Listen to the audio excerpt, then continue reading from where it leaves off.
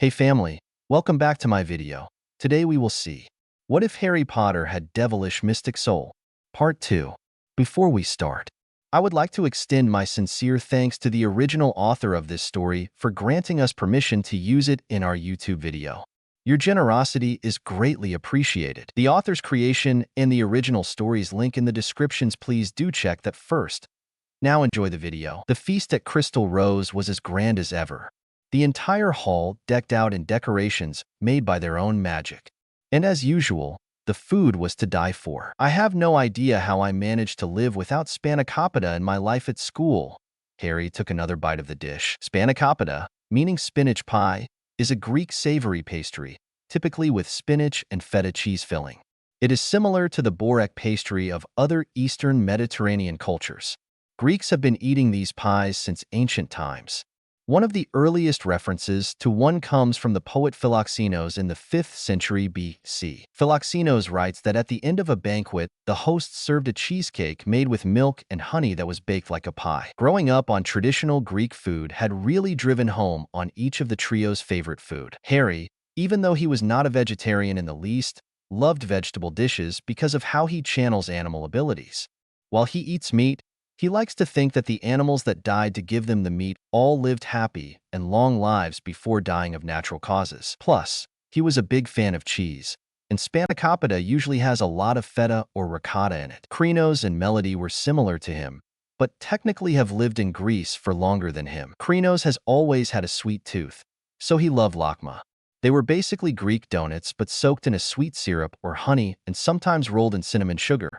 He, of course, would prefer a sweet fruit syrup on his lakma since fresh fruit was one of his favorite things to grow in his garden. Melody might look like all thin and like she only eats salad, but the girl likes her food heavy and filling. Her favorite is a traditional lamb gyro with tzatziki.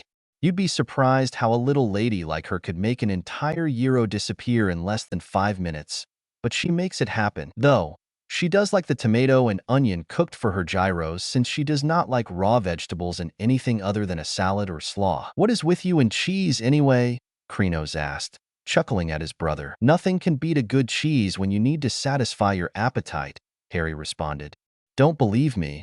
Ask anyone here that is from Italy. I do love a lot of Parmesan when I eat pasta," Melody giggled. "Or a good cannoli with that sweet ricotta filling." Krinos licked his lips as he thought of the Italian dessert. "Ask and they shall appear," Sophia giggled as she slid next to the Gardner family with a plate of cannoli. "Sophia, you are now my favorite person in the whole world." Krinos took the whole plate from her. "Hey," his siblings protested. "Bring me a dessert and I might change my mind." Krinos smirked at them. "You bring any more cheese, Sophia?" Harry jokingly asked the shapeshifter. "Just because I am Italian does not mean that I am a walking cheese factory," Sophia cutely pouted. "We're just teasing." Harry patted her playfully on the head. "You know we love you. You love us too, right?" Abby was next to slide next to them along with Hestia. "We were basically raised around each other until we had to go to Hogwarts," Melody grinned. "It was either love you guys or have a very miserable childhood. When you're a mystic soul, you do have to make friends and allies or the future would not be very bright," Olivia says. All the younger mystic souls nodded in agreement with the time mage. Unlike with wand users that rely a lot on politics to deal with each other and make allies or enemies, mystic soul politics are solely for survival. While not all mystic souls were good, just like every other kind of human-like being on Earth, there were those that rely on each other. If you take those present into account, there were many possibilities for what an alliance between them can do. The Gardners are a powerful and ancient family. There are less than 24 families that have the same amount of power and pull they do. Take into account that the 4 of them separately are also incredibly powerful, then they are a force that many would be lucky to ally themselves with. Abby was also from a powerful family. Her family has been the leading experts in ice magic for hundreds of years, with only her family able to use enchanted sapphire magic. Sophia might not be from a very influential family, but there were few that master their powers as quickly as she did. She was able to change into animals since she was very young. Many could not say the same thing as they took years to master their powers. Sophia's only issue was when she was actually in the anima's body and had trouble with her movements, like when she was difficulties stopping as a cheetah or issues flying when a bird. And Hestia is a healer, one of the most coveted powers in all of magic. Her ability to heal injuries, illnesses, and even brain damage make her a very desired person, especially with demons around. Her only limitation is that she cannot heal things that have to do with emotional things or a state of mind. Like, she cannot heal high blood pressure because that has a mental cause instead of a physical one. So, are you guys ever going to tell your Hogwarts friends about being mystic souls? Hestia asked. It might be useful to have some wizard allies for the future, Abby added. The siblings shared a look with each other. While they knew that they would eventually tell their friends about their powers, they had never discussed when they would do it, or even which ones they would tell first. Those like Fred, George, Percy, and Neville had been their first friends at Hogwarts, so they would be told first. But then you had those like Oliver, Cedric, and maybe even Luna if they got to know her. That would be told later once they could trust them more. We actually have not discussed that yet, Harry admitted. We know that we want to, but never really went in-depth on when we would even do it, Melody said. You aren't afraid of how they might react, are you? Sophia asked. We'd be lying if we said that we weren't, Krinos said. The teachers know, or most of them do, we think. They are not scared or paranoid around us, but students are not the same as adult wand users. They are good friends, Harry says. I hope that they would be okay with it. By that, he means that he hopes that two redhead twins will accept him as he is. Melody gave her brother a smirk. Harry could not help but feel his cheeks heat up as he blushed. Ah, is our baby brother growing up? Krinos teased him. Does he have his first crush? On a pair of twins, no less. You know that I hate both of you right now, right? Harry tried to glare at them even as he was still blushing. We're still 12, Sophia reminded. We got to remember that. We know, FIA, Melody says. We even made a promise to each other not to date anyone until we are, at least 14. That seems like an appropriate age to date someone. Make sure to let me know when you do date someone. Olivia did not even look away from her meal. As the oldest among us, it is my duty to pull the older siblings' act. Isn't it like an older brother's job or something? Hestia asked. I'm guessing here, because I am pretty sure that I am the only one at this table without siblings. That seemed to throw a dark aura around the Gardeners. They never shared that secret with anyone that wasn't family. They wanted to, especially when it came to their best friends at Crystal Rose, but some memories are too painful to talk about, especially for Krinos. His powers always have been the ones that react the most with his emotions. Want proof? Then get him angry enough, and you will soon be on the bad side of a giant and really hungry Venus flytrap. Well, they don't have any older siblings. Olivia tried to recover the situation. So I will gladly take up the role. I can picture her making wand users run for the hills. Abby laughed. Just because we're also mystic souls does not mean that we don't know that our kind can be scary. I can imagine a few of them either screaming or fainting at the sight of Valia, Buzz, Hawk, or Haley. Harry changed the subject. They are, admittedly, not the most human-looking mystic souls around. I would pay to see that, actually, Abby giggled. What I think the problem is not with them, but where they were raised, Melody says. I mean, Magical Britain is filled to the brim with people that hate creatures, first-generation mages, mundanes, basically anything that is not pure blood. I despise their use of blood terms over there, Abby sneered. And they are probably the only wizarding community left that even cares about their so-called blood purity. It's very annoying, really. Krinos crossed his arms. I've dumped mashed potatoes on 3 purebloods since we started last year, and I have a feeling that I will be doing it again. Especially on that Malfoy idiot. And wasn't it his father that bribed or forced the rest of the school board to keep Lockhart as a teacher after he deboned my arm? Harry remembered. It seems that stupidity and being a pain in the butt runs in the family. And if he dares to say that disgusting term for first-generation mages again, Krinos dumping potatoes on him will be the least of his worries. I have never been more proud of you, Melody jokes, giving him a one-arm hug. Putting the fear of the animal kingdom into people. Well, what is scarier than the thought of being eaten alive by an angry lion? Harry got a wicked smirk on his face. Maybe that's why you were sorted into Gryffindor, Krinos chuckled. What can I say? Nobody wants to be a lion's lunch. Harry's eyes momentarily flashed to look like a lion's for a second before turning back to normal. Gotta love how scary those eyes can be.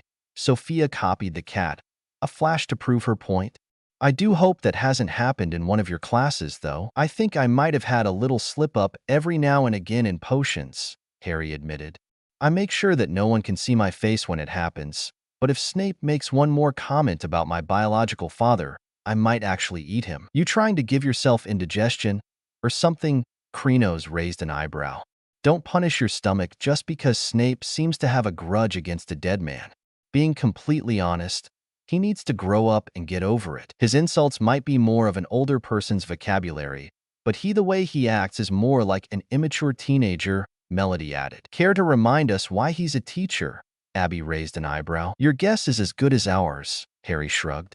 From Melody's research, we know that he is the youngest potions master to date, but that does not mean that he is able to teach what he knows about. No kidding, Melody agreed. He doesn't even really teach. Every class he is like, the potion is on the board, begin. He gives no demonstration or tips or warnings, just the recipe. All we have are our potions books and the instructions that he puts on the board. If we have not already had years of practice brewing vanquishing and other types of potions that we use, we would be in deep trouble, Krenos added. Poor Hannah Abbott started crying in class last month because he yelled at her. All she asked was, why does stirring clockwise or counterclockwise affect the potion? He basically bellowed at her, yelling, you stir this way because.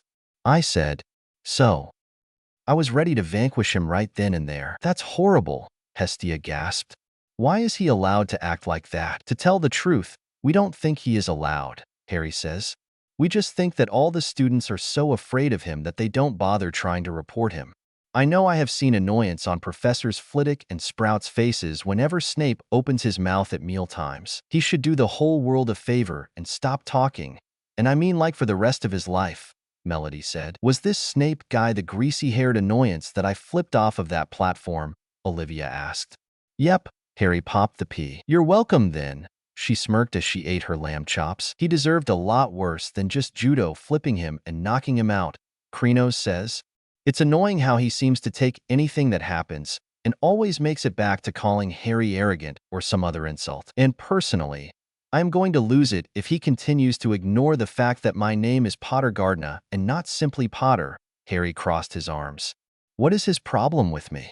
He doesn't even know me. You would think that since you no longer look like what those books say you look like, he would not have as much of a problem, Melody said. What do you mean, Melody? Sophia asked. The only things that those horrible books about Harry got right was how he looked, Melody explains. Before our parents did the blood adoption, Harry had more raven-colored hair than our signature midnight black. His eyes were also emerald green instead of Gardner silver. He probably looked a lot like his biological father, Krenos said. Snape probably has something against him, and for whatever reason still harbors a grudge even though he has been dead for almost 12 years. I know I can hold a grudge, but that is seriously stupid, Harry says. So they probably had a rivalry or something. Maybe during school or whatever. He needs to get over it already. I wonder if he also liked your biological mother, Hestia thought out loud. Ever being a person that loves love. Loves makes people do weird things. You would be a living representation that the woman he loved chose another man over him. That still does not give him a real reason to target Harry, Krenos said. The man is in his late 30s. He needs to grow up already. Never have I agreed with anything more in my life, Melody says. If it wouldn't get us expelled and start a witch hunt for mystic souls, I would gladly use my powers on him, Harry made. I am chalking you motions with his hands. I wonder how he would deal with being poisoned by a viper, or crushed underneath the weight of an elephant, or maybe even electrocuted by an eel. Only you can make something as simple and harmless looking as an eel sound so dangerous, Abby giggled. We're Gardners, Krenos snickered. Our family is known for having scary sides to our personalities. A calm and then a storm, Hestia grinned. We all know that. Some more than others, Sophia giggled. Does that guy still run away at the sight of Harry since he threw him through a window? He does, Harry evilly smirked. As he should. No one insults my family and gets away with it. I feel like I would be worried about that Snape guy if I bothered to care about an adult bully, Abby stated. If you ever need help getting rid of a body, I know a few time periods where people would simply use it as firewood replacement, Olivia said. I always knew you were the scariest out of the four of us, Melody stated, looking at her cousin. Something of which I am very proud of, Olivia flipped her hair back over her shoulder. But I am more to scare humans. If you want to scare demons, send Krynos. Turn one demon into a tree, and they all run at the sight of me. Krynos rubbed his hands together like a cartoon villain. Just don't stop doing it, Melody said. Anything that can keep those pests away for more than a day. Don't get your hopes up. I just vanquished a scavenger demon 2 hours ago, a male voice said, approaching them. The group looked up and Harry's best friend was coming over. He always African with a slight accent to his voice. His hair was a buzz-cut length and dark black. His clothing was like knight back armor, yet not heavy or metallic. It's more like leather. A black vest, pants, and boots with matching arm gauntlets. On his chest the symbol was a dark purple symbol of a panther. His eyes were an amazing shade of amethyst with specks of emerald in them if you looked close enough. Another scavenger demon, Chala? Harry asked. Yes, he is based on Black Panther, but this is a Mystic Soul version that is mostly an OC. But I do not own Black Panther. Seems that a bounty hunter demon left behind the leftovers of one of his bounties, the newly identified Chala answered. At least this time, I managed to avoid getting slime all over me. That is definitely the worst thing about scavengers, Krynos says. I ruined a lot of good clothes because of vanquishing those things. I had to throw away a perfectly good pair of boots because of those slime balls. Abby shook her head. I just got a very interesting mirror call from my father. Charles joined them at the table. Really? Krynos took a drink. And what did your dear Dad have to tell you? It seems that there was an opening at his local magic school for a defense magic teacher, Chala says. He'll be teaching there for the rest of the year. At least they will get a real professor then, Melody smirked. You guys deserve it. Chala smiled at them. Guess we will now be taught by Kingsley Shacklebolt, Harry smiled. My father always has been one of the best at defense magic, Chala says. The friends all cheered for a better year. Chapter 32. Victim number 3 and Scolding the Harpy. Chapter 32. Victim number 3 and Scolding the Harpy. If there was one thing that the trio hates right off the back when they got back from Yule vacation, it was having to deal with the Gryffindor Harpy. Melody was the music mage, had been searching their family library for a permanent silencing spell that they could use on her. She was driving them mad. Not only was she still pretty pissed on getting caught making the polyjuice potion and her plan to sneak herself and Ron into the Slytherin common room, but she had finally caught on to Harry celebrating Yule and not Christmas. It seems that since in her mind, Harry was supposed to be the grand savior of Muggles and Muggleborns, he would celebrate Muggle holidays. But an overheard conversation between Neville and the Weasley twins had told her how Harry celebrated Yule like Neville does. It sent her on another rant about Harry needed to act like he was supposed to. Somebody shut her up. Harry slammed his head onto the Ravenclaw table. The trio sat there for their first breakfast back at Hogwarts. Maybe if I practice enough, I can use my powers to take her voice and bottle it. Melody glared at the seething brunette. We'd have the whole school thanking us if you did that, Krynos stated. It'd be totally worth it. Melody smiled. If she seriously starts on one of her ego-driven rants again, I will maul her, Harry said. Not like anyone would miss her. That third-floor corridor is still abandoned even after removing the Cerberus. We can stash her body in there, Krynos says. Probably the one time we wish that the Cerberus was still here, Melody said. We could have fed her to him. What are you guy? Fred started, sitting next to them. Talking about, George finished. Sitting down as well, Neville and Percy also joined them. Cedric, who had been slowly joining their friend group, also joined. Plotting to murder the Harpy of Gryffindor, Harry admitted like it was a normal conversation to be having. If you do, watch the carpets, Cedric said. My mom told me her first job was a maid at the Leaky Cauldron. She says that blood is a hard stain to get out. Do we even want to know what happened? Krynos raised an eyebrow. Probably not, Cedric answered. All right, then. Krynos accepted. Why can't she just learn to leave me alone? Harry hit his head on the table again. Why does she always have to try and make people think just like her? It's irritating and makes me want to feed her to one of the Nemean lions back home. Is that an option? Melody asked. If it isn't, can we make it one? Should the fact that you three are casually talking about murder ring any alarm bells with the rest of us? Percy asked. We won't actually kill her, but it's healthy to get these fantasies out of your head before you actually try and make them a reality, Melody says. How is your brother friends with her? Harry asked the twins and Percy.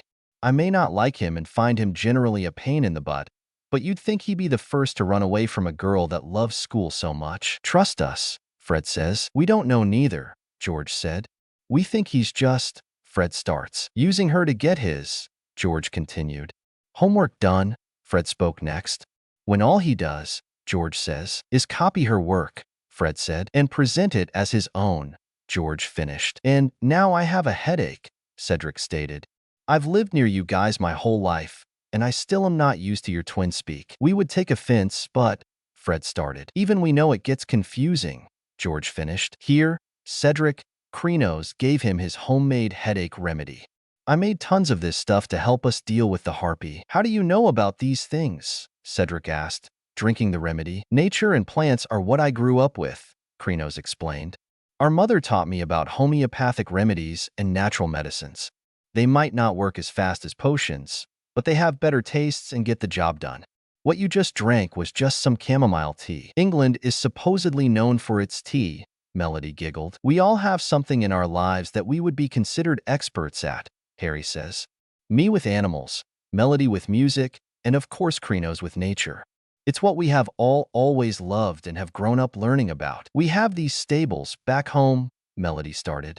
We keep dozens of animals and magical creatures there. It's Harry's favorite place to be in all of Greece. Not like you can blame him, Krenos says. That is where we found Wolf, Selene, and Frost. A lot of young mages back home go there to find their familiar. Magical creatures are just so misunderstood, Harry says. There have been many cases of them being hunted and killed for no reason. They are animals just like any normal creature in the animal kingdom. Just a little different. The only difference between a lion and a Nemean lion is that the Nemean is 2 to 3 times as big and has impenetrable fur. Wow, really? Neville was amazed and frightened. I read about them, but didn't think they were real, Percy said. The magical world is a lot bigger than a lot of mystics think, Krenos says. Every country, every community, every magic user. We're all different. Easing them slowly into mystic soul existence. That's what they were doing. They were all purebloods, even if the Weasleys were defined as blood traitors by the jerks of Britain. And by most purebloods' definition, mystic souls were dangerous creatures that spread destruction wherever they go. She is just so irritating. Melody turned the conversation back to the Harpy. Someone needs to slap her with reality. Harry crossed his arms.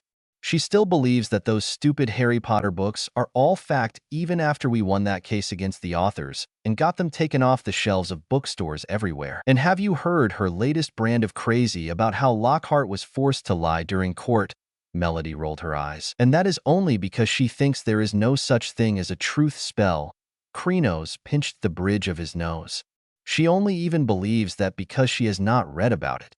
Newsflash, Harpy, you don't know everything about everything. No one does. Maybe you should put that on a sign and charm it to follow her, Cedric chuckled. Sounds like a prank, Fred smirked. Our cup of tea, George snickered. I think you just gave them an idea, Cedric, Harry snickered. Mind if I help you too with this one? Krenos and Melody shared a look with each other and smirked. They may be young, but they were still going to encourage their brother to spend time with his 2 crushes. While they knew their precious adoptive brother was gay, the fact that he liked 2 boys and wanted to be with both of them at once was a shock. They didn't mind it. It was just something new to them. I wanted to ask you guys something, actually, Neville says. What is it, Neville? Melody asked. Well, Snape. Neville was nervous about asking this. He's horrible to you guys. Why not? I mean, after Lockhart, you're wondering why we don't sick Olivia and her law power on Snape like we did Lockhart. Krenos finished for him. Neville nodded his head. We would, but he has not really done anything against the law, Harry says. The closest that we could get him on would probably be harassment, or even child endangerment. We get the harassment part, with how much he directly insults you constantly. Percy shocked his brothers since he usually obeyed anyone in authority. But where would child endangerment come in? Well, he teaches potions, doesn't he? Melody reminded. Except that he doesn't really teach. He puts a recipe on the board and then walks around and insults everyone. What Melody is trying to say that by not properly teaching potions, he is endangering us, Krenos says.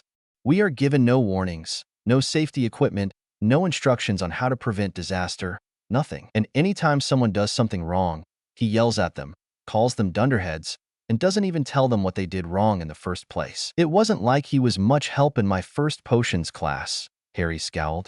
There was no warning about not putting the porcupine quills before the cauldron is off the heat. The instructions were clear, but there was really no warning or danger sign. If I hadn't stopped Neville, he would have done that. Neville went a little red at the reminder of his first almost mess-up in potions. If it hadn't been for Harry being next to him, he knew that he would probably have had a lot more. We grew up learning about the dangers in potions, Melody says. What ingredients not to mix together, the proper ways to brew potions that would not have the melting, and how to not blow up the potions lab. That last lesson was more because of our friend Wyatt, Krenos chuckled. Before we came here at the beginning of the previous school year, he blew up another cauldron and unleashed pink smoke that smelled like cotton candy and bubblegum. How is that even possible? Percy asked, confused. Don't even ask, the trio say at the same time. He just really loves to experiment with potions and food, Harry said. We go through a lot of cauldrons because of him. Good thing we know some good conjuring and repairing spells, Melody giggled. I'd hate to think about what would happen if we didn't. Wyatt and his family probably would be broke from aiding the school and replacing all the cauldrons, Krenos snickered. They finished their breakfast, and since it was Sunday, they had no classes to go to. The trio wrapped up some of the food that they knew their familiars loved. Frost, since he was a bird, loved the seeded bread that Melody crumbled up for him. Krenos always brought wolf bacon and sausages with some fresh vegetables, satisfying the white wolf's hunger for mint with some balance to his diet. Harry brings Celine fresh fruit and vegetables, the unicorn liking carrots and strawberries most but never at the same time. The three familiars were definitely growing right alongside their bonded. Wolf used to be the size of a puppy and could be held in Krenos' arms. While he could still do that, it took a little more effort. Frost was now his full size in terms of height, and his wingspan had expanded by 2 inches since last year. Celine had also grown about a foot in height, but was still very much a pony and not a horse yet. Definitely not big enough for Harry to ride. You should be ashamed of yourself, Harry Potter. An annoying voice scolded them as it got closer to them. Oh, may the gods help us, Melody prayed. The Gryffindor Harpy was stomping toward them. I have told you time and time again, Granger, Harry glared at her. 1. You do not have permission to call me by anything other than my last name. Which brings me to 2. My name is Pottergardner, not just Potter. But that, like every other time he told her this, went in one ear and right out the other. But with how little she seemed to care about being repeatedly told that, it was more like it just went right over her head and was never heard by her at all. How dare you not celebrate Christmas? Hermione glared at him. It's the best holiday of the year. Somehow I knew this was going to happen. Krenos got out vials of chamomile tea and gave them to his siblings. You celebrate Christmas? Harry tells the girl. I celebrate Yule. It's a part of our culture, and we do not plan on ignoring it just because you throw a tantrum that a 5-year-old would be jealous of. That did not seem to lower her temper. If anything, it doubled it. There is no Yule in Greek culture, she snapped again. They celebrate Christmas just like everyone should. Wow, someone seems to hate Hanukkah and Kwanzaa, Krenos remarked, crossing his arms. I didn't mean that's not. You're taking my words out of contexts. Hermione glared at the nature mage. You're the one that seems to believe that everyone should celebrate Christmas. Melody crossed her arms like her twin. We don't celebrate Yule because it's a Greek holiday. We celebrate it because it's a magical holiday, Harry tells her. Yule is a part of magical culture, which we mix with our Greek heritage to perfectly blend our cultures. How dare you celebrate something so fake? Hermione yelled. It is not fake.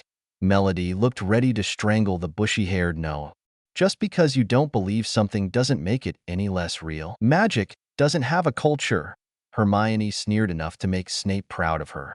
Magic is just a tool, not a way of life. Do you even realize that you just insulted about 90% of the world's magical population, right? Krenos said. Everywhere else in the world, magic culture is taught to all magical children, and magic thrives more easily in those areas. With first generations like you around, I see why this country does not have a high opinion of Muggleborns, Harry stated. Excuse me, Hermione screamed. You come into the magical world, not knowing a thing about it but what you read in books, and spit on it, Harry glared at her. You treat this world like it is nothing more than pathetic Renaissance fair when it is nothing like that. There may be things that may seem ancient, but it is still better than the mundane world. The Muggle world is a million times better than the magical world, Hermione argued. You still use quills and torches and parchment. Completely barbaric. Magical Britain still uses all that, Krenos corrected. This country's magical enhancements are behind by, at least, 2 centuries. But even then, they still have things that the mundane world hasn't even come close to being able to do. With magic, we can fly on brooms. Mundanes can't. Melody started a list. We can move a dozen to hundreds of miles in seconds. Mundanes can't. We can conjure objects out of thin air. Mundanes can't. We can turn wood into metal. Mundanes can't. Mortals have nothing on the magical world. The magical world has existed for thousands of years, Harry said. Long before the mundane world even had working governments. While the mundane world was selling humans as slaves and declaring war because of Helen of Troy's beauty, the magical world had running water and a working postal system. Don't try and make it seem like the mundane world is more advanced than its magical counterpart. Magic will always win. You're the boy who lived. This is not how you should be acting, Hermione screamed at Harry. Your precious boy who lived is nothing but a fictional character that this country made up to make themselves feel better about being on the losing side of a war, Harry threw at her. We researched the war before we came here, and it was a disaster. Those Death Eaters killing anyone they could hit with a spell, Aurors arriving late each time they attacked, and most of the time they never even fought back with useful spells. Stunning and disarming them does nothing if the others revive them, or they have a second wand. Then they think that because some miracle happens, meaning whatever happened between me and Moldy Shorts, that they did not have to change how they fought criminals since the war was over. Idiots, the lot of them, Krenos scoffed. At least I've turned a demon into a tree. More than what anyone in this sad excuse for a magical community does to killers and criminals. To be fair, you were already angry before that demon attacked, Melody giggled. Can you blame me? Krenos asked.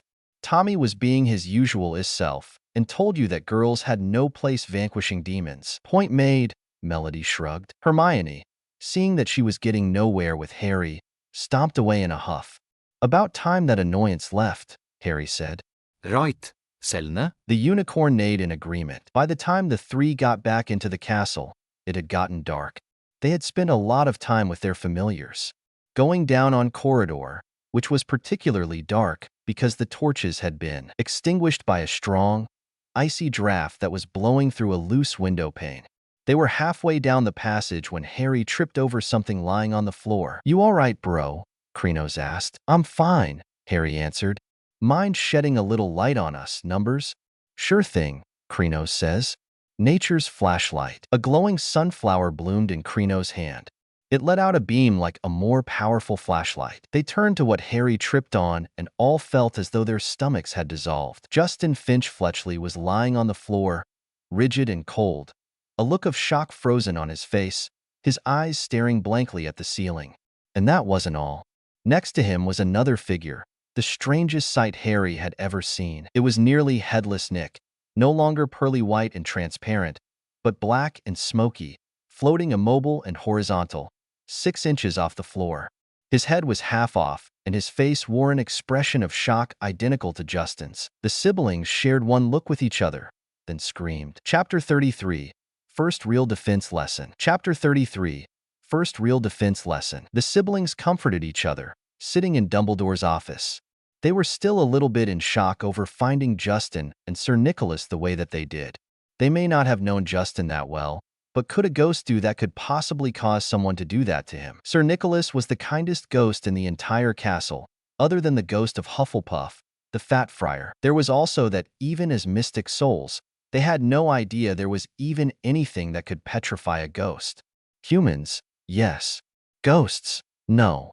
So that alone scared them. The 3 siblings stared at the bird in Dumbledore's office, and the bird looked balefully back, making its gagging noise again. Harry thought it looked very ill. Its eyes were dull, and, even as Harry watched, a couple more feathers fell out of its tail. He was the animal expert of the 3 of them. Harry was just thinking that all he needed was for Dumbledore's pet bird to die, while he was alone in the office with it when the bird burst into flames. The three yelped in shock and backed away into the desk. He looked feverishly around in case there was a glass of water somewhere but couldn't see one. The bird, meanwhile, had become a fireball. It gave one loud shriek, and next second there was nothing but a smoldering pile of ash on the floor. Crud, the three swore. The office door opened. Dumbledore came in, looking very somber. "Professor," Harry gasped. "Your bird, I couldn't do anything. He just caught fire." To Harry's astonishment, Dumbledore smiled. "About time, too," he said. "He's been looking dreadful for days. I've been telling him to get a move on." He chuckled at the stunned look on Harry's face. Then the realization hit them. Fawkes is a phoenix, Melody realized. They live as long as they do, then they burst into flames when they die, and are then reborn from the ashes. Crinos finished. They looked down in time to see a tiny, wrinkled, newborn bird poke its head out of the ashes. It was quite as ugly as the old one, but they knew that anywhere between a few weeks to a few months, he would start gaining his beautiful feathers again. "It's a shame you had to see him on a burning day," said Dumbledore, seating himself behind his desk. "He's really very handsome most of the time. Wonderful red and gold plumage.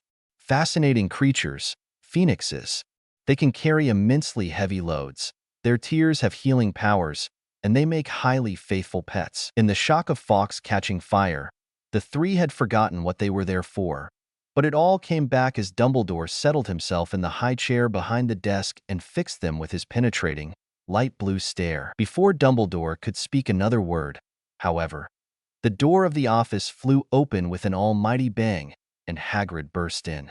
A wild look in his eyes, his balaclava perched on top of his shaggy black hair, and the dead rooster still swinging from his hand. "It wasn't Harry, Professor Dumbledore," said Hagrid urgently. "I saw them seconds before that kid was found.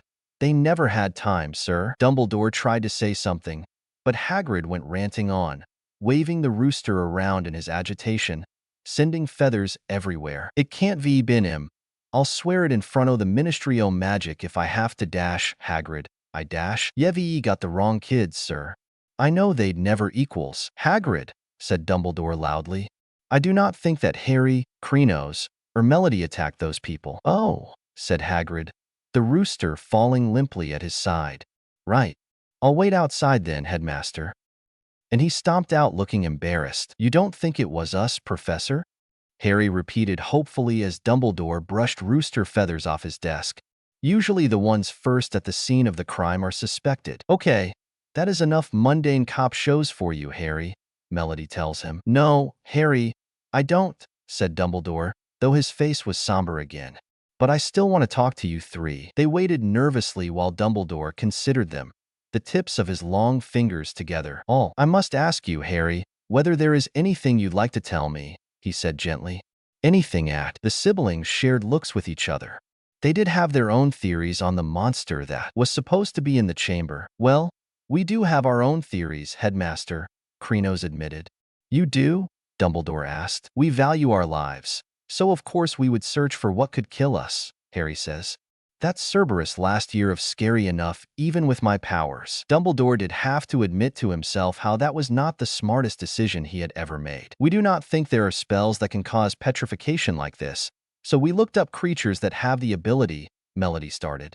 "We then managed to narrow it down some more by including that it is Slytherin's monster, so it would most likely be snake-like in some way. So far, our list has a Dipsa, Gorgon, Basilisk, Hydra, Naga, Ladin, Lamia, and an Aztec winged serpent," Harry listed. "Each of them are dangerous and magic snake creatures from around the world. But even then, none of them have the ability to petrify someone," Crinos says. "The closest we could get is a Gorgon or a Basilisk, but neither has the right power. Basilisks kill anyone that sees their eyes, and Gorgons turn people to stone if they look them in the eye. No petrification abilities at all. If I had to guess, I'd say that it might be a Gorgon with less power than a normal one," Harry shrugged. "But that is a long shot, and I doubt that someone would miss a woman with snakes for hair slithering around the school." "Those are all very good suggestions, and I appreciate the help," Dumbledore tells them. "We have to stop whoever or whatever is causing this, or Hogwarts might close. On the bright side, You finally get the retirement that you probably really deserve, Melody tried to joke. Harry and Krenos could not help but facepalm. Oh, Melody, the brothers groaned. Dumbledore soon sent the three to their respective dorms to sleep for the night. He figured that they would need some sleep for their first defense lesson with the new teacher. He was actually suggested by Olivia before he took her cousins back to Hogwarts after Lockhart's trial. He thought it was a great idea. Olivia wasn't kidding when she had told Dumbledore that Kingsley would make a great defense teacher. He was a great Auror and proud to serve justice, even if the ministry he works in is the most corrupt place in all of magical Europe. She did have to tell Dumbledore that Kingsley is, in fact, a mystic soul like herself and her cousins. He was born and raised in a mystic soul country, one of the few in the world, in Africa. The place is called Oerwood, the African word for jungle, and is entirely hidden from the eyes of mundanes. The place is a kingdom hidden in the trees, literally. It is a place completely above their heads and hidden in the high branches of skyscraper-high trees. Kingsley's powers were known as elemental armor magic. He can take any natural element from around him and turn it into weapons and armor when he touches it. It is almost like he absorbs them, but he simply uses them. Kingsley was always a friend to the Gardner family, almost like an uncle to them. He knew their parents and acted as a sort of spy for mystic souls on the status of magical Britain. If there was ever a chance that mystic souls could ever be accepted there, Kingsley was there for a lot of the Gardner children's childhoods. He's able to bounce between Britain, Oerwood, and Greece using a magical door in his house that a portal creation mystic soul enchanted for him. That was also how he was a great father to Chala. Chala is actually adopted. He was abandoned by his non-magical mother after his magical father died when he was 3. Kingsley gladly took him in, despite using his birth father's last name. Chala does say that Kingsley is his father with or without a blood connection. Hey, Kingsley, the trio greeted as they walked into the classroom. The secret mystic soul smiled at the siblings. Since it was the first data class any of the years would have without Lockhart, he decided to have all the houses combine in order for him to catch them up as quickly as possible. He did separate the years because, common sense, something that always seemed to be lacking in this magical community. Hello, you three, he greeted them back. Glad that some students decided to be early. We mostly did this to see you, Melody giggled. Too bad we can't call you Uncle Kingsley while here, Harry says.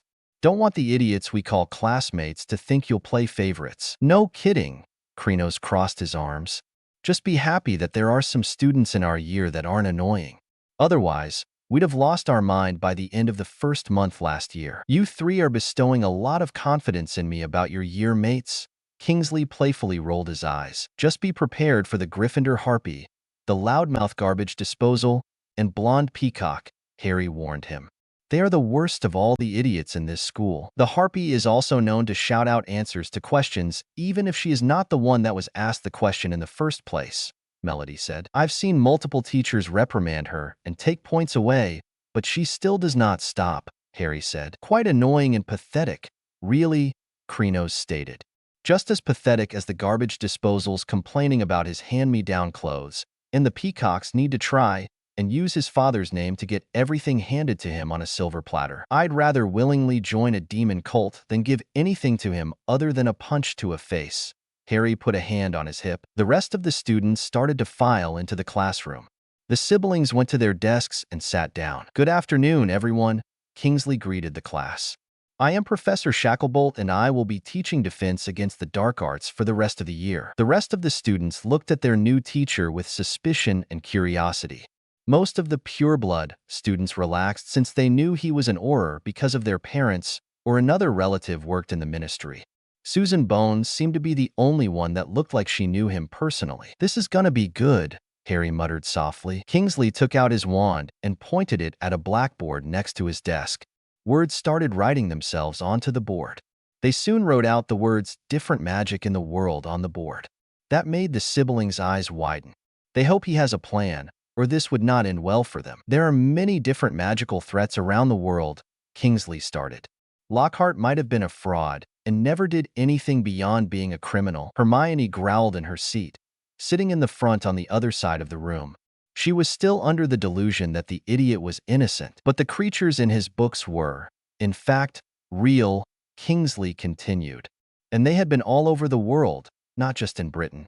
As your defense teacher, it is my job to prepare you for them. Why would we face any of them in the first place? Hannah Abbott asked after she was called on. There are some things that attract some of them right to you, Kingsley explains, spelling a name onto the board. Take banshees, for example. Can anyone tell me what attracts a banshee to you? He called on Melody when she raised her hand. Banshees are described as both spirits, magical creatures, and demons, she says. They are attracted to people in sorrow, like a parent that has lost a child or a husband/wife that lost their partner. If you are experiencing great sorrow, a banshee can use their call in order to find you. Correct, Mississippi Gardner. 10 points to Ravenclaw, Kingsley said. It is correct that banshees can use their call to find their preferred victims of people in great sorrow. Other demons or monsters find their victims through other means. Smell, magical sight, vibrations, or even just plain luck. Can anyone name another creature that chooses specific victims like a banshee? It took a few minutes as the trio did not want to hog all the questions, but it seemed like no one else knew the answer. Not even Hermione, and she looked very annoyed and angry over not knowing something. Harry was the one to raise his hand this time when it became clear that only they knew any examples. There are Wendigos, Harry said.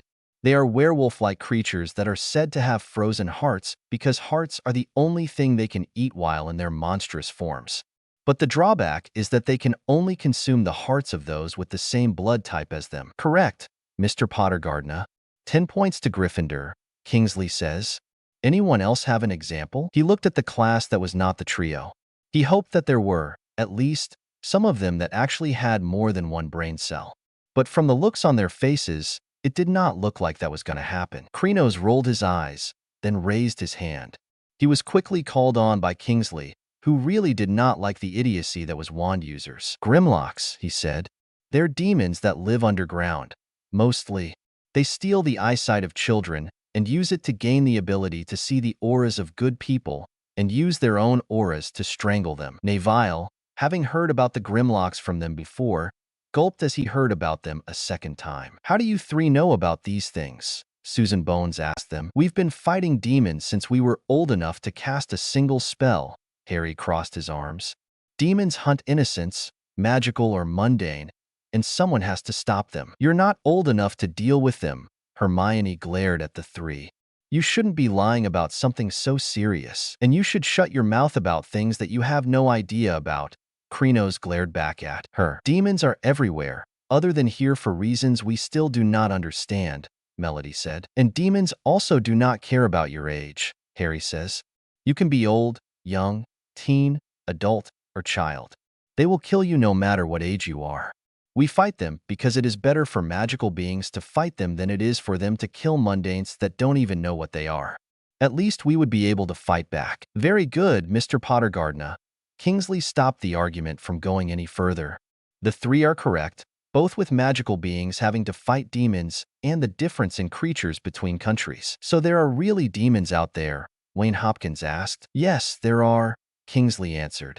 But as Mississippi Gardner said, there are no demons in Britain and have not been for hundreds of years. But there are dangers like them even in our own backyard. Acromantula, vampires, savage werewolves, dark wizards, many different things. But it is also good to know that there are many different dangers in magic depending where you are. Can anyone give an example of a magical being or creature specific to one area of the globe? Thanking any god out there. This time it was someone other than the trio that raised their hand. This time, they were joined by Daphne Greengrass and Blaise Zabini. Even Neville raised his hand.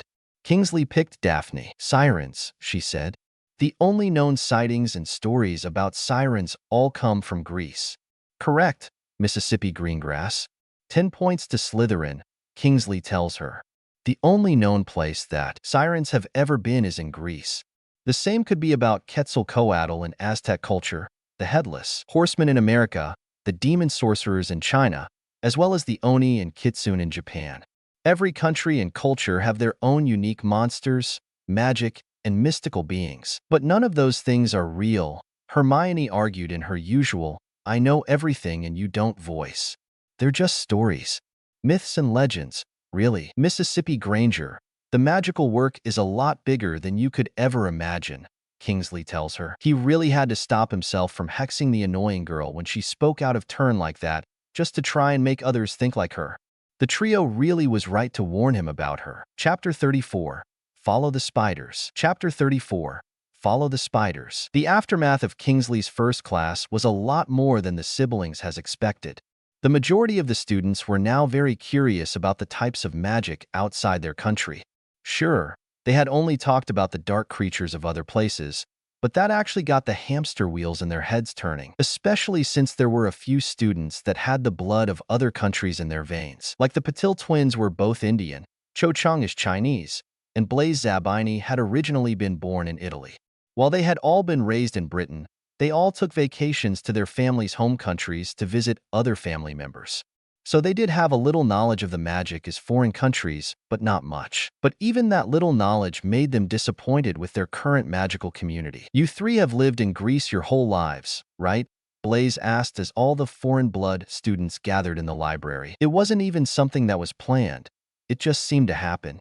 The only British wizards there were the Weasley twins, Percy, Neville, and Cedric. Yeah, we have, Harry says. Me less than Krinos and Melody, but I was so young that I can basically be considered mostly Greek with a little English mixed in. What about it? Melody asked. Well, what do you think is a major difference between your country's magic and here? Blaise asked. The siblings thought for a second. Probably our mirror phone and mirror pads, Krinos answered. He and his siblings getting theirs out. What are those? Cho asked, curious. They're based on the Evil Queen's magic mirror from the Snow White fairy tale, Melody explained. We like to compare them to mundane computers and cell phones. Most of the students looked at them weirdly, not having much clue what a computer or cell phone was. Purebloods. The three rolled their eyes. Hey, I'm a half-blood, Lee protested. I know what those things are. What they basically are is devices that we can use to call others that have them, Harry explained. I think you guys might see them like portable flu calling. We can also use them to project images, do research, take video, take pictures, and we even do our assignments on them. You do your assignments on those things? Parvati was shocked. How do you hand them in? Like this, Melody said. She clicked a button on her pad, and a small beam of light came out. It drew a rectangle on the desk, and in a pop appeared the charm's homework that she had just completed. It was a magical printer function on their mirror pads. This was a function made to save trees sought hat paper no longer needed to be made from them, Krinos said. Definitely is my favorite part of them. That's wicked, Fred and George say at the same time. Well, it makes more sense to use this than parchment made from animal skin and quills that are not the most practical of writing utensils, Harry says. They all soon had to leave for their afternoon classes, so the Gardners could not continue their lesson on Greek magic. They did think that it would soon be picked up again once they were all gathered. But once classes had ended for the day, the trio decided to visit Hagrid. They had not done it yet this year, so they thought it would be a good idea after he stood up for them when he thought they were being accused of being the cause of the attacks. Seconds after they had knocked, Hagrid flung it open. They found themselves face to face with him, aiming a crossbow at them. Fong the boarhound barked loudly behind him. Oh, he said, lowering the weapon and staring at them. What are you three doing here? What's that for? Harry asked, pointing at the crossbow as they stepped inside. Nothing, Hagrid muttered. I've been expecting. Doesn't matter. Sit down. I'll make tea. He hardly seemed to know what he was doing. He nearly extinguished the fire, spilling water from the kettle on it, and then smashed the teapot with a nervous jerk of his massive hand. Are you okay, Hagrid? Harry asked. You seem very nervous. The gentle giant kept glancing nervously at the windows. He poured them large mugs of boiling water. He had forgotten to add tea bags, and was just putting a slab of fruitcake on a plate when there was a loud knock on the door. Hagrid dropped the fruitcake. Harry was lucky to have brought his invisibility cloak, and they over themselves and retreated into a corner. It was close to curfew, and they did not want to be caught so close to it. Hagrid checked that they were hidden, seized his crossbow, and flung open his door once more. Good evening, Hagrid, a gentle voice greeted. It was Dumbledore. The siblings breathed in relief, but then noticed that he entered looking deadly serious and was followed by a second, very odd-looking man. The stranger had rumpled gray hair and an anxious expression and was wearing a strange mixture of clothes. A pinstriped suit, a scarlet tie, a long black cloak, and pointed purple boots. Under his arm, he carried a lime-green bowler. Fudge! The three growled under their breaths. Oh, how they hated this man. Hagrid had gone pale and sweaty. He dropped into one of his chairs and looked from Dumbledore to Cornelius Fudge. Bad business, Hagrid, said Fudge in rather clipped tones. Very bad business. Had to come. 3 attacks on Muggleborns, a Squib's cat, and a house ghost. Things V gone far enough. The Ministry's got to act. I never, said Hagrid, looking imploringly at Dumbledore. You know I never, Professor Dumbledore, sir. I want it understood, Cornelius, that Hagrid has my full confidence, said Dumbledore, frowning at Fudge. Look, Albus, said Fudge, uncomfortably. Hagrid's record's against him. The Ministry's got to do something. The school governors have been in touch. Yet again, Cornelius, I tell you that taking Hagrid away will not help in the slightest, said Dumbledore. His blue eyes were full of a fire the trio had never seen before. But then they all shared looks between them. The minister was using Hagrid's past against him. They had no idea what he was talking about, other than that Hagrid had been expelled from Hogwarts. They didn't know why he was expelled, but it seems that it was serious enough for the minister to use it as the reason to come here. Look at it from my point of view, said Fudge, fidgeting with his bowler. I'm under a lot of pressure. Gotta be seen to be doing something. If it turns out it wasn't Hagrid, he'll be back and no more said. But I've got to take him. Got to. Wouldn't be doing my duty. Take me, Hagrid, who was trembling, asked. Take me where? For a short stretch only, said Fudge, not meeting Hagrid's eyes. Not a punishment, Hagrid, more a precaution. If someone else is caught, you'll be let out with a full apology. Not Azkaban, croaked Hagrid, making the trio gulp as they knew about the soul-sucking creatures that guard that prison. Before Fudge could answer, there was another loud rap on the door. Dumbledore answered it. Mr. Lucius Malfoy strode into Hagrid's hut, swathed in a long black traveling cloak, smiling a cold and satisfied smile. Fong started to growl. Already here, Fudge, he said approvingly. Good, good. What are you doing here? Hagrid furiously asked. Get out of my house, Malfoy. That got the siblings to nearly gasp. They had to cover each other's mouths in order for them not to be heard. This must be Draco Malfoy's father. Even with what little they knew about him, they knew they didn't like him. He was the main reason why Lockhart almost got away with what he did to Harry. My dear man, please believe me. I have no pleasure at all in being inside your, do you call this a house? Lucius Malfoy sneered as he looked around the small cabin. I simply called at the school and was told that the headmaster was here. And what exactly did you want with me, Lucius? Dumbledore asked, speaking politely, but the fire was still blazing in his blue eyes. Dreadful thing, Dumbledore, said Malfoy lazily, taking out a long roll of parchment. But the governors feel it's time for you to step aside. This is an order of suspension. You'll find all 12 signatures on it. I'm afraid we feel you're losing your touch. How many attacks have there been now? 2 more this afternoon, wasn't it? At this rate, there'll be no Muggleborns left at Hogwarts, and we all know what an awful loss that would be to the school. Oh, now, see here, Lucius, said Fudge, looking alarmed. Dumbledore suspended. No.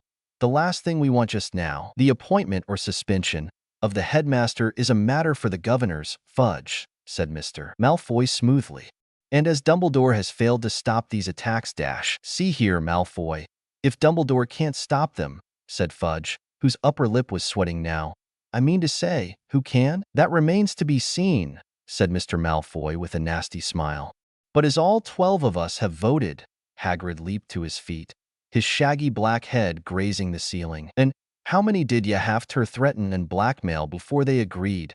Malfoy, he roared. Dear, you know, that temper of yours will lead you into trouble one of these days. Hagrid, said Mr. Malfoy, I would advise you not to shout at the Azkaban guards like that. They won't like it at all. Yeah, can take Dumbledore, yelled Hagrid, making Fong the boarhound cower and whimper in his basket. Take him away. And the Muggleborns won't stand a chance. There'll be killing next. Calm yourself, Hagrid, said Dumbledore sharply. He looked at Lucius Malfoy. If the governors want my removal, Lucius, I shall, of course, step aside, Dumbledore says. But, stuttered Fudge. No, growled Hagrid. Dumbledore had not taken his bright blue eyes off Lucius Malfoy's cold gray ones. "However," said Dumbledore, speaking very slowly and clearly so that none of them could miss a word, "you will find that I will only truly have left this school when none here are loyal to me. Help will always be given at Hogwarts to those who ask for it." Dumbledore quietly left, making a quick look at the corner that the siblings were hiding in. Hagrid just got one last look at his house as he was forced to leave. "If, anyone needs to find Fong if he gets lost," he started. "Just, follow the spiders." "Yep, that's about it. Just follow the spiders." The trio waited a few minutes for the adults to get far enough away before pulling the cloak off.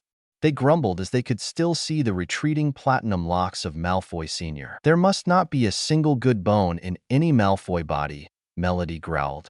"Who wants to bet that he bribed and threatened the other board members into agreeing with him again?" "One eventless week," Harry groaned. "Just one eventless week. It isn't too much to ask, unless you live here, apparently. Hagrid is one of the nicest people on the planet, and they send him to prison just because they need to be seen doing something," Krenos mocked the minister. "That man is all types of pathetic. I can seriously count the number of sane English adults we've met on one hand," Harry groaned again.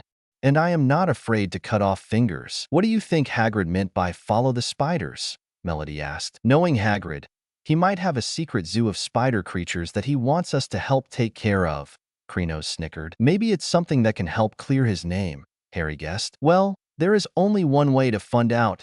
Melody motioned toward a group of spiders that happened to be crawling out Hagrid's window. Krenos called a sunflower to light their way, and they made their way into the forest. They made sure that they kept the spiders in view so that they knew where they were going. Or, at least, they kept their guides in view. As they got deeper into the forest, they soon noticed a lot of spider webs around them. It was incredibly nerve-wracking to see spider webs that were in no way made by the small spiders that they were following. The three kept their powers at the ready in case they were needed.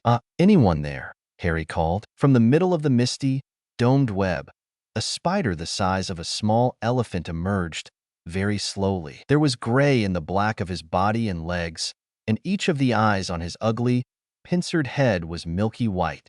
He was blind. "What is it?" he said, clicking his pincers rapidly. "Men. Oh my gods," the trio swore. "Is it Hagrid?" Aragog asked, moving closer, his 8 milky eyes wandering vaguely. "Strangers," clicked another spider. The siblings darted their heads around and saw a lot more giant spiders. They were almost surrounded. "Kill them," clicked Aragog fretfully. "I was sleeping." "We're friends of Hagrid's," Harry shouted. His heart seemed to have left his chest to pound in his throat. Click, click, click went the pincers of the spiders all around the hollow. Aragog paused. "Hagrid has never sent men into our hollow before," he said slowly. "Hagrid's in trouble," Melody said, breathing very fast. "That's why we've come." "In trouble?" said the aged spider, and Harry thought he heard concern beneath the clicking pincers. "But why has he sent you?" "They think, up at the school, that Hagrid's been setting something on students. They've taken him to Azkaban," Krenos tells the spider. 2 students, a ghost, and a cat have been petrified." Aragog clicked his pincers furiously. All around the hollow, the sound was echoed by the crowd of spiders. It was like applause, except applause didn't usually make Harry feel sick with fear. "But that was years ago," said Aragog fretfully. "Years and years ago. I remember it well. That's why they made him leave school. They believed that I was the monster that dwells in what they call the Chamber of Secrets. They thought that Hagrid had opened the chamber and set me free." "And you didn't come from the chamber?" Harry asked. Aragog clicked angrily. "I was not born in the castle. I come from a distant land. A traveler gave me to Hagrid when I was an egg. Hagrid was only a boy, but he cared for me, hidden in a cupboard in the castle, feeding me on scraps from the table. Hagrid is my good friend and a good man. When I was discovered and blamed for the death of a girl, he protected me. I have lived here in the forest ever since, where Hagrid still visits me. He even found me a wife, Mozag, and you see how our family has grown, all through Hagrid's goodness." The trio knew that Hagrid was overly kind to the more dangerous creatures of the world, but this was definitely not something they had seen coming. "So you never attacked anyone?" Melody asked. "Never," croaked the old spider. "It would have been my instinct, but out of respect for Hagrid, I never harmed a human. The body of the girl who was killed was discovered in a bathroom. I never saw any part of the castle but the cupboard in which I grew up. Our kind like the dark and the quiet. Do you know what did kill that girl? Said Harry. Because whatever it is, it's back and attacking people again. The thing that lives in the castle, said Aragog, is an ancient creature we spiders fear above all others. Well, do I remember how I pleaded with Hagrid to let me go when I sensed the beast moving about the school? What is it? Harry urgently asked. More loud clicking, more rustling. The spiders seem to be closing in. We do not speak of it, said Aragog fiercely. We do not name it. I never even told Hagrid the name of that dread creature, though he asked me many times. Harry didn't want to press the subject, not with the spiders pressing closer on all sides. Aragog seemed to be tired of talking. He was backing slowly into his domed web, but his fellow spiders continued to inch slowly toward the siblings. We'll just go then, Harry called desperately to Aragog. Go, Aragog slowly says. I think not. My sons and daughters do not harm Hagrid on my command, but I cannot deny them fresh meat when it wanders so willingly into our midst. Goodbye, friends of Hagrid. The three spun around. Feet away, towering above him, was a solid wall of spiders, clicking, their many eyes gleaming in their ugly black heads. The trio faced the giant spider dad. You have no idea who you're messing with, Krynos tells him. We cannot have such delicious meat go to waste when it is so right for the taking, Aragog said. The other spiders got closer to the three. Jungle Soul, Tarantula, Harry cast, touching his amulet. The spirit of the large spider surrounded him. As it was a spirit, it was the size of Aragog. The spirit shocked the spiders, making them back up a little. We're not your average meat, Melody said. Harry jumped up, using his spider agility. He was able to kick one spider and quickly backflip onto another's head with this animal's power. But he did do the classic spider move of climbing up a tree before he used an added extra of his powers and shot out a spider thread as if he was Spider-Man. He swung down and kicked another three spiders that were standing close to each other. I feel we're fighting that spider demon all over again, he commented. I really hated her, Krynos groaned. Nature's leaf storm. His hands glowed green as he called his spell. Pushing his hands out, he unleashed a spiral storm of green wind, leaves, and white wind. It was almost like a nature-made sideways tornado. Half a dozen spiders were sent flying by his spell. My turn, Melody gleefully says. Harmonic reverberating notes. Pushing her own hands out, she fired a wide music measure with magical musical notes.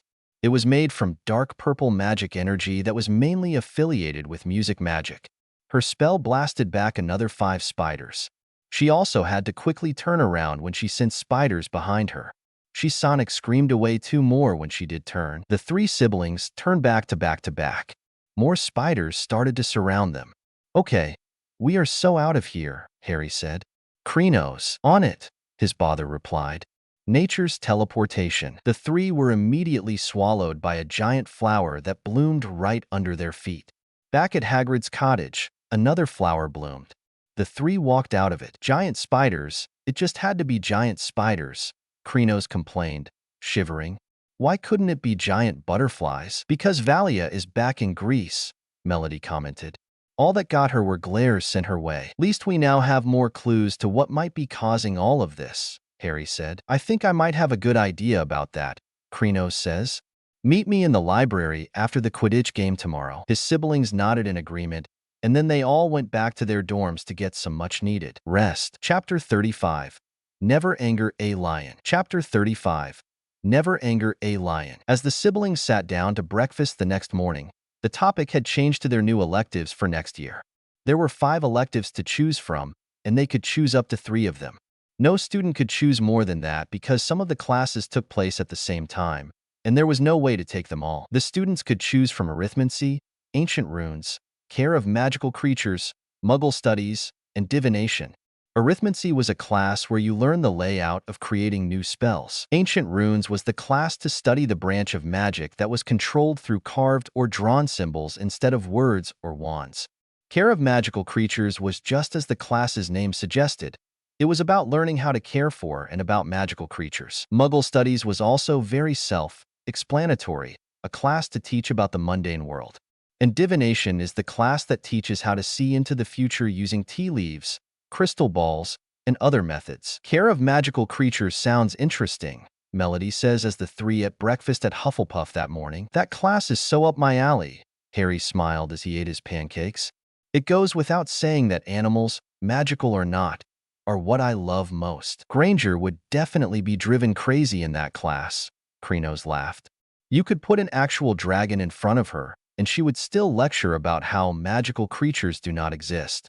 She needs a magical reality check. Never have I agreed with a single statement more than that, Harry said.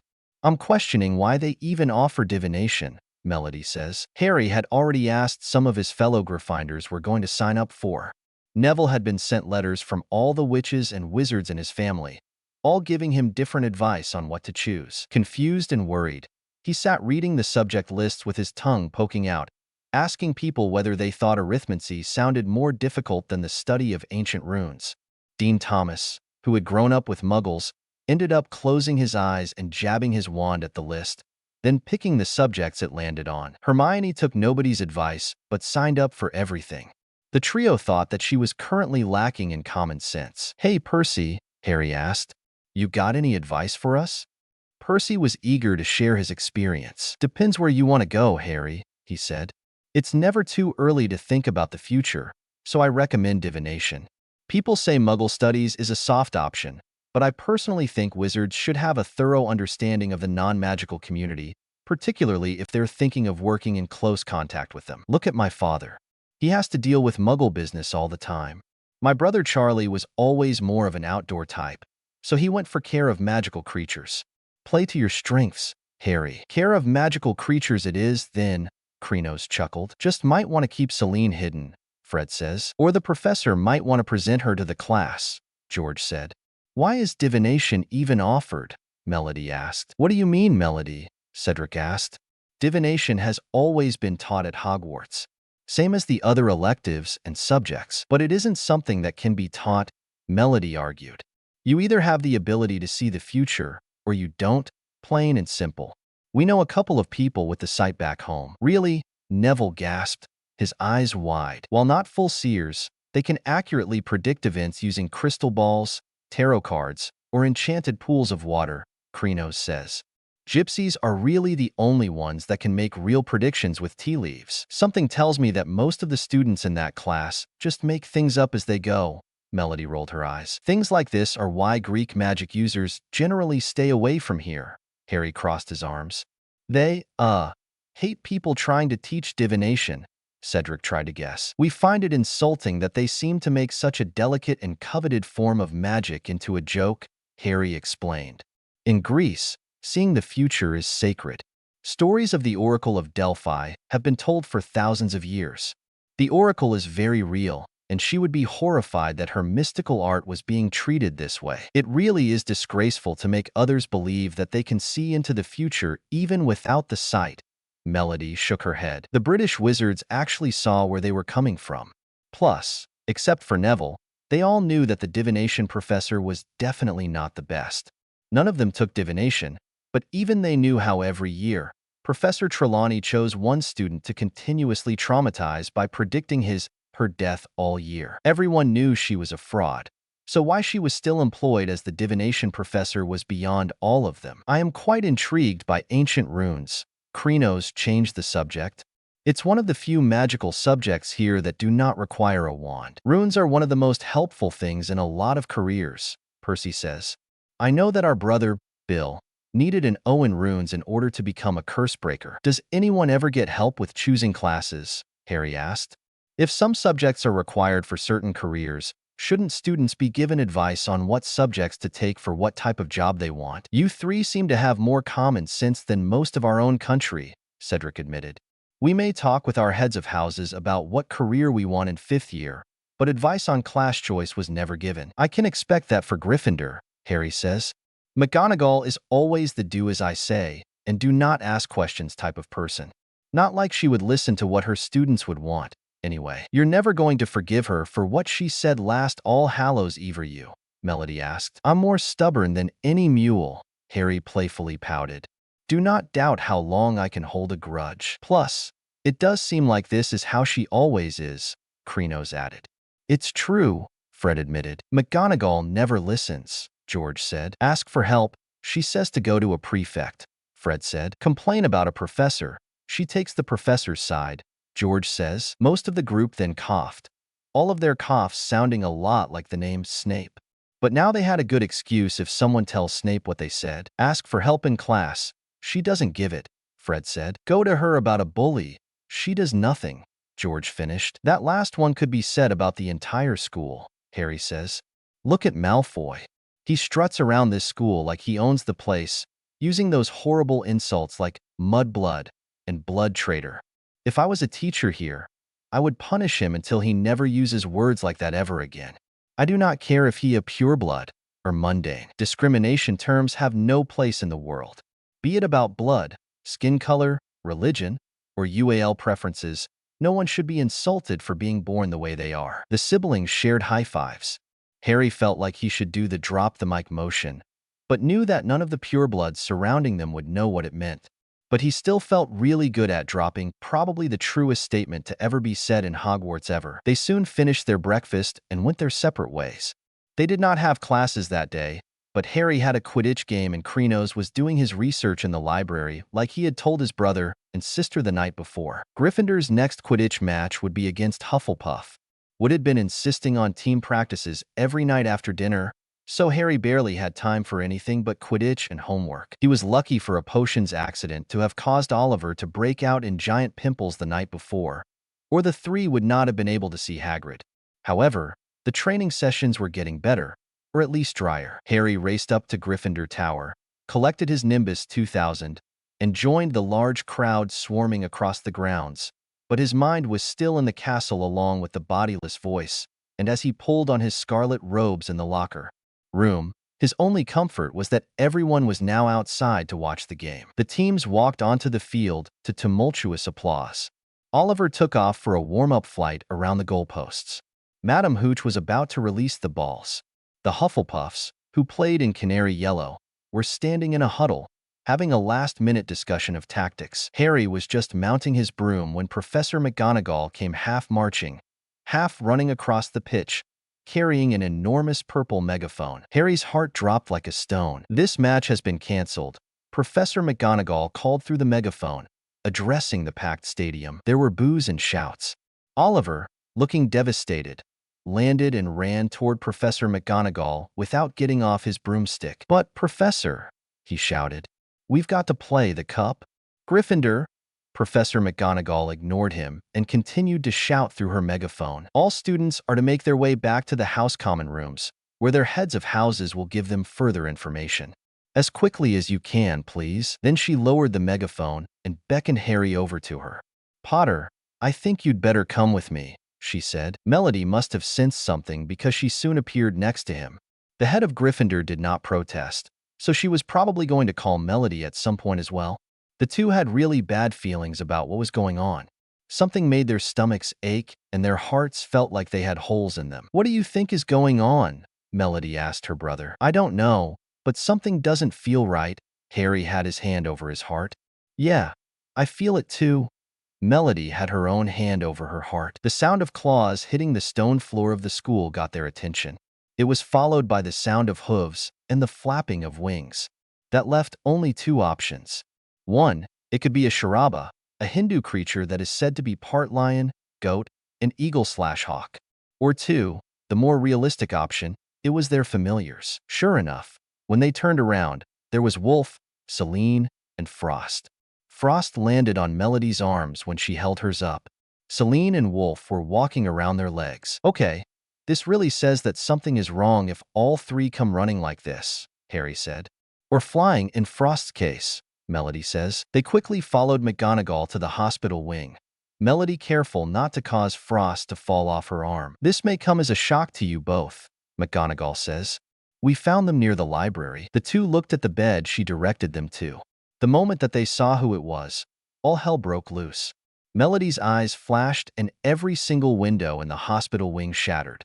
Harry's teeth fanged and the footboard of another bed that he was holding broke into pieces from his grip. On one bed was sweet and tiny Luna Lovegood. but on the one next to her was Krenos. Both of them were as still as stone. Harry's eyes kept changing animals, trying to find the one that would match how much anger he was feeling. Lion, gorilla, rhino, wolf, panther, eagle, bear. None of them even came close to the intense anger of a brother in pain. Melody was worse. This was her twin, her other half, the other side of the coin that was the two of them. She could feel her heart hurting, calling out to her twin. It was taking every bit of self-control that she had not to completely lose control of her powers.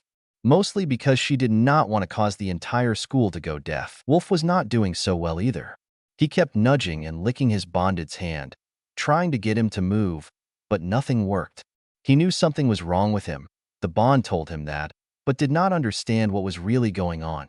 Celine and Frost were just as equally confused. What? How? When? Melody could not find the words. Penelope Clearwater found them outside the library. McGonagall tells them. They had a mirror between them. A mirror? Harry asked. McGonagall nodded. She soon dismissed them, telling them to get back to their common rooms as quickly as possible. The heads of houses will be addressing everyone as soon as possible. The two were almost robotic as they went back to their houses.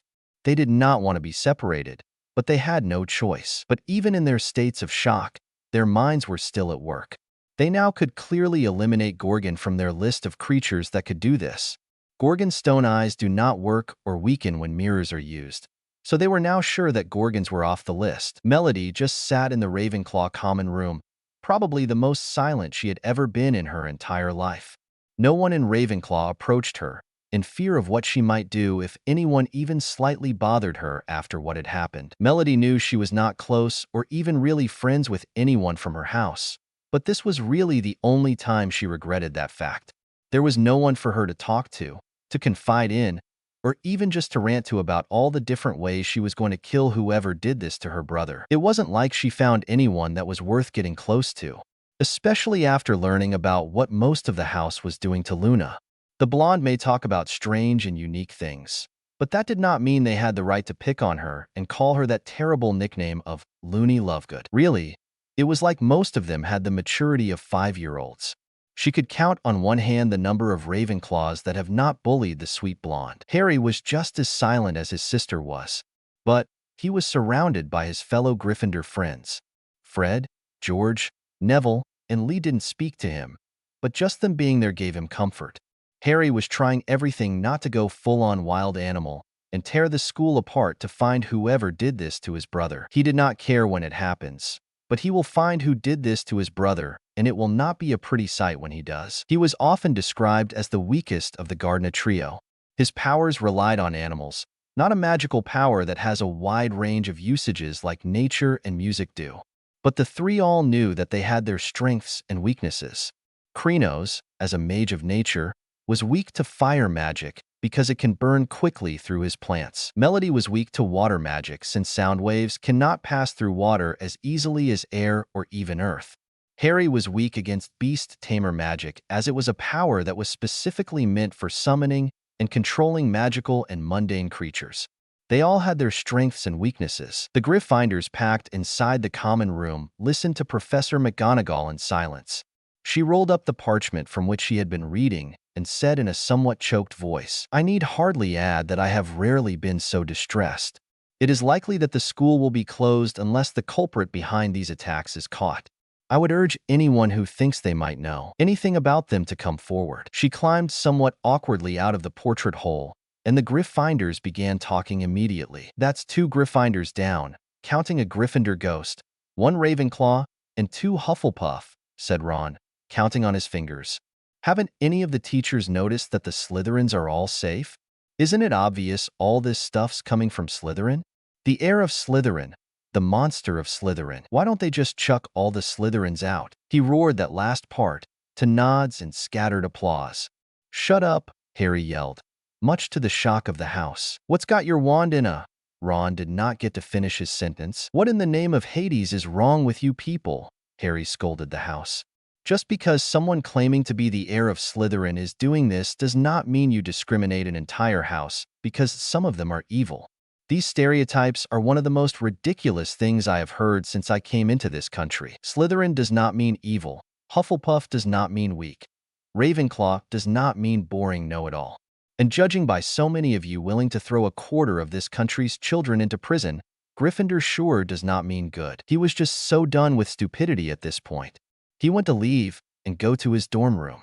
Not like anyone that actually mattered was attacked anyway, Ron sneered. That caused Harry to freeze right where he was. All his friends also froze. They knew that this was not going to end well. What did you just say? Harry turned his head, but did not turn to actually look at the red-headed idiot. It was just a cat, a ghost, that crazy camera kid, a loony Ravenclaw, and two Huffledorks. Ron did not get the clear message of danger in Harry's voice. I would shut that mouth of yours if I was you. You human garbage disposal, Harry growled as his amulet glowed. Guess the famous boy who lived is a big cry-baby over his pathetic Huffledork brother being made a statue, Ron taunted. Not like he matters. Everyone knows that anyone is Hufflepuff is a throw-away wizard. They don't belong anywhere, so they end up in the house of nobodies. He's better of being a Gah! Harry had grabbed his throat. He changed. He grew pitch-black fur, and his legs changed to the hind legs of a panther. He got claws for hands. Panther ears replaced his own. He had emerald green cat eyes. His amulet was glowing the entire time, making the wizards think that was the reason behind his change. Insult my brother again. Harry glared at him with his panther eyes. I dare you. Gah! Ron choked on the grip on his neck. What's the matter? Harry taunted. Cat got your tongue. R.A. He soon dropped the idiot, storming off to bed. He changed back as he walked. No one knew what to say. Except for Lee. Anyway, where can I get a necklace like that? His joke fell flat. I do plan for the siblings to tell their friends about being mystic souls, but I actually do not know when I will do it. I do plan to have Crystal Rose be a part of the Triwizard Tournament. Should I have the trio tell them in 3rd year or 4th year? Chapter 36. A bathroom? Seriously? Chapter 36. A bathroom?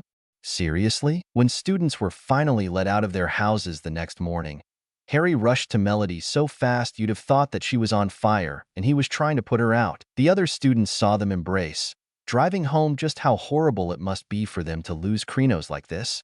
The three were rarely, if ever, apart. The only times that any of the three are not together is when one of them shares classes with Slytherin. Many of them figured that if they had a 4th sibling, that brother or sister would have been in Slytherin, just so there would be 2 Gardenas in all their classes. Most of the trio's friends guessed that Olivia would have made an amazing Slytherin. Harry almost did not want to let go of his sister, fearing that he would lose her as well if he let go. Melody sure felt the same the way she was squeezing him. Looking at the tables, they were conflicted about where to sit. The Gryffindor table meant the Harpy and garbage disposal. Ravenclaw's table meant questions and the same people that bullied Luna for no reason. The Slytherin table meant the self-proclaimed Slytherin prince, otherwise known as the Bleached Peacock. That only left Hufflepuff, which did not seem like the best choice at the moment. But it was the least of the 4 evils, so they soon sat down at the yellow and black table. Their friends seemed to almost rush to them. Cedric, of course, being the first to join them since he was already at the table.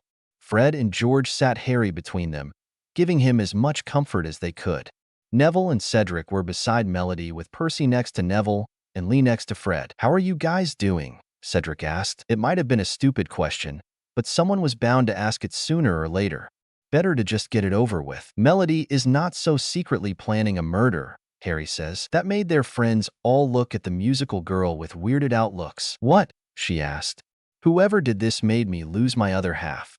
If someone else doesn't kill them first, you darn right that I'm gonna try and do it. Don't underestimate her just because she's a Ravenclaw, Harry smirked.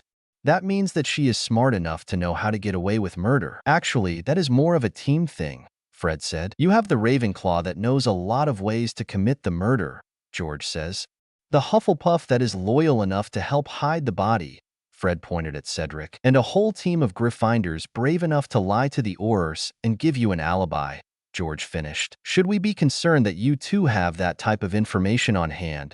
Percy raised an eyebrow. Maybe you should, Fred smirked. Maybe you shouldn't, George also smirked. We'll never tell, the twins say. Harry and Melody slightly smiled from their antics.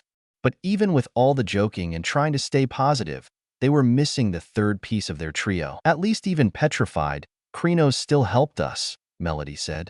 Their friends all looked at her like she was missing a few screws. Maybe explain a little more, Melody, Harry tells her. Seeing the looks, she got what he meant. Right, Melody said. Since the three of us know a lot of spells and magical creatures that can do a lot of different things, we've been researching what could be attacking the students. We know there are no spells that can petrify for more than a few hours, so we went to creatures. Since it is said to be Slytherin's beast, we started with magical snakes. Harry took over. But other than Gorgons, no other snake-like creatures could cause anything like this. So Slytherin's beast is a snake-haired woman that is somehow slithering around the school? Cedric asked, confused. No, Melody corrected. Krenos and Luna were found with a mirror. Not only does the stare of a Gorgon turn a person to stone, not petrify, but their gaze also doesn't work if you see them with a mirror or other reflective surfaces. Plus, Gorgons are sentient creatures, Harry says. They think for themselves and in no way would ever let anyone control them, even if they could speak to snakes like Salazar Slytherin was able to. This also shows that whoever is doing this is getting more reckless, Melody says. What do you mean, Melody? Neville asked. Look at the victims, Melody says. Mrs. Norris and Sir Nick are a cat and a ghost. Colin and Justin might have been first-generation magic users, but Krenos and Luna are third-generation. In your terms, pureblood. If whoever is attacking the students is supposed to only hate those of non-magical parentage, then Krenos and Luna don't make sense at all. It's like whoever did this is either getting reckless with choosing their victims, it was an accident, or something about the two got them target, Harry said. Maybe the person doing this was a victim of one of Krenos' potato incidents. Lee's joke fell flat. How no one's found Salazar Slytherin's Chamber of Secrets definitely shows how well he hid it. Percy says, we're still not convinced of that old tale of him hating first-generation mages, Melody admitted. Why? Cedric asked. Slytherin hating Muggleborns has been what everyone has known about him for centuries. Just because people think they know something does not make it true, Melody used her wise Ravenclaw voice. It's been over 1,000 years. People could have gotten their facts mixed up hundreds of times during that period. Maybe he was like the magical government back home, Harry suggested. Their friends seemed to get what the animal mage was saying. You think he wanted to take the Muggleborns out of the Muggle world? Neville asked. I guess that would make sense, Percy says. Relations between magic and mortals were a lot different back then, Melody says. Parents of first-generation mages did not take it as well as a lot of parents would now. There are even still cases of mundane parents subjecting their kids to exorcisms to try and get rid of their powers from the devil. It was a lot worse back then. If anything, Salazar Slytherin probably saw a great number of children being abused by their parents or entire families and tried to help them, Harry said.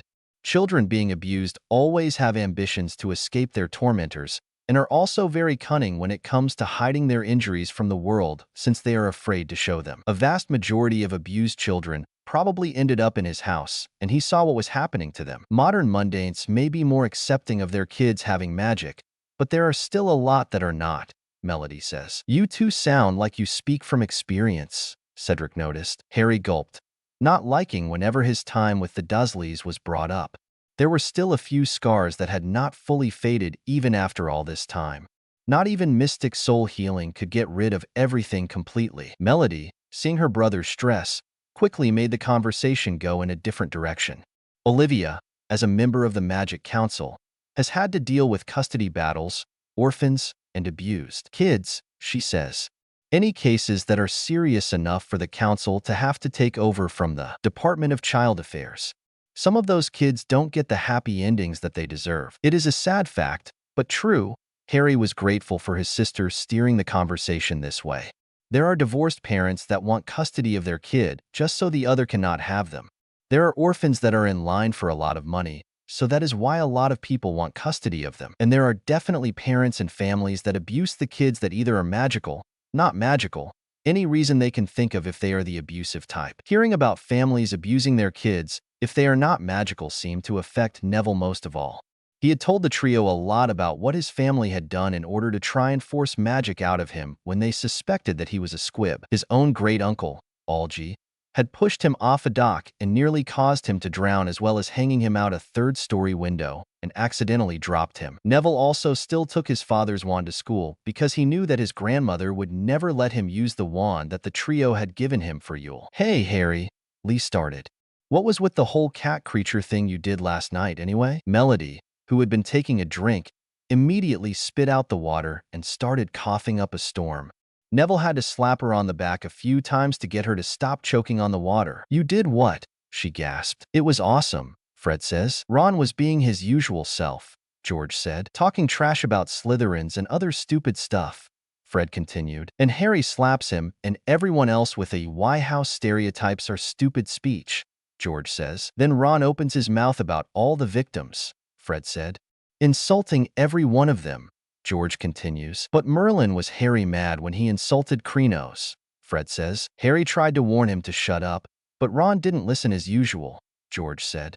"So when Ron keeps talking, Harry grabs him by the throat," Fred continued, "and turns into a black cat creature right then and there," George finished. "It was actually both cool and terrifying at the same time," Lee says.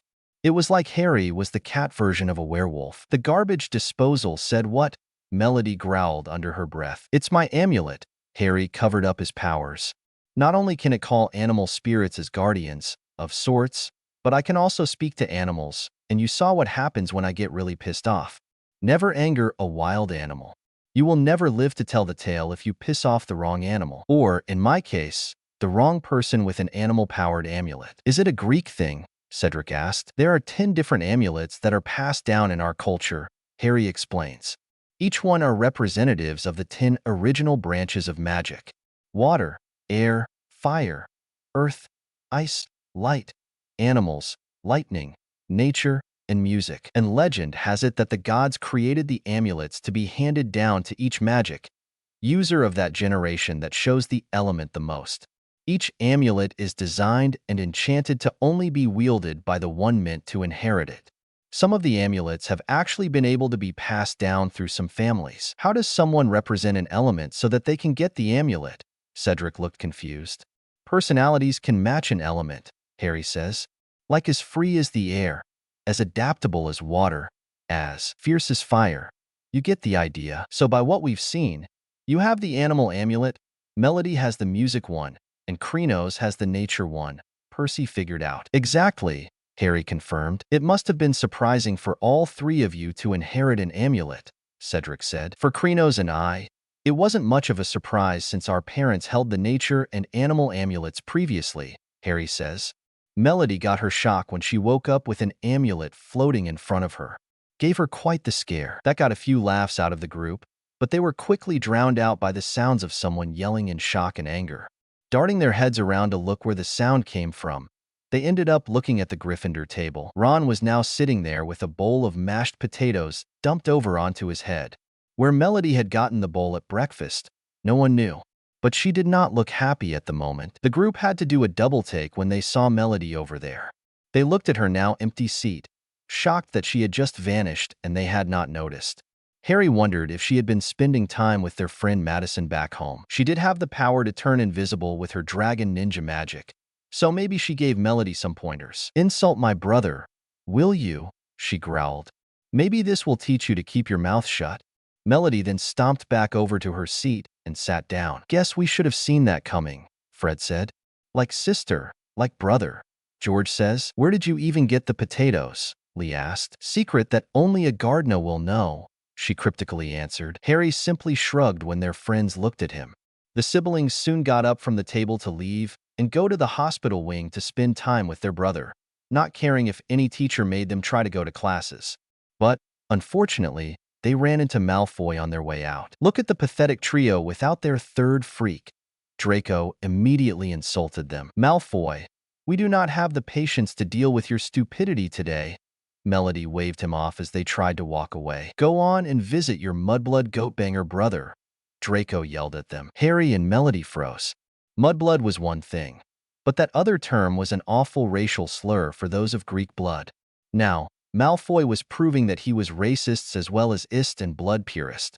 And to top it off, he said that about their brother. "Shut it, you bleached peacock," Melody snapped at the blonde. Is the pathetic goatbanger upset over having a goatbanger for a brother?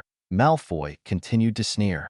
If Melody looked ready to kill before, then Harry looked ready to commit a massacre now. Grr. Harry's eyes turned back into a jungle cat's. Nothing but pathetic little GH, Draco choked. Harry had just about heard enough out of him. He grabbed him by the neck to shut him up. Finally. Shut up. Harry picked him up and threw him down the Slytherin table. The self-proclaimed Slytherin prince crashed into the table. He slid down a few feet, getting covered in food. And just to add a little more karma to the mix, Pansy Parkinson had also gotten food splashed on her when he had crashed down. Too bad for them that Snape had not made it to breakfast yet. Anyone else want to anger us today? Melody yelled at the school. They were answered by a lot of shaking heads and younger students seeming to run away from them. They then continued their way to the hospital wing. But as they stared at their brother, they noticed a paper in his hand. It obviously meant something if he had with him when he was petrified, so they needed to look at it. It was no easy task as his hand was clamped so tightly around the paper that Harry was sure he was going to tear it if he pulled too hard. While Melody kept watch, he tugged and twisted, and at last, after several tense minutes, the paper came free.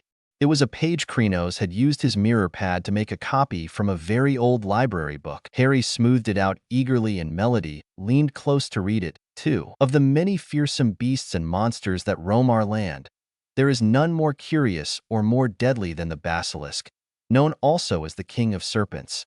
This snake, which may reach gigantic size and live many hundreds of years, is born from a chicken's egg, hatched beneath a toad. Its methods of killing are most wondrous, for aside from its deadly and venomous fangs, the basilisk has a murderous stare, and all who are fixed with the beam of its eye shall suffer instant death.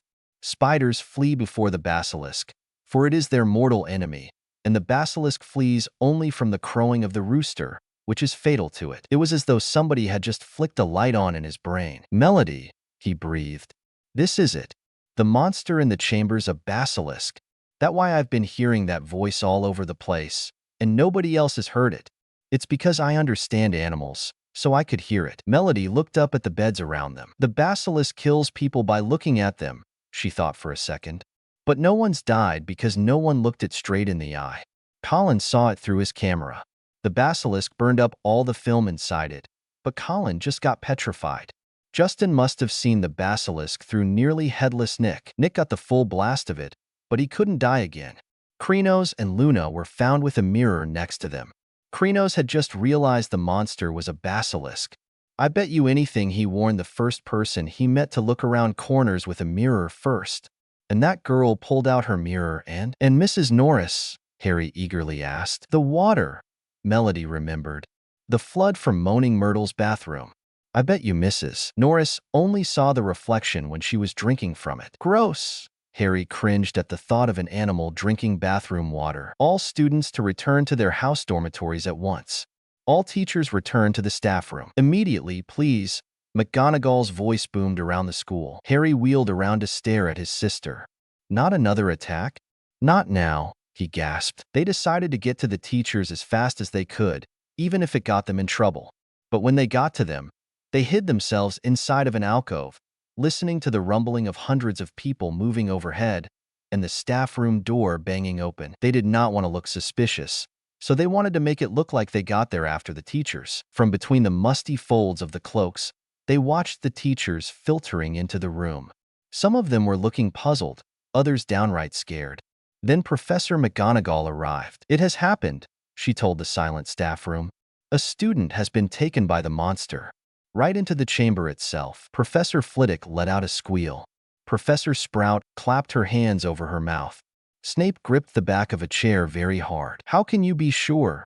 The potions teacher asked. The heir of Slytherin, said Professor McGonagall, who was very white, left another message, right underneath the first one. Her skeleton will lie in the chamber forever. Professor Flitwick burst into tears. Melody felt her heart ache a little for her head of house. He loved all his students, even if they are not in his house. Who is it? Said Madame Hooch, who had sunk, weak-kneed, into a chair. Which student? Ginny Weasley, said Professor McGonagall. Harry and Melody felt their eyes widen and pain flare in their hearts. They may never have interacted with the youngest Weasley, but they'd never let the twins and Percy go through the pain of losing a sibling, like they felt with Krenos in the hospital wing. "We shall have to send all the students home tomorrow," said Professor McGonagall. "This is the end of Hogwarts." Harry and Melody were about to talk to the teachers when Harry's amulet glowed. His eyes turned to those of a snake as he left the alcove. Melody quickly followed after him. "Harry, what are you doing?" she yelled at him. "I can sense it," Harry says. "The basilisk. And we're going toward it. Why?" Melody asked. "If we can find out where it comes from, then we can tell whoever comes to help deal with the problem and Hogwarts can open back up sooner," Harry says. "Okay, that is actually a good idea," Melody says. "Only one small issue." "What?" Harry asked. "Look where you lead us," Melody tells him. Getting back into focus, turning off his snake eyes, Harry looked around. "Are we seriously in a bathroom right now?" he asked. Chapter 37. The Basilisk. Chapter 37. The Basilisk. A bathroom. Harry was really weirded out. "Why on Demeter's green earth are we in a bathroom?" "Don't look at me," Melody said. "I was only following you." "Who's there?" a girl's voice said. Out of a stall floated a female ghost. She was young, probably about their age, and was dressed in Ravenclaw robes with her dark hair and pigtails. Moaning Myrtle. Melody had heard about the ghost haunting a bathroom. "What do you want?" She was one grumpy ghost. "Coming to hiss at me?" "Hiss?" Harry asked. "Someone was hissing in here?" "Someone's been coming in all year and hissing at me," Myrtle snapped. "Always doing it near that sink." She pointed to a sink before splashing back into a toilet. "She haunts a toilet." Harry raised an eyebrow. "Some ghosts are just weird," Melody says, going to the sink. "So someone was hissing at this sink to open the chamber?" "Apparently," Harry shrugged. "It does make sense for only someone that can speak to snakes to be able to open the chamber." "Slytherin was said to be a parcel tongue," Melody says. "Good thing you can talk like any animal, bro. Gotta love being a mystic soul." Harry grinned. He went over to the sink as his eyes became a snake's once again. He hissed at the sink to open, and the sink obeyed his command. The top rose into the air as the ring of sinks sunk into the ground. It revealed a dark hole in the middle of them. "Shall we, sis?" Harry asked. "We shall," Melody answered. They jumped into the hole. It was like rushing down an endless, slimy, dark slide. He could see more pipes branching off in all directions, but none as large as theirs, which twisted and turned, sloping steeply downward, and he knew that he was falling deeper below the school than even the dungeons. Behind him he could hear Melody, thudding slightly at the curves. "We must be miles under the school," said Harry, his voice echoing in the black tunnel. "Under the lake, probably," Melody said, squinting around at the dark, slimy walls. But the tunnel was quiet as the grave, and the first unexpected sound they heard was a loud crunch as Melody stepped on what turned out to be a rat's skull. Harry looked at the floor and saw that it was littered with small animal bones. Trying very hard not to imagine what Ginny might look like if they found her, Harry led the way forward, around a dark bend in the tunnel. The tunnel turned and turned again. Every nerve in Harry's body was tingling unpleasantly. He wanted the tunnel to end, yet dreaded what he'd find when it did. And then, at last, as he crept around yet another bend, he saw a solid wall ahead on which two entwined serpents were carved, their eyes set with great, glinting emeralds. "Open!" Harry hissed in the language of a snake again. The serpents parted as the wall cracked open.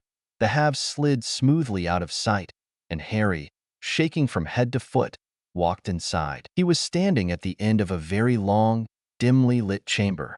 Towering stone pillars entwined with more carved serpents rose to support a ceiling lost in darkness, casting long, black shadows through the odd, greenish gloom that filled the place. His heart beating very fast, Harry stood listening to the chill silence. Could the basilisk be lurking in a shadowy corner, behind a pillar? And where was Ginny? He pulled out his wand and moved forward between the serpentine columns. Every careful footstep echoed loudly off the shadowy walls. He kept his eyes narrowed, ready to clamp them shut at the smallest sign of movement. The hollow eye sockets of the stone snakes seemed to be following him. More than once, with a jolt of the stomach, he thought he saw one stir. Then, as he drew level with the last pair of pillars, a statue high as the chamber itself loomed into view, standing against the back wall. Harry had to crane his neck to look up into the giant face above. It was ancient and monkeyish, with a long, thin beard that fell almost to the bottom of the wizard's sweeping stone robes, where two enormous gray feet stood on the smooth chamber floor. And between the feet, face down, lay a small, black-robed figure with flaming red hair. The brother and sister immediately ran over to the sister of their friends. "Ginny, please wake up," Harry muttered desperately, shaking her, but Ginny's head lolled hopelessly from side to side. "She won't wake," said a soft voice. Harry and Melody jumped and spun around on his knees. A tall, black-haired boy was leaning against the nearest pillar, watching. "How did Ginny get like this?" he asked slowly. "Well, that's an interesting question," said Riddle pleasantly. "And quite a long story.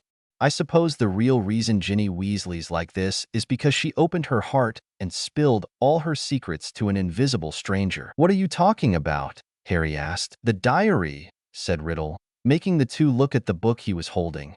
"My diary.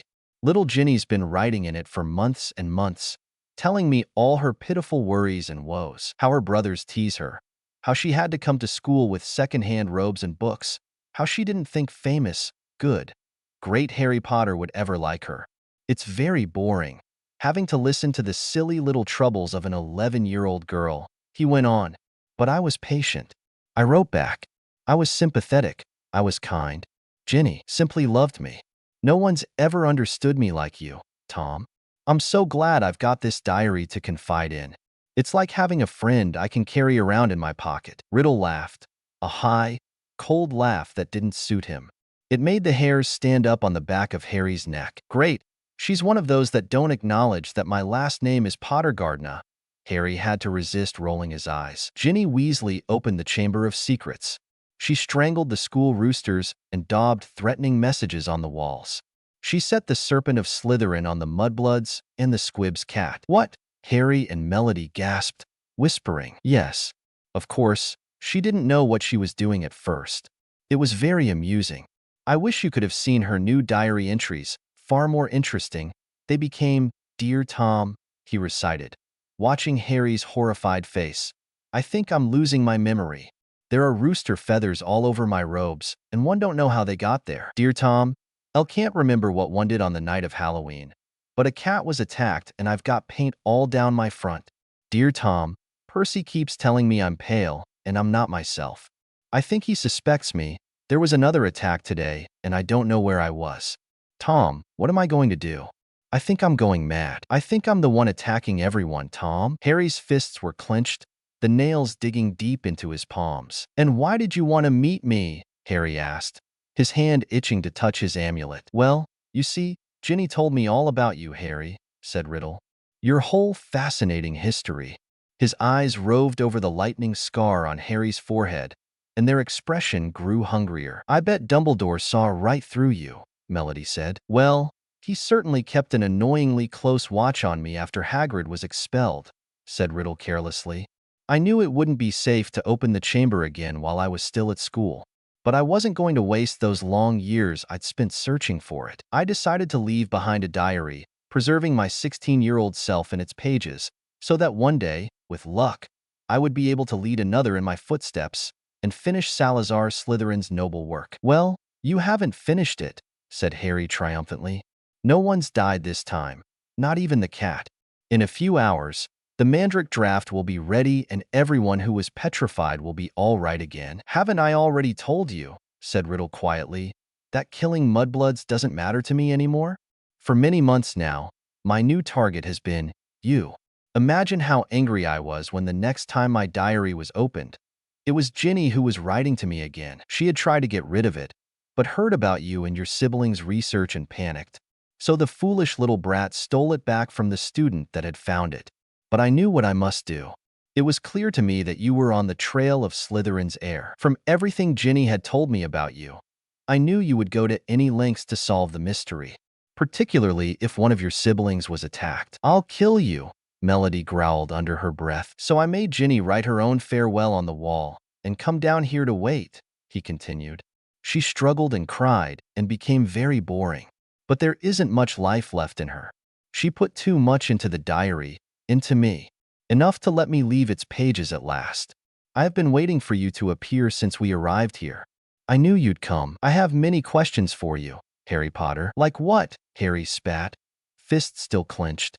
But let me remind you that it's Pottergardna, not just Potter. Well, said Riddle, smiling pleasantly, how is it that you, a skinny boy with no extraordinary magical talent, managed to defeat the greatest wizard of all time? How did you escape with nothing but a scar, while Lord Voldemort's powers were destroyed? There was an odd red gleam in his hungry eyes now. Why do you care how I escaped? Said Harry slowly. Voldemort was after your time. Yeah, like 30 years or so, Melody added. Voldemort, said Riddle softly, is my past, present, and future Harry Potter. It's Pottergardna, Harry reminded again. He pulled what was likely Ginny's wand from his pocket and began to trace it through the air, writing 3 shimmering words. Tom Marvolo Riddle. Then he waved the wand once, and the letters of his name rearranged themselves. I am Lord Voldemort. You see, he whispered. It was a name I was already using at Hogwarts, to my most intimate friends only, of course. You think I was going to use my filthy muggle father's name forever? I, in whose veins runs the blood of Salazar Slytherin himself, through my mother's side, I keep the name of a foul, common muggle, who abandoned me even before I was born, just because he found out his wife was a witch? No, Harry. I fashioned myself a new name, a name I knew wizards everywhere would one day fear to speak, when I had become the greatest sorcerer in the world. Harry's brain seemed to have jammed. He stared numbly at Riddle, at the orphaned boy who had grown up to murder Harry's own parents and so many others. You're not, he said, his quiet voice full of hatred. Not what? Snapped Riddle. Not the greatest sorcerer in the world, said Harry. I'm from Greece and I can list dozens upon hundreds of witches and wizards that are better than you, my own cousin included. They can do things you can't even dream of doing. Liar, Riddle yelled. Our cousin can freeze time, Melody glared at the memory. Our friend Celeste can control water at will, while her mother is one hell of a storm mage. We've met those that can conjure weapons out of thin air, heal any injury with a wave of their hand, shapeshift into a dragon, blast ice from their hands. All you can do is wave your little stick around. There are thousands upon millions of witches and wizards in the world, Riddle. Harry crosses his arms. I'm willing to bet my life that a lot of them are way better than you. Our brother is most definitely one of them. If he was down here, he could beat you with a bowl of mashed potatoes. If Riddle wasn't mad before, he sure was now. He faced the statue of Slytherin behind him, hissing at it. That proved that some part of him had Slytherin blood since he inherited that ability. Harry and Melody took steps back as the mouth of the statue opened. Out of the dark hole came the biggest snake that either of them had seen. It had to be 60 to 70 feet long with fangs that resembled swords and daggers. They both had to immediately look down to not be instantly killed by its gaze. Kill them, Riddle yelled the order. The basilisk swung its tail, hitting both of the mystic souls and sending them flying across the chamber. They crashed onto their backs a ways away from the memory. That's gonna hurt in the morning, Harry groaned. Leave it to us to have never fought against a basilisk before, and then have to face one without lives in danger, Melody said. I am so done with Voldemort appearing at school, Harry said. No matter what form he is in, wraith, memory, a face on the back of another human being, I don't care. You two are just as pathetic as your brother, Riddle sneered. That was not the right thing to say to those two right now. The two of them basically shot back onto their feet, glaring at the 16-year-old Dark Lord. Harry's teeth fanged as his eyes angrily changed into a lion's. Melody's eyes glowed a bright lavender as musical notes swirled around her fingers. You messed with the wrong family, Riddle, Melody growled. Harmony buzz. Raising her hands up, dirty gold sound waves started flowing around the chamber. It didn't affect Harry, but boy was it causing pain for Riddle and the basilisk. What in the name of Merlin is that? Riddle yelled, not knowing anything about mystic souls. That would be the number one reason you don't insult a Gardner in front of another Gardner, Harry said.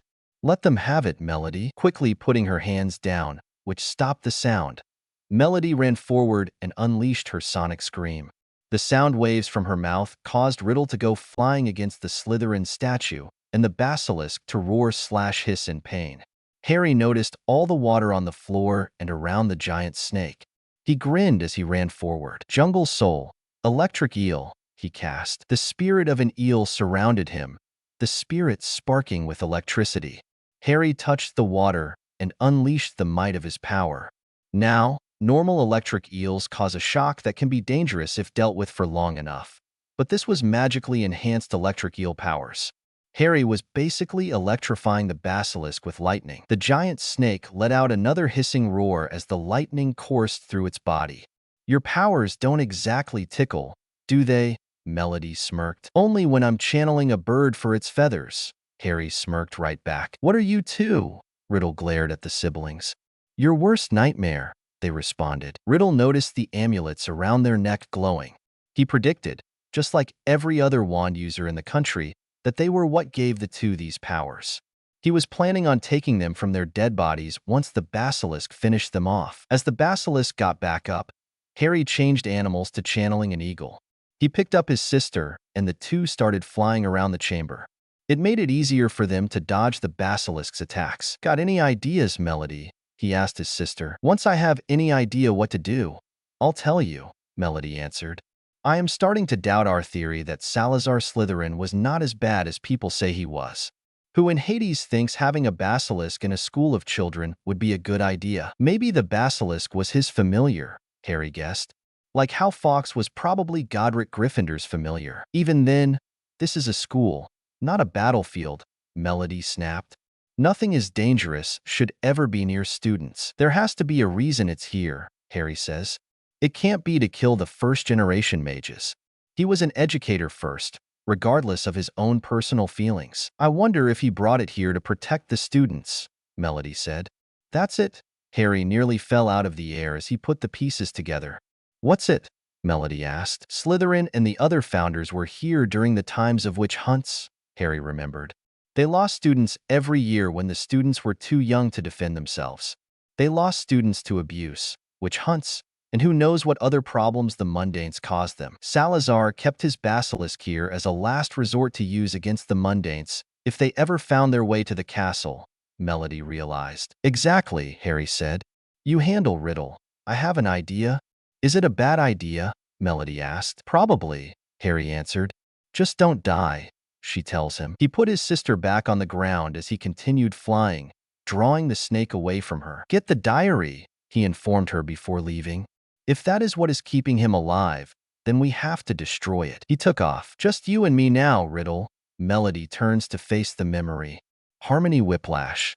A whip made out of a music measure appeared in her hand. She lashed it at the wizard. Harry had switched to a spider spirit, standing on the ceiling as he waited for the snake. Once the basilisk slithered under him, he switched to a gorilla spirit and let himself fall onto the head of the snake.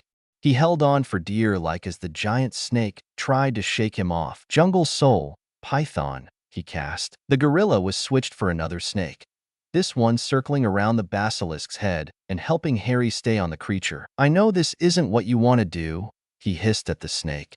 You didn't want to hurt any of the students, but you had to obey the one ordering you in your language. You are here to protect, not to kill. Others may not believe it, but I do. All that anyone needs is for one person to believe in them to know who they really are. With each word, the basilisk calmed down more and more. By the time that Harry was done, the basilisk was completely calm. Harry slid off its head as he kept his eyes shut to pet the creature's head. "No," Riddle yelled. "Kill him. Kill him. Kill him.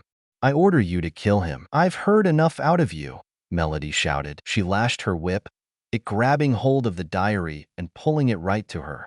"No," Riddle yelled again. "Harry," she called her brother over. He rushed over, and they put their hands together on the book and started chanting. "Spirits of air, forest, and sea, set us of this evil free. Beasts of hoof and beasts of shell, drive this evil back to hell." H, Riddle screamed. The book seemed to smoke and burn up in their hands.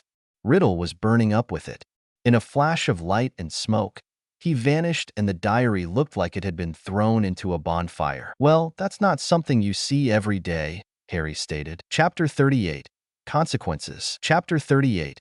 Consequences. The spirit of an eagle flew out of the hole in the bathroom floor. Next came Harry, carrying both his sister and the unconscious Weasley girl. "I do love to fly," Harry smiled as he put his sister down, but kept the redhead over his shoulder. "Makes me want to have a power swap with you," Melody giggled. "Flying would be so much fun. I can't do that with my powers." "Flying is a very freeing feeling," Harry smiled. "But being on a broom is nothing compared to when I channel a bird." "Unless you're channeling a penguin or chicken," Melody giggled. "I only would channel a penguin if I have to deal with cold water," Harry says. Harry hissed at the passageway again, sealing the chamber back up.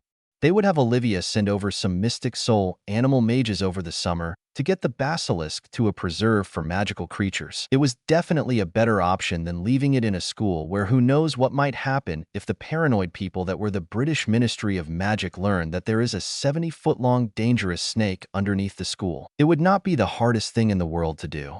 When Olivia was younger, before her magic was strong enough to open time portals, she was able to open teleportation portals. She could still do that even though she had gotten so used to opening to different places in time instead of just places. So she could easily open a portal to the chamber and get the basilisk anywhere she wanted. The brother and sister made their way through the school and to the hospital wing. Harry was just glad he didn't have to channel a gorilla or something in order to carry the redhead on his shoulder. She was pretty light, but that made sense since she was only 11. Melody carried the destroyed diary with her in order to provide some evidence of their little adventure.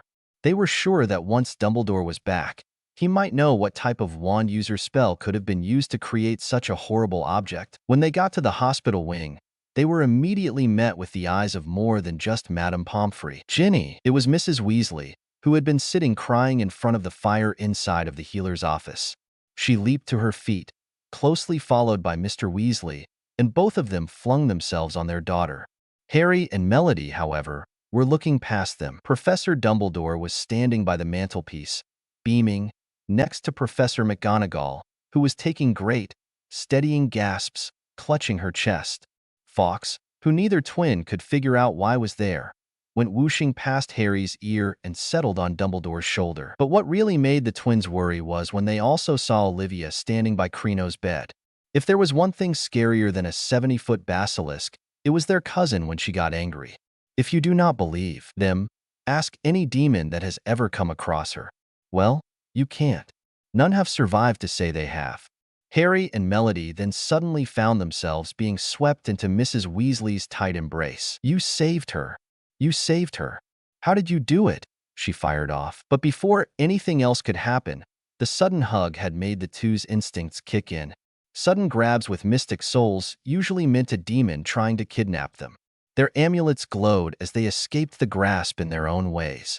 Melody vanished in a swirl of musical notes and reappeared next to her cousin. Harry channeled a snake and used its natural slipperiness to slip from her grasp. "Never grab my cousins like that again," Olivia warned as the two stood on either side of her.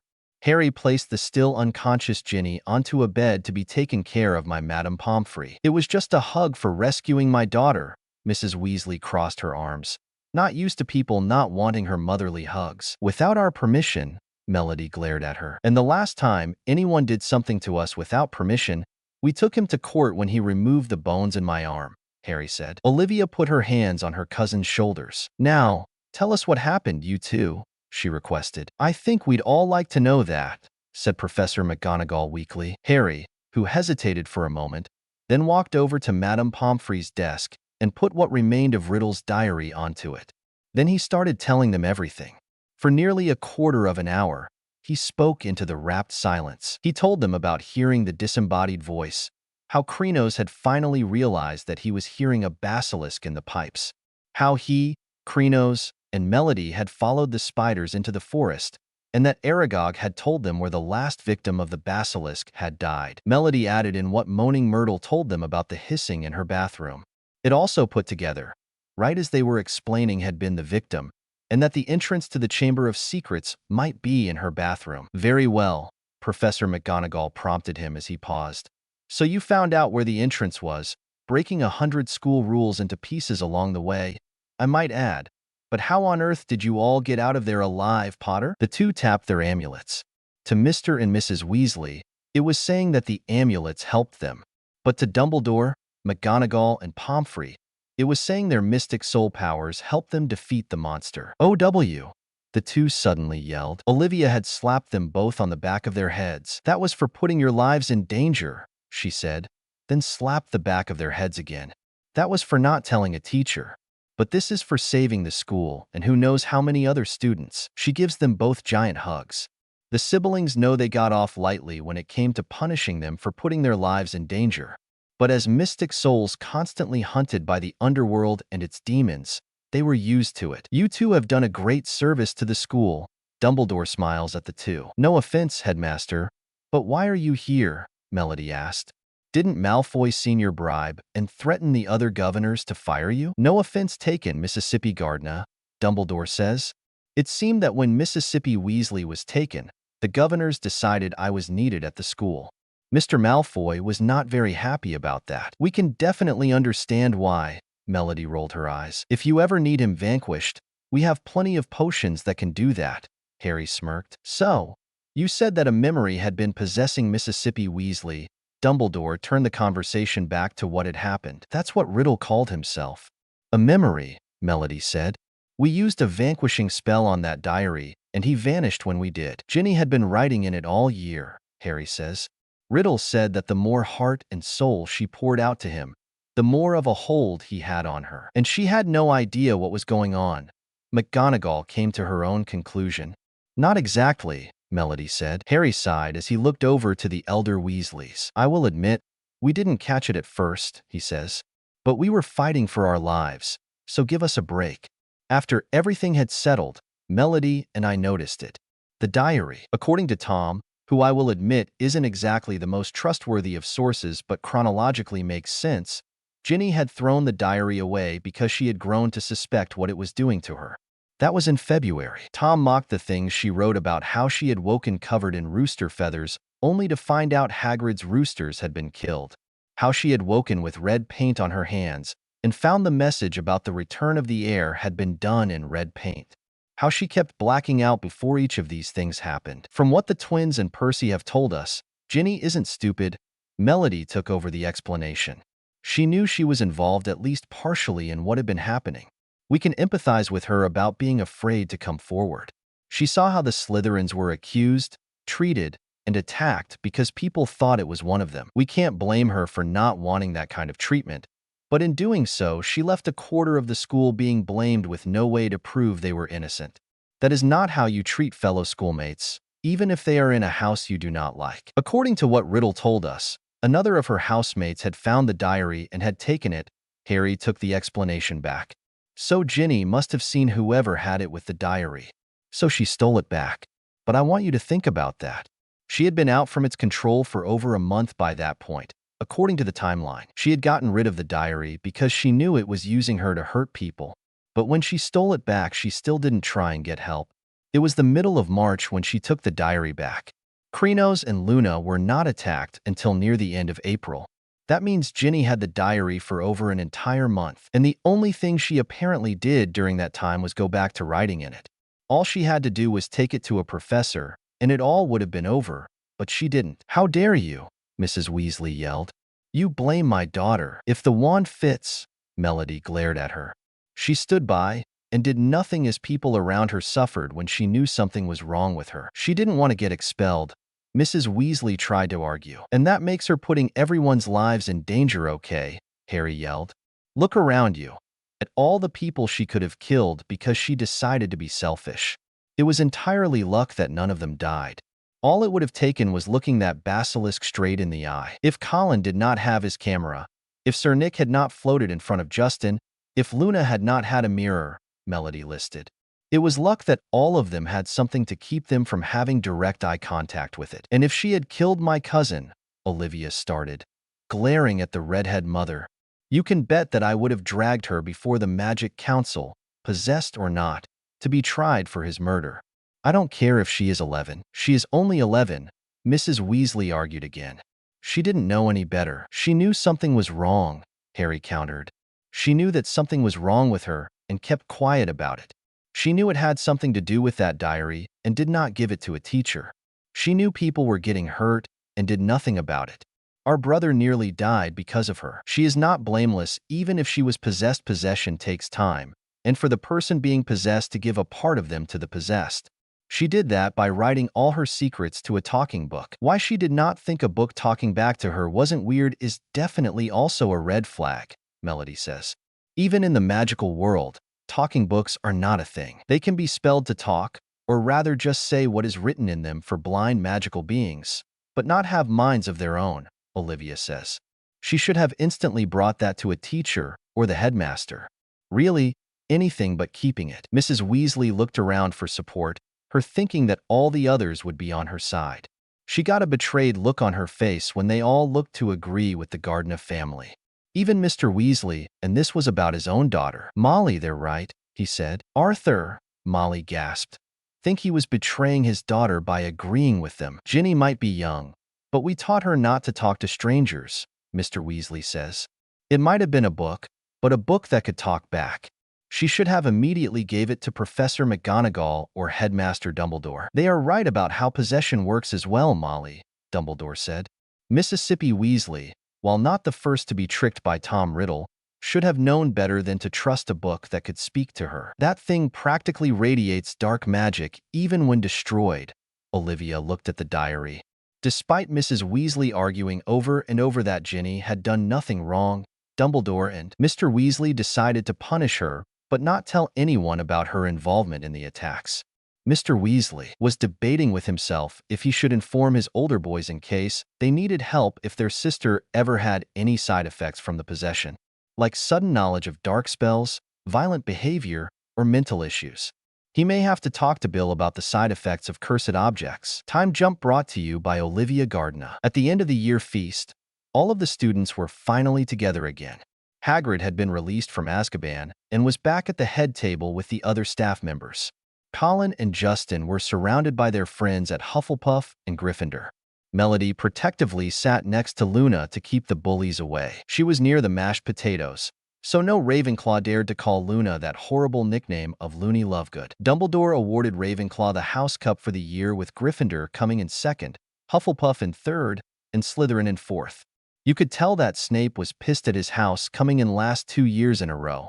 Harry and Melody had gotten 100 points each for their bravery, though no one else knew where those points had come from. Say, Harry, Neville asked his friend. What is it, Neville? Harry asked. Colin, Justin, and Luna are back. But where is Krenos? Neville asked. Yeah, Fred said. Where is Mashed Potato Boy? George chuckled. He's making an entrance, Harry smirked. We're gonna be entertained, aren't we? Lee smiled. You bet your wand we are, Harry smirked. Music then started playing throughout the hall. Harry, Fred, George, Neville, Lee, Percy, Cedric, and Luna all looked at Melody. She winked, her amulet glowing. The doors of the great hall opened. In walks Krenos in all his unpetrified glory. His friends all smiled as they knew what is coming next. You think you got the best of me, think you had the last laugh. Bet you think that everything good is gone, think you left me broken down. Think that I'd come running back. Baby, you don't know me, 'cause you're dead wrong. Krenos walked into the hall full of confidence. His friends all knew this was his grand entrance, and his siblings also knew this was a message that you cannot keep a good mystic soul down. Kelly Clarkson was, in fact, a mystic soul that had the power of rainbow aura magic. She could summon a magical aura around her that gives her certain other abilities. Like a sky blue aura gives her the ability to fly, tree green gives her plant manipulation. You get the idea? What doesn't kill you makes you stronger, stand a little taller. Doesn't mean I'm lonely when I'm alone. What doesn't kill you makes a fighter footsteps even lighter. Doesn't mean I'm over 'cause you're gone. What doesn't kill you makes you stronger, stronger just me, myself, and I. What doesn't kill you makes you stronger, stand a little taller. Doesn't mean I'm lonely when I'm alone. He walked onto the Hufflepuff table, the plates all magically moving away from him as he did. He walked down as the students all happily watched the nature mage sing. They had heard him sing 3 other times before, the past 2 Yules and at the end of last year, yet were still amazed by his talent. There were not a lot of singers in the magical world, and they were very happy to have one in their own school. You heard that I was starting over with someone new, but told you I was moving on over you. You didn't think that I'd come back swinging. You try to break me, but you see? What doesn't kill you makes you stronger, stand a little taller. Doesn't mean I'm lonely when I'm alone. What doesn't kill you makes a fighter footsteps even lighter. Doesn't mean I'm over 'cause you're gone. Harry and Melody smiled, getting up to start dancing to Crino's voice and the music. More students joined them after their friends got up to dance as well. Mundane music was not really known to Magical Britain, so all this melody and rhythm was a very nice change to just the Hogwarts school song, Blodwyn Blood, Celestina Warbeck, Spellbound, and the Weird Sisters. What doesn't kill you makes you stronger, stronger just me, myself, and I. What doesn't kill you makes you stronger, stand a little taller. Doesn't mean I'm lonely when I'm alone. Thanks to you, I got a new thing started. Thanks to you, I'm not the brokenhearted. Thanks to you, I'm finally thinking about me. You know, in the end, the data left was just my beginning. Krinos got off the Hufflepuff table, standing in front of the head table as he continued. At that point, even the teachers all started getting up to do small dances. Dumbledore happily clapped along to the music as he watches one of his favorite students sing. The only teacher not happy was, of course, Snape. In the end, what doesn't kill you makes you stronger, stand a little taller. Doesn't mean I'm lonely when I'm alone. What doesn't kill you makes a fighter footsteps even lighter. Doesn't mean I'm over 'cause you're gone. What doesn't kill you makes you stronger, stronger just me, myself, and what doesn't kill you makes you stronger, stand a little taller. Doesn't mean I'm lonely when I'm alone. What doesn't kill you makes you stronger, stronger just me, myself, and I. What doesn't kill you makes you stronger, stand a little taller. Doesn't mean I'm lonely when I'm alone. That school year definitely ended on a high note. Chapter 39. Unexpected Surprise. Chapter 39. Unexpected Surprise. Crystal Rose had always been a safe haven for the trio. They certainly had some great times at Hogwarts, ignoring how they had almost died 2 school years in a row. But it was always great to return home and be able to use their powers in the open. Since coming home, Krinos had spent the majority of his time in the Crystal Rose greenhouse. The plants they studied in herbology were certainly unique considering they were wand-user magical plants, but he missed the more enchanting plants that he and the other nature mages grew in the greenhouse. He did need to grow more illusion blossoms after giving that bunch of flowers to Fred that one Yule. Other nature mystic souls often seen with Krinos were Lily Valley, a mystic soul with the power of nature's enchantment magic, meaning she could create mystical effects by combining enchantments and plants. There was also White Forest, who had the power of nature's beasts magic. He was able to shapeshift into magical creatures, but with all of them being made out of plants that gave each shift a nature magic kick. Melody spent a lot of her time in the Crystal Rose music room. She loved not just playing the instruments, but the magical effect that her power has on them, like creating a sonic wave similar to her sonic scream when she played the violin, or when she can call a pain-inflicting shriek when playing a flute. There was no music class, magical or mundane, at Hogwarts, so she was happy to be back in her element. Other music/sound mages also liked to be in the music room with her, like Orchid Violet, a girl that had vocal manipulation magic. She not only could mimic a banshee scream or siren song, but could also change her voice to sound like anything or anyone. There was also Angel Harmony, a mage of enchanted instrument magic. She was able to conjure musical instruments that had magical effects when she played them, similar to Melody's power when she played regular instruments. Harry was constantly seen in the Crystal Rose stables. Part was because he was making up for all the missed days that he was unable to have baby animal duty when at Hogwarts. But most of it was because he generally missed all animals in the stables. Since he could talk to them, it was a lot easier for him to care for them. Care of magical creatures was the only class related to creatures that was taught at Hogwarts. But there was so much more to them than what could be taught by wand users. Sophia was always welcome company in the stables, but she did tend to have a habit of shape-shifting when she was there just to mess with Harry a little bit. Another mystic soul that was usually there was Charlie Draco, a dragon shifter mage from Romania that had the power to shape-shift into any dragon he desired. In fact, most of his shifts were what inspired the movie How to Train Your Dragon. Good thing the person that made it was a squib, so it was okay that he knew about magic. Currently, all 3 were in their happy places. Krinos raised his hands, his eyes glowing. In front of him grew a tall tree. It was a special willow tree that he had created known as the Fruit Rainbow Willow. Each branch had a different fruit growing on it, and not just normal things like apples and lemons, but also exotic fruits like mango and dragon fruit. Looks delicious, Krinos, Lily smiled as she stood next to her friend. What can I say? Fresh fruit is one of my favorite things in the world. The nature mage responded, picking a strawberry from one branch and eating it. Meow, the two heard at the base of the tree. Looking down, the two saw a black panther around the trunk of the tree. But it was actually a black dahlia panther, the flower petals around its ankles with thorn-like claws and another flower around its neck like a pendant and another on the tip of its tail. Seriously, White? Krinos raised an eyebrow. The panther almost seemed to smirk as it shifted back into their friend. The dirty blonde-haired boy chuckled as he stood back up. I can't help it if I love using a tree trunk as a back scratcher as a jungle cat, he snickered. You are very lucky we are used to this by now. Lily put a hand on her hip. Others might panic if they see a black panther roaming around. Or, in Harry's case, a black cat creature, Krinos chuckled. Has he been able to do that again? White asked. Always want to love a good jungle cat shapeshift. He can get the cat eyes and his nails grow into claws. But Melody, and I think it was his anger that mainly caused the rise in power, Krinos says. It might be another year or two before he can fully control that part of his magic. It's still very cool, Lily said. Shapeshifting is an amazing power to have. Were creature shifting is one of the rarest types there is. Very true, White agrees. I think that Chala is one of the few mystic souls in this generation with that type of power, and he can only do cat creatures. I just hope the animal instincts don't take over, Krinos says. Because we all know that when a Gardner loses their temper, nowhere is safe. The other two nodded. No kidding, Lily said. How big was that jungle you created that attacked people when you were 5? I'm pretty sure it was only 2 miles in every direction, Krinos shrugged. But give me a break on that one. I was more than just angry that day. We know. White put a hand on his shoulder. But anyway, I'm going to help myself to a mango. They're my favorite. Krinos and Lily laughed at his silliness as he picked a mango from one of the branches.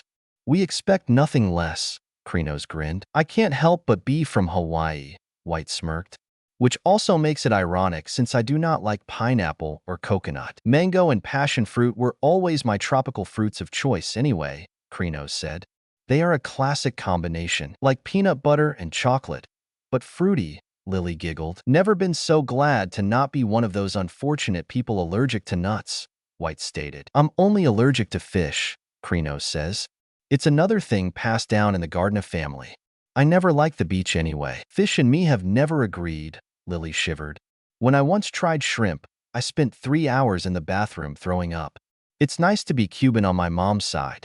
Growing up, my abuela made nearly every meal using pork. I don't think anyone has ever met another person as proud of their culture as your abuela, Krinos smiled.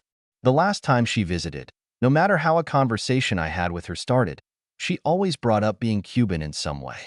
Haha, that's my abuela for you, Lily giggled. My culture uses a lot of fish, White says. Poke is one of our most well-known dishes, along with a lot of uses for spam. I'm pretty sure as nature mystic souls, anything that comes out of a can is a direct insult to us, Krinos stated. Canned or frozen, Lily agreed. Unless it's meat because freezing it is always a good way to store it. Good thing Abby's an ice mage then, White joked, making them all laugh. Crystal Rose was able to have students from all over the world, not just surrounding areas like how Hogwarts only has students from England, Scotland, and Ireland. Special wards around the school help those that do not speak the same language. They work so that while everyone can speak their own language, all they hear in return in the language they understand. For those like the Gardner Trio, who are fluent in Greek and English, they hear their first language since it is the one they understand the most. That made it a lot easier for those that wanted to go to Crystal Rose but did not speak Greek. Like how Buzz and Valia only spoke English. Or how White was fluent in Hawaiian as his first language and English as his second. And Lily only knew how to speak Spanish. Melody was playing away on the trumpet. One of her favorite things about being a music mage. It gave her instant talent to play any instrument that she picked up. And sometimes, just to have some fun, she liked to blast trumpet music into either of her brothers' faces just to annoy them a little. Even if one time that she did it by surprise got her blasted across the room by Krino's leaf storm when she startled him. But as she was playing, an apple came out of nowhere and landed in the horn of the trumpet. It prevented her from playing it anymore. Hey, Melody protested. The one that threw the apple was their friend Haley, who was not a music mage but did play the lyre and violin really well. Haley is actually one of those with creature blood that attends Crystal Rose. She is actually half Harpy, so she was born with bright red-feathered bird wings coming out of her back. Her power was known as wing change magic. She could change her wings to the wings of any other winged creature with mystical results. We're supposed to be cleaning, not playing, the half-Harpy told her. I am a music mage in a room full of instruments, Melody reminded. You cannot expect me to not play something when I'm in here. Melody took a deep breath and blew into the trumpet to get the fruit out of the horn. It shot out as if from a slingshot. Haley caught it with her hand, smirking as she took a bite out of the fruit that had been returned to her. Just be happy she isn't using her magic, Angel says as she cleaned a trombone. When I conjure a trumpet, it blasts out golden fire made of golden music notes when I play it. That's not what happens when I play it with my magic, Melody said. My magic causes a trumpet to shoot out sonic boom blasts. Everyone's magic is different, Angel says. Don't believe me? Then all you have to do is look at the girl with bird wings over there. She's not wrong, Haley shrugged. It is such a relief to actually see you attending school, Haley, Melody said. The longer I attend Hogwarts, the more I see how terrible they are to creatures and those with creature blood in them. Are they all really that bad? Angel asked. I mainly ask because being from Brazil, I never had to deal with any prejudice against creatures. It's horrifying, Melody says. There are laws preventing werewolves from having jobs, getting married, having kids. There are laws preventing vampires from hunting for food and forbidding people from donating blood to them. There are even laws that say all those with creature blood need to register at the Department of Creature Regulations in order to live in magical Britain. It's the most horrible thing I have ever heard about any magical community doing. Haley put her hand over her heart as she gasped. What in the name of Olympus is wrong with them? She exclaimed. Too many things to list, Melody responded. Most werewolves and vampires are even creatures by choice. Angel was angry. Most are attacked and turned against their will. Then they have no choice but to do whatever they can to survive. You know that and I know that, but if those idiots over there know that, then they are just ignoring it. Melody shook her head. They have about as much common sense as a rock, meaning none at all. Guess that explains how easily Olivia keeps outsmarting them. Haley laughed. True. Melody and Angel nodded. The tales of the time mages' actions against magical Britain always bringing smiles to their faces. So, is it the same inside of Hogwarts? Angel asked Melody. You have said that your head of house is half goblin and the groundskeeper is half giant. It may not seem obvious to others, but Krinos, Harry, and I definitely see it. Melody crossed her arms and leaned back on a chair. We've seen a lot of those so-called purebloods, treating them differently than other staff members. The groundskeeper can't do much, but surely your head of house can discipline them, Haley says. It's subtle things when they do it to Professor Flitwick, Melody said. Like when it is Hagrid or that squib, Filch, they openly insult them and treat them as less than dirt. But while they do not do that to Flitwick, they do other things. Something tells me I'm not gonna like it, Angel says. You're not, Melody stated. When in class, none of the pureblood snobs raise their hand to answer a question he asks the class. If they know it, they answer without being called on. It's like they think they are too good to be called on by a creature. Or times when he ever takes points off of them or even gives them, they roll their eyes when he's not looking. Like they don't think anything he does with points with them does not matter to them because it is a creature doing it to them. It's the little things they do that show they do not respect him because of his creature blood. The two girls' jaws dropped. They could not believe what they were hearing. What the hell are those parents teaching their children? Haley snapped.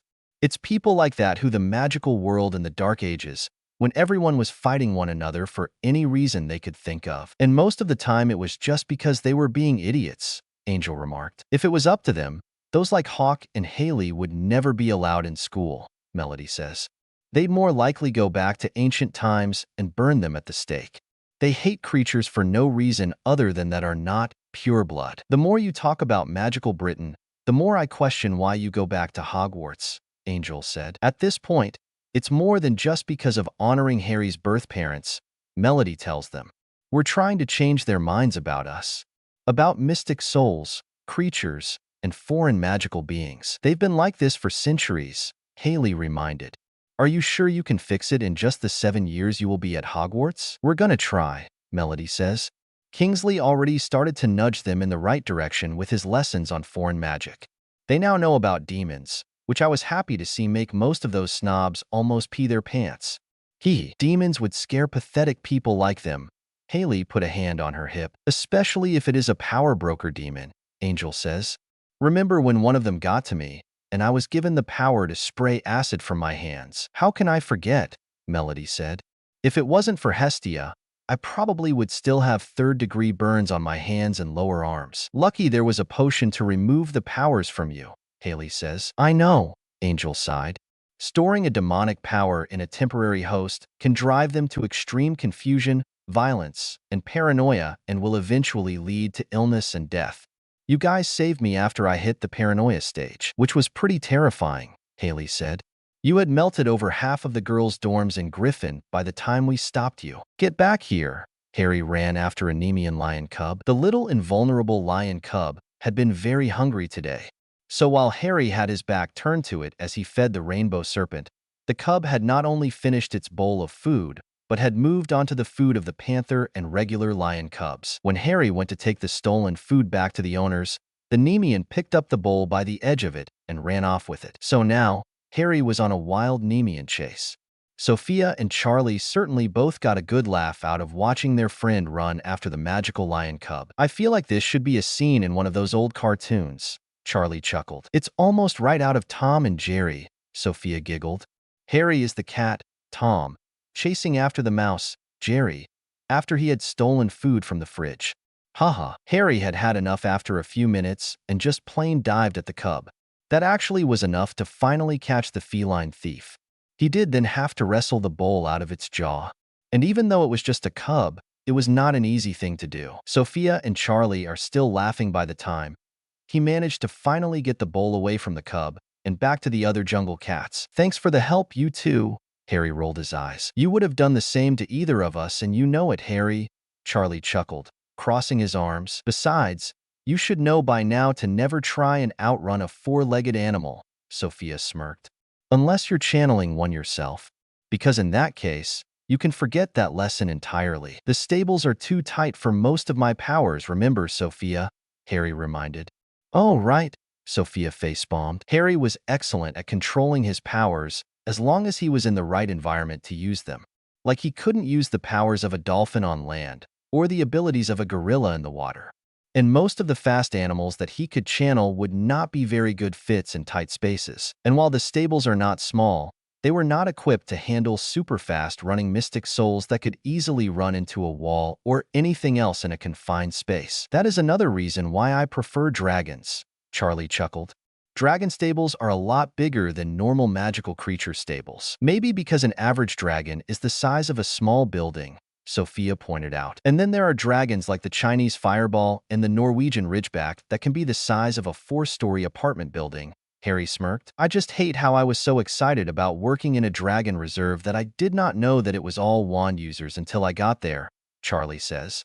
Not having to keep my powers a secret from them would make it so much easier to handle those bigger dragons. It can't be that difficult, can it? Sophia asked. I may have scars, but they are from getting hit by a dragon's wing, tail, or claw, Charlie says.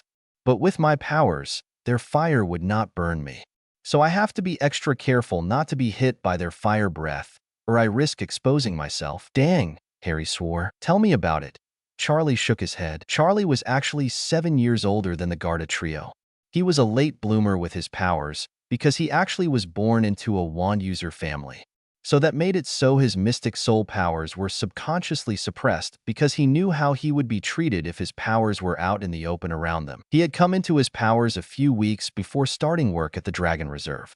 It was actually by talking to a dragon that he learned about Crystal Rose. He came for summer lessons every year, which was when he befriended the Gardener trio. One of these days, wand users will have to start accepting us, Sophia says. Otherwise, who knows how much trouble could be caused when their magic is not enough to deal with a magical problem. Considering it takes over a dozen wand users to deal with one dragon, I believe you, Charlie said. I always found dragons to be so misunderstood, Harry says. Like sirens and harpies. Everyone thinks dragons only know destruction, but they can actually be some of the wisest creatures on the planet. I once read somewhere that one of Merlin's own mentors was a dragon, Sophia said. So cool. I bet it was either a salvation dragon or a night fury, Charlie guessed. Both of those dragons would probably have a lot of wisdom to share given how long they can live for. Hopefully dragons will be one of the creatures I learn about at Hogwarts, Harry says.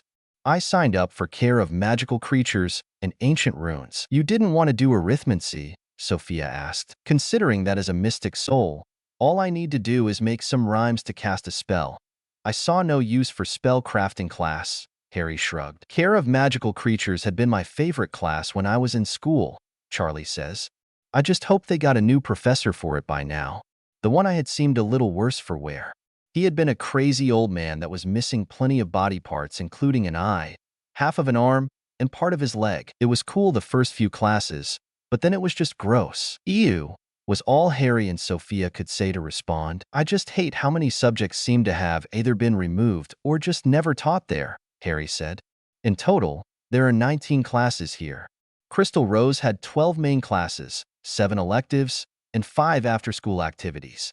Add in the after-school activities, and it is 24 classes here. Definitely a lot more than my old school, Charlie said. I just don't get how a school that is said to be the best wand user school in the world has so little classes, Harry continued.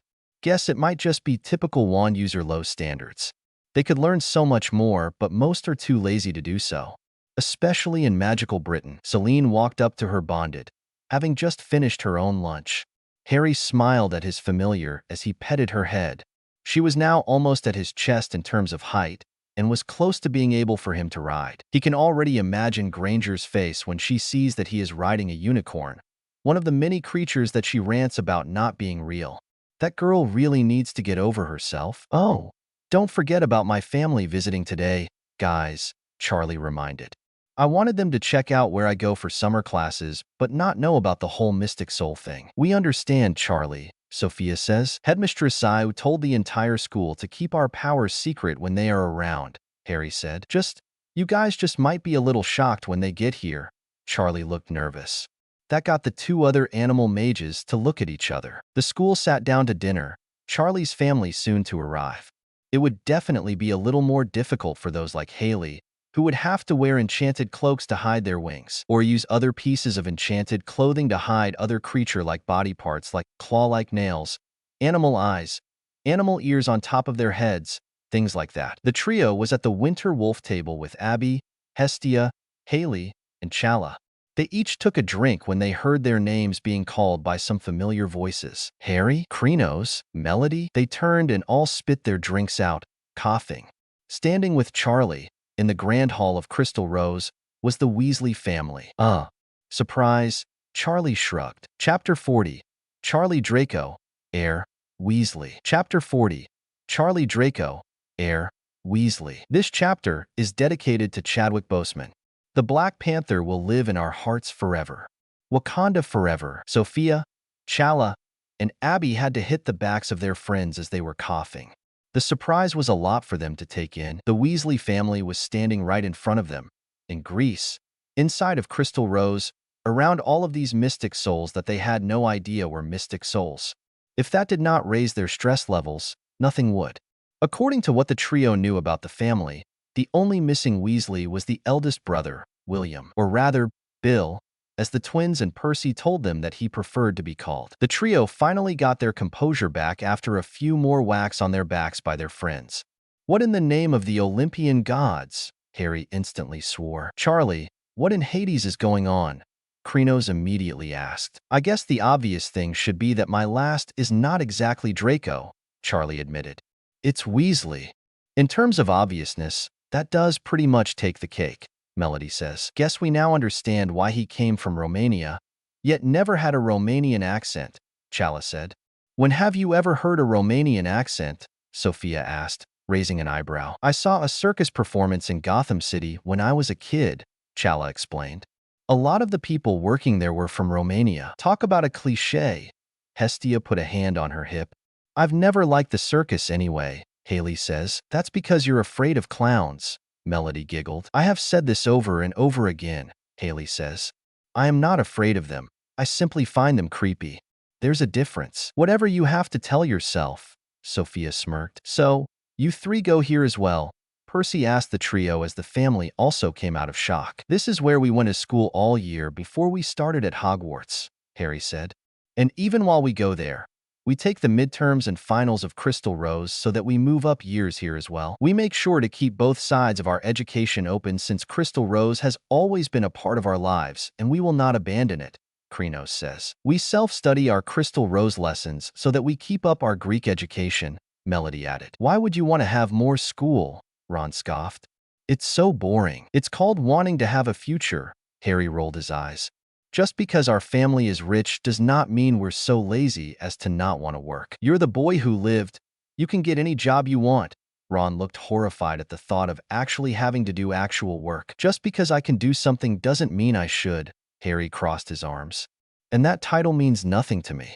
Your precious boy who lived is nothing but a fairy tale that the pathetic politicians of magical Britain made up. Can anyone be more pathetic than that fudge person you told us about?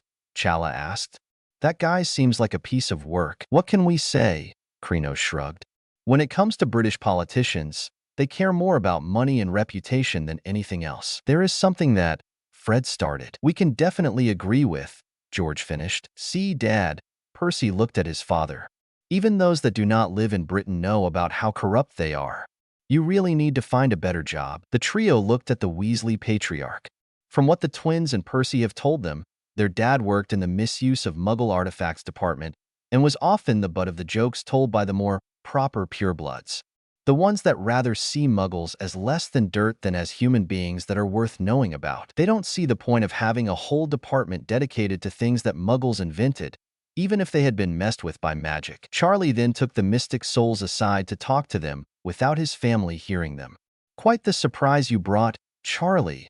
Chala crossed his arms. Look, I'm sorry about the secrecy, Charlie said. But even with family, we all need to beware of every wand user we know. While the twins, Percy, and Bill would probably be okay with my powers, and my dad might be, you think your mother, Ron, and Ginny would not be okay with it, Melody guessed. They're my family and I love them. But those three have always been so close-minded and prejudiced, Charlie said. Don't we know it? Harry scoffed. If I hear one more rant from the human garbage disposal about all Slytherins have to be evil, I am going to kill him. And forgive me if I do not want the girl that almost killed me running around my home, Krinos says. I'd rather face the demon of fear.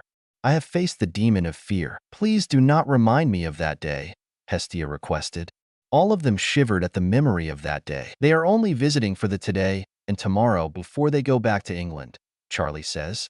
It was either this or taking them to see dragons at the reserve. And after Ginny nearly got eaten at Yule 2 years ago, I was not taking the chance. Should have let it eat her, Melody mumbled, still hating the girl for nearly killing her brother because she was being selfish. We can just keep them occupied, Charlie says. Show them around. Show examples of the magic that are not mystic soul-oriented. Have them meet some of the teachers, anything. Just help me fake that this is just like every other wand user school. The others shared looks between each other. On one hand, Charlie was their friend and they wanted to help him. On the other hand, he had been lying to them about who he was for years. Yet, on the first hand, they understood why he kept his real family and home a secret. Fine, we'll help, Harry said. But you owe us, Charlie. We can help you give them a tour of the school, Krinos says. But if any of them picks one flower from my garden without permission, you'll have plants for a family. Understood. Charlie knew better than to anger a mage of nature. Keep your wings covered, Haley, Harry advised their friend. The last thing we need is for our school to be exposed to British magicals. And we all know that those with creature blood would be the first to be targeted, Melody said. The half-harpy nodded in agreement.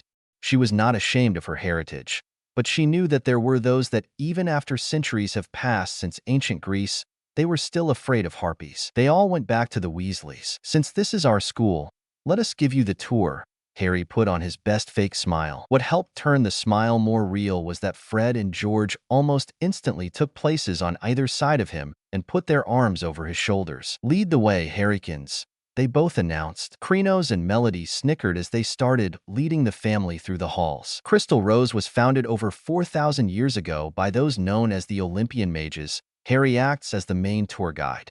They were 12 witches and wizards that were said to have been blessed by the 12 Olympians themselves.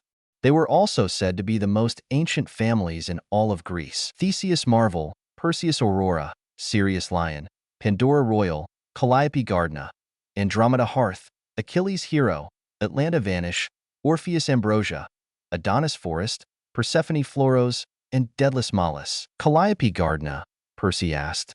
So that would make you three a descendant of one of the Olympian mages? Don't be ridiculous, Percy. Mrs. Weasley waved him off. Harry's not actually related to these people. Not that it is any of your business, Harry glared at the woman. But I was blood adopted by my parents before I had turned 5. So by blood, by magic, and by choice, I am a Gardner. Besides, have you not noticed that Harry shares the same eyes as us? Krinos raised an eyebrow. Only those with Gardner blood gain our silver eyes. And while it may be a little hard to tell with his hat, Harry also shares the same midnight black hair as us, Melody added. So don't talk about things you have no real knowledge of. The trio turned away from the redhead before she could respond to them. To answer your question, Percy, Harry started. Yes, we are. Calliope was one of the first recorded Gardners in history, and even to this day is one of our most famous relatives. Malfoy would lose it if he knew how ancient your family is, Fred laughed. He brags about being from an old pureblood family, but you guys have him beat. George also laughed. You guys know we do not care about blood status. Krinos smiled at their goofy nature. But yeah, it would be fun to see his face if he ever finds out. But we are not the only legacies in the school, Melody tells the family. Our friends White, Lion, Madison, Celeste, and Regina are all also descendants from the Olympian mages, as well as our professors Aichi Hiro, Sky Lion, and Lena Ambrosia. Krinos listed. That is actually very impressive, Percy says. There is not really anyone left that has the same name as the Hogwarts founders. There could be, Haley said. They could have simply left the country. We know that some members of the Lion family immigrated to America, and some of the Vanish family went to Japan. Interesting, Percy nodded as he followed what she was saying. Families spread out as the family trees grow, Sophia says. Take all of us, for example. We all go to school here, but most of us are from different countries. Like I'm from Italy. I am from Africa, Chala said. I'm from the United States, Hestia says. Same with Haley. And you already know Krinos, Melody, and I are locals, Harry said. There was visible disagreement on the faces of Mrs. Weasley, Ron, and Ginny. They did not seem to like how Harry was openly rejecting the English side of him. Melody opened the doors to the music room as the first place they took the family. This is my favorite place in the school, she smiled, picking up a violin. It's where those that want to can learn magical music. What's that? Mr. Weasley asked. A branch of magic well known to those that worship Apollo, such as myself, Melody explained. When you play specific songs on any instrument, it results in mystical effects. The instruments themselves are not magical, but the songs are. Watch this. Melody plays a song on the violin. Golden music measures come out from where the violin bow makes contact with the violin. The measures swirl around multiple chairs and causes them to levitate off the ground. Magical music is actually a real branch of magic, not Melody using her powers. This is a magic that can be learned by any magical being that wants to. It was mainly learned by music or sound mages who needed ways to defend themselves if their powers do not have any offensive uses. Like those such as Orchid, who only has her banshee scream or other mystical screams to fight against demons and other magical dangers. Melody soon ended the song, putting the chairs back on the floor. Most of the Weasleys applauded her. This is one of my favorite things that Melody can do. Krinos smiled fondly at his sister. This school helps students of all types of talents explore their talents with magic, Harry said. Like with those that love plants, they can get permission to have a small area in the Crystal Rose greenhouse. Yeah, Krinos nodded. I have an area there. It's the next spot on our tour. The group then leads the family through the school to the greenhouse. Unlike the Hogwarts greenhouses, the Crystal Rose one has a door to it in the school instead of just outdoor buildings. I do tell you all, do not pick any of the plants, trees, or flowers without permission, Melody warned. There are a lot of magical plants in there that could accidentally cause you harm if they are treated in the wrong way. They opened the door and let the family inside. Fred, George, Percy, and Mr. Weasley seemed to be the most amazed by the greenhouse. All types of flowers, trees, and plants covered the greenhouse from wall to wall, or rather, from one side of the glass dome to the other. There were way too many plants to identify. Ron was looking disinterested, as he did not care for plants one bit. Harry, unfortunately, lived with him in Gryffindor, so he knew that Ron's interests were basically Quidditch, food, and chess, pretty much in that order. Mrs. Weasley seemed more focused on Harry, still upset that he did not side with her daughter even when he was the one that saved her. Not to mention that he was one of the main reasons she was punished. Ginny was looking like she was going to take the prettiest plant she could find, and it did not matter that she was warned to not if she did not have permission. She glared at the backs of the siblings during the entire tour. She just knew that they were the ones that had convinced Harry that she needed to be punished for the diary incident. He was her knight in shining armor. He would never have wanted her to be punished when she did nothing wrong. They were perfect for each other, and she knew it. Fred and George followed the three to Krino's area of the greenhouse, while the other mystic souls watched the rest of the family. "Are these more illusion blossoms?" Fred asked as he looked at the flowers. "Yes, they are," Krino smiled. "You do anything with the ones I gave you yet? Remember that prank on Flint where he kept saying how he saw everything as pink for 3 days? Fred asked. "That was us using the flowers to pull a prank by combining the flowers with a color change potion," George said. "That is genius," Harry laughed. Combining the illusion blossom with a color change potion just made him see only one color instead of just becoming that color. "You two scare us sometimes with your pranks sometimes. You know that, right?" Melody raised an eyebrow. "We know," the Weasley twins smirked. "Like I said, they scare me," Melody said, her brothers laughing. "Hey, Melody." Percy came over to them, holding the book she had given him for Yule. The presents they gave them last Yule were different than before. Fred was given plants that would help him with sound-based pranks like changing a person's voice or forcing others to sing. George was given a rare small book of spells that any magic-aware could use, even if they were a squib. Melody gave Percy a book on more magical artifacts, this time artifacts known as the Shen Gong Wu. And they are from the Shou Xiaolin Showdown.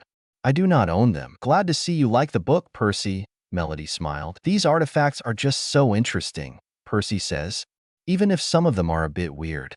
I mean, the sweet baby among us just turns into a giant golden baby? Seriously." "Hey, I just gave you the book. I didn't name the Shen Gong Wu," Melody said. "Some of them are pretty funny," Harry chuckled. "Like how the Manchurian muska turns you into a fly, but also gives you a giant craving for sugar. Haha. "Hey, don't touch those," Krino suddenly shouted. The group turned to where they heard the nature maid shout. They saw Ginny snatching her hand away from a patch of rainbow-colored sunflowers. Harry and Melody knew that those flowers were invented by Lily, and when their leaves were tapped, they acted like a piano as the blossoms shot small fireworks into the air. She called them the colorful piano flowers. "Ginny, they already said not to take any of the plants without permission," Charlie scolded his sister. "It's so pretty. I want one, so I will have one," Ginny huffed. "No, you will not," Harry snapped. "It's just one flower. Just give it to her," Mrs. Weasley ordered, as if they would actually listen to her just because she said so. "No means no," Chala said. "You do not get to take any of the plants." The mystic souls almost had to force them out of the greenhouse. They were not taking the chances of either of the Weasley women stealing a plant when they were not looking. They lead the family around more parts of the school in silence.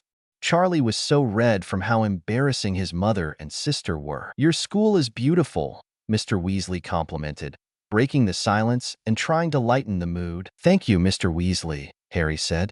"Crystal Rose is our home. Generation after generation of Gardners have walked through these halls. You should be in Britain where you belong," Mrs. Weasley grumbled, but was still heard. "If I actually belonged there, then I would be there," Harry glared at her. "But my parents rescued me from the horrible mundanes that your stupid ministry put me with. That already makes Greeks better than the British in my book. They cared about me when no British person seemed to. Your parents were James and Lily Potter, and they would be ashamed of how you are acting," Mrs. Weasley shouted. "You are British, not Greek. You're only supposed to go to Hogwarts, not this circus show of a school." "Circus show," All the Greeks yelled. They all had to force their powers not to react. Chala and Haley had to turn away as their eyes flashed into cat and bird eyes. Sophia crossed her arms, tucking her hands out of sight when her nails started to extend into claws. The trio's eyes flashed as their amulets did the same. "Mom," Charlie looked insulted. "At least none of us, circus people, ever almost killed people because of selfishness," Krenos snapped. "How dare you?" Mrs. Weasley screamed. "I did nothing wrong," Ginny screamed. "As one of your victims, I have to disagree," Krenos glared at her. The Weasley twins, Percy, and Charlie looked like they wanted to be anything but related to those two. "Really glad you brought your family here, Charlie," Harry sarcastically told his friend. Chapter 41. Padfoot. Chapter 41. Padfoot. Sitting at the Winter Wolf table in the Grand Hall, the Mystic Souls were seriously sick of the redheads at this point. They were ready to start banging their heads against the nearest wall, just to knock themselves out and finally get some peace and quiet. They had to hand it to the twins, Percy and Charlie. Those four obviously had very thick skin in order to have lived with those annoyances their whole lives. If anything, knowing that they were related showed why none of them cared about what others thought out them. They always had to ignore how their own mother criticized almost everything they did. So it was probably easy to ignore what non-family members think of them if they can ignore what their own mother thought of them. It was like the woman could only ever see what they did as wrong no matter what they were doing. If she wasn't yelling at them, she was ordering them around. When she learned that Charlie still had not found a good and pretty girl to settle down with, that only added to the long list of things she wanted to change. Melody had even caught her trying to take the book that she had given Percy for Yule, saying that he needs to focus more on getting a job at the ministry instead of ridiculous artifacts that are probably fake. To begin with, it took everything Melody had not to take the book herself and bash the redhead's head in with it. She acted like she was the boss no matter where she was, and was driving everyone in Crystal Rose mad. And whenever any of them, her own children or Crystal Rose students, refused to do as she said, she would throw a tantrum that a 5-year-old would be jealous of. Her youngest two were not any better. Ron was obviously a very jealous and envious person. He wanted a life of wealth, luxury, and power, but was too lazy to actually try and earn it. So he simply would demand and shout at everyone while trying to bully them into respecting him. Not to mention how jealous he would look whenever he saw students with nicer clothes, jewelry, or even just new school supplies. When he saw Angela with her gold keys on her belt, he looked like he was about to literally turn green with envy. He was also such a bully that they had caught him several times trying to push around the younger students for no reason. They've seen the students aiming their powers at his back after he finally leaves them alone, tempted to vanquish the brat right then and there. If he kept this up, someone was not going to be able to keep their temper in check at some point. Ginny was probably the biggest brat they were unfortunate enough to meet. It seemed that she actually believed that she could have anything she wanted just because she wanted it. She was driving the Mystic Souls insane with the number of times someone had to take something out of her hands that she tried to take. That included more flowers from the greenhouse, a flute made out of silver from the music room, and several pieces of jewelry that some of the younger students had that she tried to demand they give her. She even dared to try that with Angel for the diamond treble clef necklace she always wears. The normally sweet girl had to literally be dragged away by Lily and Haley before she could call one of her instruments to use on the brat. But the worst part was actually how she also seemed to follow Harry around like a lost puppy. Everywhere he went, she tried to follow. Even when he was in the bathroom, all three Gardeners had to stop themselves from vanquishing her when she did that. How are Fred, George, Percy, and Charlie still sane after living with them for most of their lives? Krenos tried hard not to slam his head into the table. "I feel like I'm going insane from just one day of them being here," Chala groaned. "We have to give them mad props for actually having self-confidence when their mother seems to think everything they do is wrong." Harry crossed his arms. "I could never imagine having a mother like that," Hestia says. "Sure, mine died when I was young, but she taught me that being kind was my greatest strength. She encouraged me to be who I am." "She is obviously another one of those pathetic British magicals that think their way is the only way," a male voice said. The group looked up and saw Buzz and Valia approaching them. The two had stayed away from the British family in case they recognized them from pictures of them in the Prophet when they had first fled the country. Their families had reported them as missing in an attempt to force them back, but it obviously failed. And even after years of being away, The two still held deep hatred for their former families. The two had really grown into their powers since they discovered them. Buzz, having gotten the nickname from his powers, was a bumblebee mage. Not only did it give him bee wings out of his back, but he also had different abilities depending on the bee spell that he would use. Like his wasp pin missile spell would fire off multiple missiles of light that stung like a million wasps at once. Valia was similar, but also very different. She was a butterfly witch. Like Buzz had his bee wings, she had her butterfly wings. Her magic was also a more fluid and free than Buzz's. She did use butterfly spells based on actual butterflies, like Monarch and Swallowtail, but she also had a theme of silver wind magic added to her arsenal. Her favorite spell had always been her butterfly silver tornado, where she would spin in a circle and create a cyclone of her enchanted wind around her. You two really love trash-talking your home country, don't you? Melody guessed.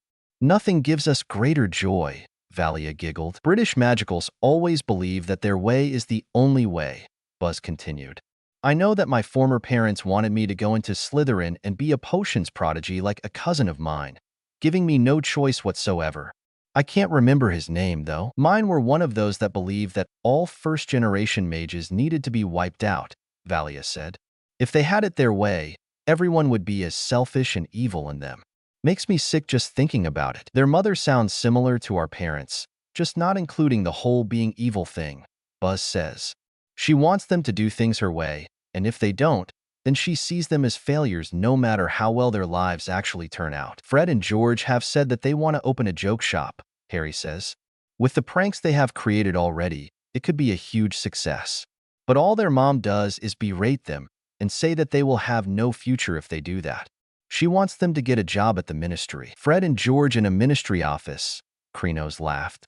Now that is a hilarious mental image. They'd be fired in less than a week for pranking their coworkers and doing their best to get on the nerves of those pompous purebloods, Melody smiled. The day those two work for the ministry, we will definitely need to check them for mind control potion and spells, Harry stated. It's barbaric how some people actually do use those, Valia huffed. I know for a fact that my former parents used loyalty and compulsion spells on my older brothers to force them to act the way they wanted. They didn't use them on you, Hestia asked. I was too young, Valia explained. Using those types of spells or potions on a kid can cause permanent damage to the brain. Same how it is said that children birthed through use of a love potion takes away that child's ability to love. Anyone that dares use those potions does not deserve real love, Buzz sneered. They're so stupid that they think it creates real love, but it is basically a liquid imperious curse. I never put much stock into rumors, but I heard Madame Pants the librarian talking once, Melody says. She was talking with Professor Sinestra after Fred and George got another howler from their mom about a prank that turned most of a corridor into a swamp. She really needs to stop with those howlers, Krenos complained. She sends one to the twins almost twice a month. Anyway, it seemed that according to them, their mom and dad getting together was completely random and out of the blue, Melody continued. Their dad could almost be described as a person that hated her until they suddenly started dating near the second half of their 7th year and got married right out of Hogwarts. Sounds like she may have done something to him, Chala said. Would not be the first time I have heard of a woman getting the guy she liked drunk so she could sleep with him and get pregnant. Their dad seems very noble, so if that did happen, he would almost be forced to marry her to not have their kid be known as a bastard child, Haley says. He definitely seems like the type to not punish a child for the faults of their parent or parents, Sophia added. At least, even though the Weasley family is pure blood, he does not act like a lot of other third generations do over there, Harry said. Unless you count those younger too, Hestia rolled her eyes. Just be glad Angel is staying in the music room. Lily and Haley might not be enough to stop her from killing that brat next time. Would we even want to stop her if that brat tries to steal anything else? Melody raised an eyebrow. Probably not. But sadly she is Fred, George, Percy, and Charlie's sister, Krenos said. So we cannot condone the vanquishing of Ginny, no matter how much as want to. That youngest brother of theirs is also nothing but a bully, Sophia says. I have never met anyone so full of jealousy. How he has such a giant ego yet still lacks confidence in what he has is beyond odd. Chala crossed his arms. He is so full of himself, thinking that he can just demand everything he wants and it will just be given to him. He did try that with my broom back in our first year, Harry remembered.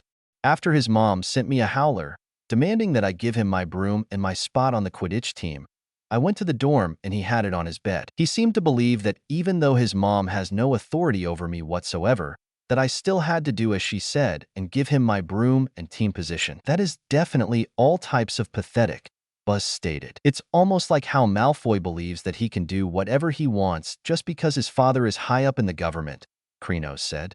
His favorite saying is, when my father hears about this, he will never grow up if he keep relying on his father's name to get everything he wants. If it is not his father, it is also Snape getting him out of almost every punishment he is given, Melody says. I am pretty sure that the one Sprout gave him for using that word mudblood is one of the few that he actually had to do. The way he favors Malfoy definitely proves that bullies stick together, Harry says. Snape is an adult bully looking out for his bullying student. It's like that school is a breeding ground for all different types of bullies, Melody scoffed. Zachariah Smith is certainly a bully in Hufflepuff, Krenos says. He thinks he is so high and mighty just because he is related to Helga Hufflepuff, our house's founder.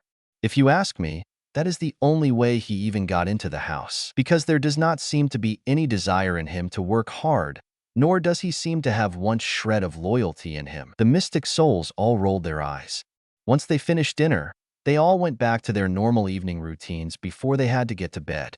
Harry was walking down one of the corridors when Fred and George almost materialized in front of him. How they knew where he was, he did not know. Was he going to argue with their presence?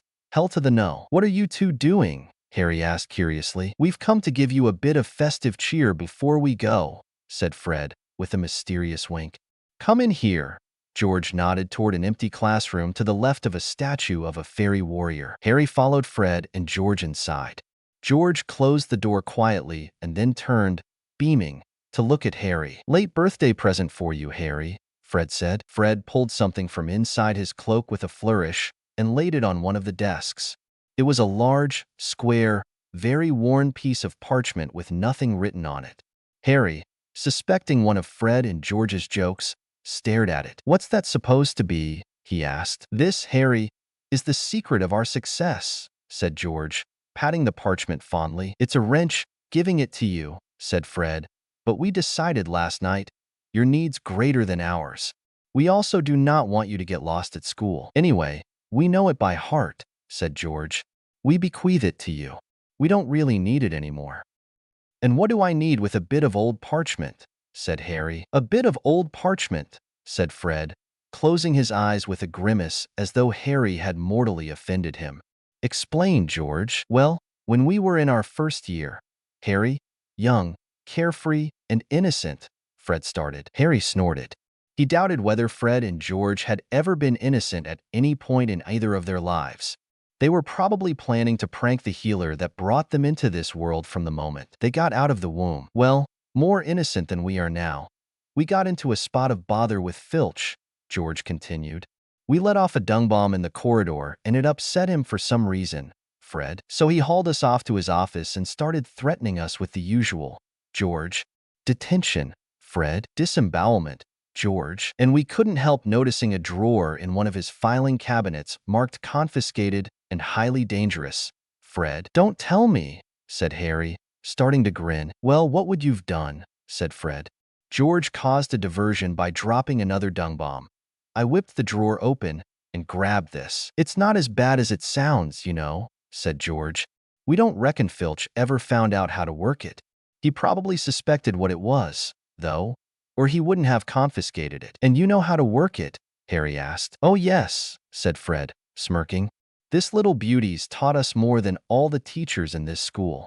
You're winding me up, said Harry, looking at the ragged old bit of parchment. Oh, are we? George smirked. He took out his wand, touched the parchment lightly, and said, I solemnly swear that I am up to no good. And at once, thin ink lines began to spread like a spider's web from the point that George's wand had touched. They joined each other, they crisscrossed, they fanned into every corner of the parchment. Then words began to blossom across the top, great, curly green words that proclaimed Messrs. Mooney, Wormtail, Padfoot, and Prongs. Purveyors of aids to magical mischief makers are proud to present the Marauder's map. It was a map showing every detail of the Hogwarts castle and grounds. But the truly remarkable thing were the tiny ink dots moving around it, each labeled with a name in minuscule writing. Astounded, Harry bent over it. A label dot in the top left corner showed that Professor Dumbledore was pacing his study. The caretaker's cat, Mrs. Norris, was prowling the second floor, and Peeves the poltergeist was currently bouncing around the trophy room. Moony, Wormtail, Padfoot, and Prongs, sighed George, patting the heading of the map.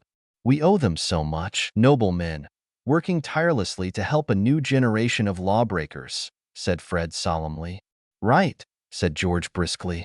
Don't forget to wipe it after you've used it, or anyone can read it, Fred said warningly. Just tap it again and say, Mischief managed, and it'll go blank, George instructed. It's so cool.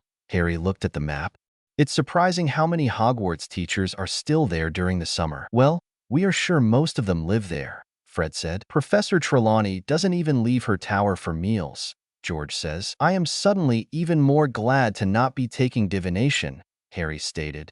That woman sounds like she is a few cards short of a deck. Most people think that about her, Fred says. Hardly anyone even thinks she is a real seer, George added. I certainly doubt that she is, Harry said. Magical Greece is known for the Oracle of Delphi. She would be ashamed that a fraud attempts to teach such a sacred art. Before they could talk anymore, Harry's mirror phone started going off. The same started with every mirror phone in Crystal Rose. All of them were getting the same alert. Even Fred, George, and Percy's, even though theirs were like training wheel phones before they were given the real deal. Harry looked at the alert. A prisoner broke out of Azkaban. His eyes widened. No wonder we got an alert.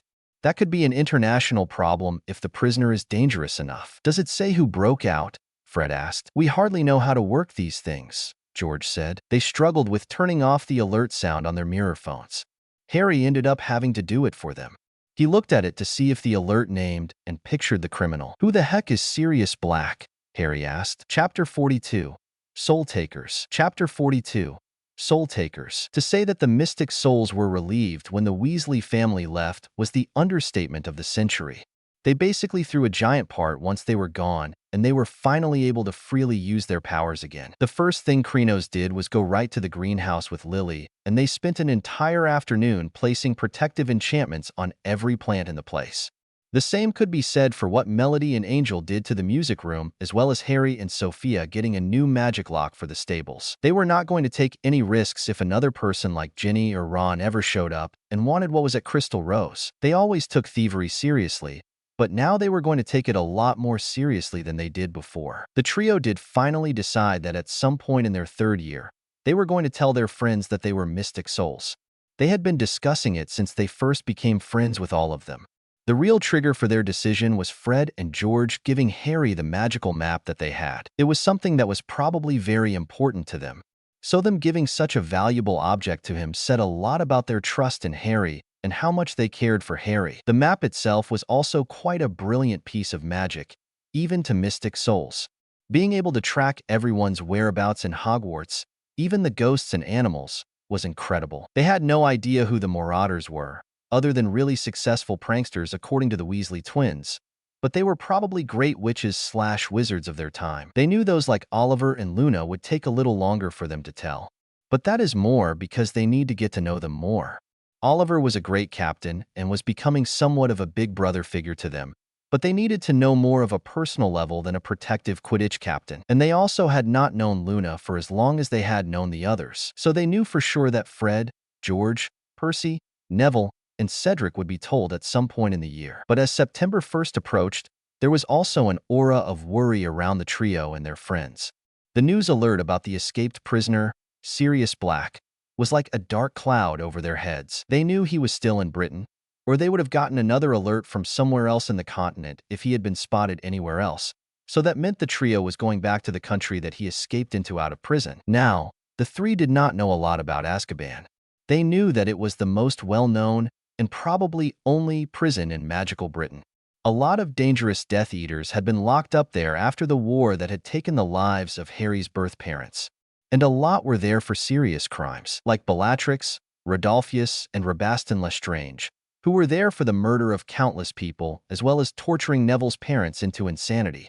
There is also Antonin Dolohov, who was in for murdering Fred, George, Percy, and Charlie's uncles, Fabian and Gideon Pruitt. In magical Greece, there were 4 main prisons.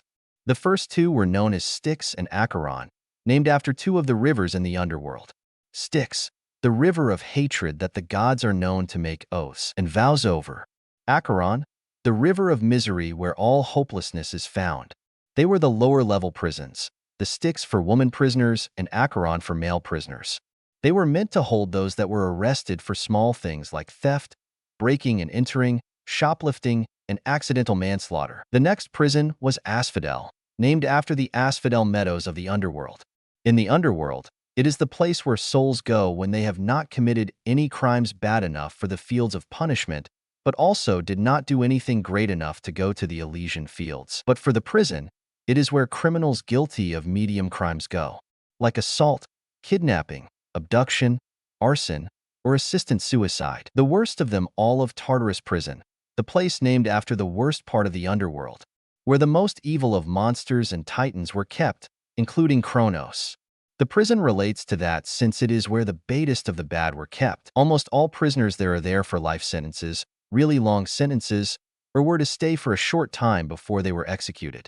Their crimes ranged from murder, mass murder, and rape or even treason, use of black magic, and attempting to break the stature of secrecy. It had been used for thousands of years, ever since it was established, and no one was ever able to break out. Unlike Azkaban, it seemed, there were dozens of wards, enchantments, and curses placed on every prison to keep any and all prisoners in. No one believed that torturing the prisoners would do anything good, except make them crazier than most of them already were, but there were special spells in place to try and force a change in the prisoners. A few times every week, while they sleep, they would dream of their crimes from the point of view of their victims.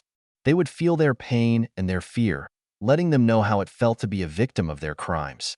It would help them change their ways and make sure they do not do anything like that again. Unfortunately, there were still those that were repeat offenders.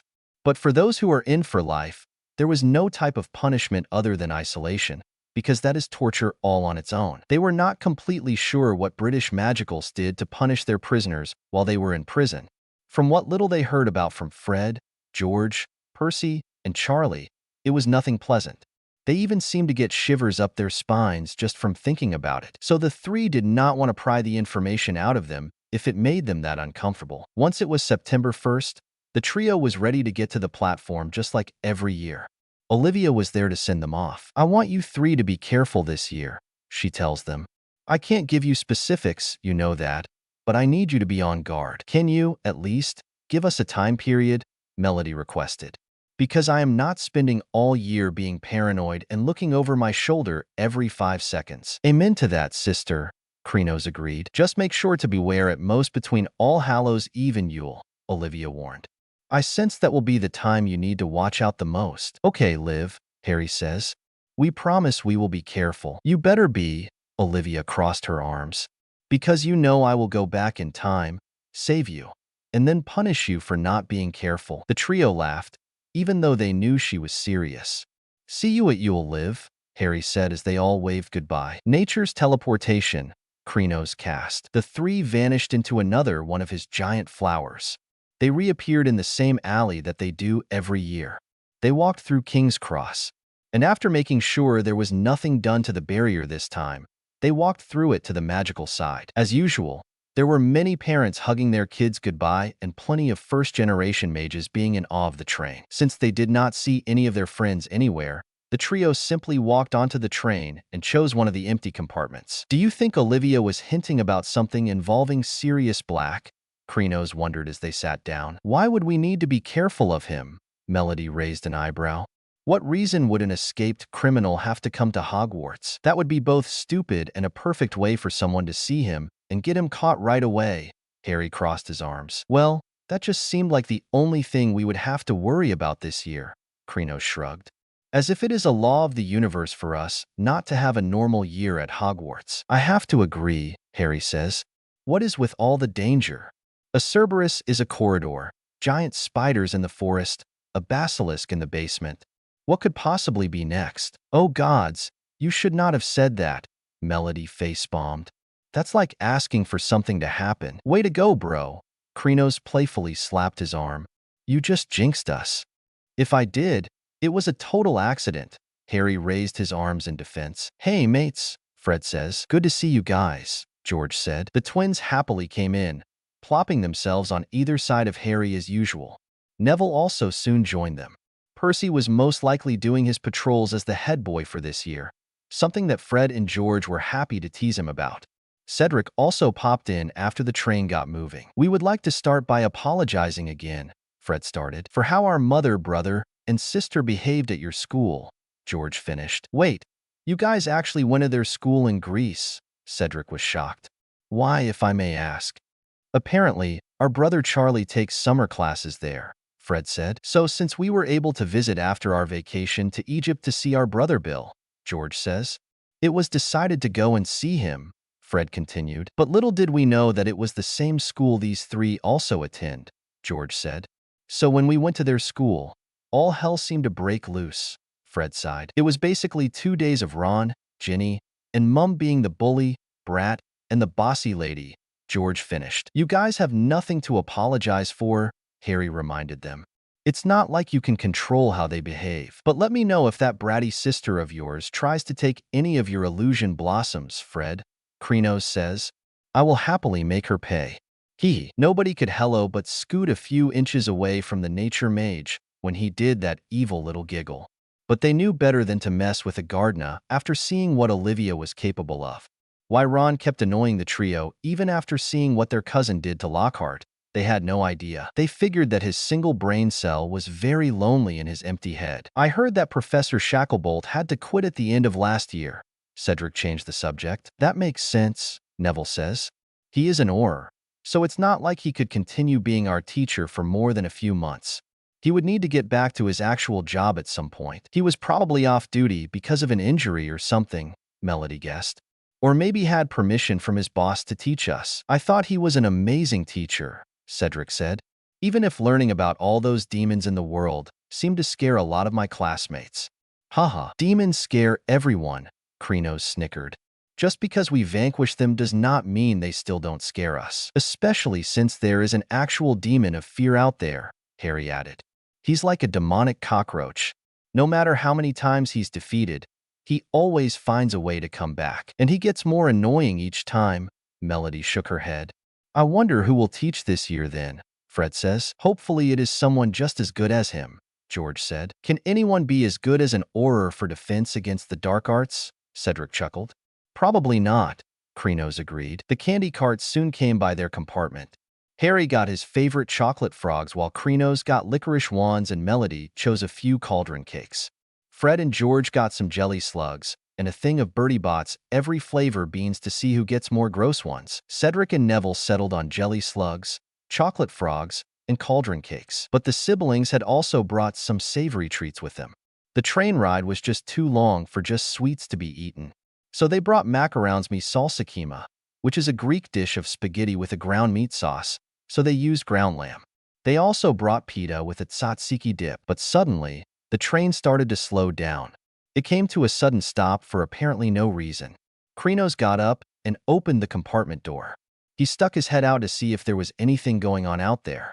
He was not the only one that did that, as multiple heads were sticking out of compartments all along their car. Harry looked out the window. We aren't at Hogwarts yet, Krinos said.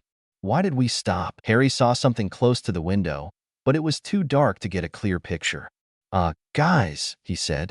Something just flew past the window. The others all tried to look out as well. Please tell me that it's not another flying car, Melody said, making Fred and George go red from embarrassment. Good news for the Great Hall roof is that it was a lot slower than a flying car, Harry stated. What is going on? Cedric wondered. Suddenly, it also got cold and the lights of the train also went out. Cedric, Melody, and Harry all lit their wands with lumos to give them some light. It got so cold that they were able to see their breaths when they breathed. Okay, did Abby or her brother sneak aboard the train or what? Krinos shivered in the cold. also seeing frost being formed on the window and compartment door. The British wizards looked at the trio with strange looks. "Sorry, inside joke," Harry said. "Our friend Abby and her brother Cryo have always favored ice and snow spells." That was enough to satisfy their friends, while covering up Abby and Cryo's real powers. Cedric got up to go and check with some of the other older years to see if they knew anything. But the door slid slowly open before he could reach it. Standing in the doorway, illuminated by the 3 lights at the end of Cedric, Melody, and Harry's wands, was a cloaked figure that towered to the ceiling. Its face was completely hidden beneath its hood. Harry's eyes darted downward, and what he saw made his stomach contract. There was a hand protruding from the cloak, and it was glistening, grayish, slimy, looking and scabbed, like something dead that had decayed in water. But it was visible only for a split second. As though the creature beneath the cloak sensed Harry's gaze, the hand was suddenly withdrawn into the folds of its black cloak. And then the thing beneath the hood, whatever it was, drew a long, slow, rattling breath, as though it were trying to suck something more than air from its surroundings. There was a horrible feeling as the thing seemed to float more into their compartment. It was like every last bit of happiness and light was being sucked out of their lives. But it was only for a split second before Harry, Melody, and Crino's amulets all started to shine with bright lights. At once, all 3 amulets shot beams of light at the creature before it could get any closer to them.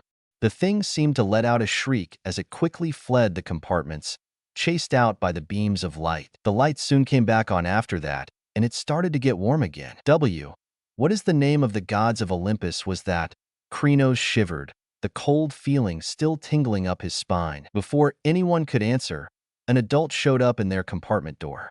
He looked a little worse for wear with old-looking clothes, scars, and with hair and mustache that both looked like could use a trim. "Is everyone all right?" he asked. "We're fine," Melody tells him. "It was a good thing that our amulets have a natural tendency to protect us." "What even was that?" Harry asked. "It had an aura around it that made it feel like I would never be happy ever again." "That was a Dementor," he tells them. "Horrible creatures that are used to guard Azkaban. But our minister decided that they were the best choice to help search for Sirius Black." "Why would they think he would be on the Hogwarts Express?" Cedric snapped. "There are 11-year-olds on this train, and they think it's a good idea to have those creatures around them." "I was on my way to check on them next," the man said, then taking out a bar of chocolate and giving us each a piece. "Eat this. It will help deal with the effects the Dementor left." They all took the chocolate before the man left. "Well, I'm not sure we just met the defense against the dark arts teacher," Neville said, still shaking a little as he nervously bit into his chocolate. "Your government seriously uses those things to guard their prisoners." Harry was shocked. "They use the threat of the Dementors a lot," Fred said, "thinking they can scare their citizens into not breaking the law," George says. "Dementors are said to be fear given a physical form," Cedric explains. "They literally suck the happiness out of their victims. Just being around them brings up your worst memories. And for those that the court deems dangerous enough, they are given the Dementor's kiss." "What does that mean?" Krinos asked. "It means that a Dementor will suck your soul right out of your body," Cedric tells them. Chapter 43. Chat with a Moon. Chapter 43. Chat with a Moon. The trio, Cedric, the Weasley twins, Neville, and a few other students were immediately sent to the hospital wing once the Hogwarts Express arrived at the school. They were not surprised, given the aura and abilities the Dementor had. Any students that had been exposed to it should go right to the hospital wing. Madame Pomfrey looked a little busy. Just kidding. She was obviously overwhelmed with the number of students that came to her before the term even began. The siblings always pitted the poor nurse because even with how skilled she was almost as overworked as McGonagall. She was one person taking care of almost 1,000 students by herself. And it did not help that she also had a habit of keeping students overnight if she thought that they needed to be. It made sense for when Harry had to have his arm bones regrown. But for simple things she could fix in a few minutes, like a broken arm, it was not as necessary. Madame Pomfrey did also have a reputation at Hogwarts. She was known as the Dragon Lady of the hospital wing. When you take into account her fierceness when it came to her patients and how protective she got when it came to them, you could definitely compare her to a mother dragon protecting her nest. But when almost 24 students came into the hospital wing because of the Dementors, You could almost see her sweating behind the fury in her eyes. Dementors near children, she rants as she takes care of them. Could our minister be any more stupid than to place those horrible creatures near a school? This is the same man that barged into a courtroom in Greece and tried to order people not under his power to let Lockhart go free, Harry reminded her. It does not surprise us at all that Idiot is involved in this. Melody rolled her eyes. That's it. I'm keeping Olivia on speed dial. Krinos got out his mirror phone. Not that I think even she can talk sense into that imbecile. Common sense and British Ministry of Magic do not mix. Harry crossed his arms. Didn't most Death Eaters bribe their way out of prison after claiming to be under the Imperious Curse or something? Right you are, Harry, Cedric said. My father works at the Ministry in the Department of Magical Transportation, and he always comes home complaining about the number of Death Eaters that walk around the Ministry like they own the place. Sounds like your dad, Fred started. Is in the same boat as ours, George finished. My gran says the same thing, Neville says. But while technically she is on the side of the light on the Wisengamot, a lot of her personal beliefs are more on the gray side of things. Mind explaining, guys? Melody requested. The siblings knew that Harry was the future Lord Potter, but mainly did not know anything about how politics worked in magical Britain. Well, beyond a lot of bribing and corruption that Kingsley complains about whenever he visits Chala at Crystal Rose. Well, the Wisengamot is the main government body of our country, Cedric explained. It is made from the lords and ladies of all houses with titles. Only one person can be the true representative of their house, with a few exceptions. Take our uncle's house, for example, Fred said. House Pruitt's heirship is passed down through magical twins, George says. So after our uncles were killed during the war, Fred started, the heirship passed to us, and we have our great-aunt act as proxy, George finished. The trio nodded, understanding that not all families were run the same way.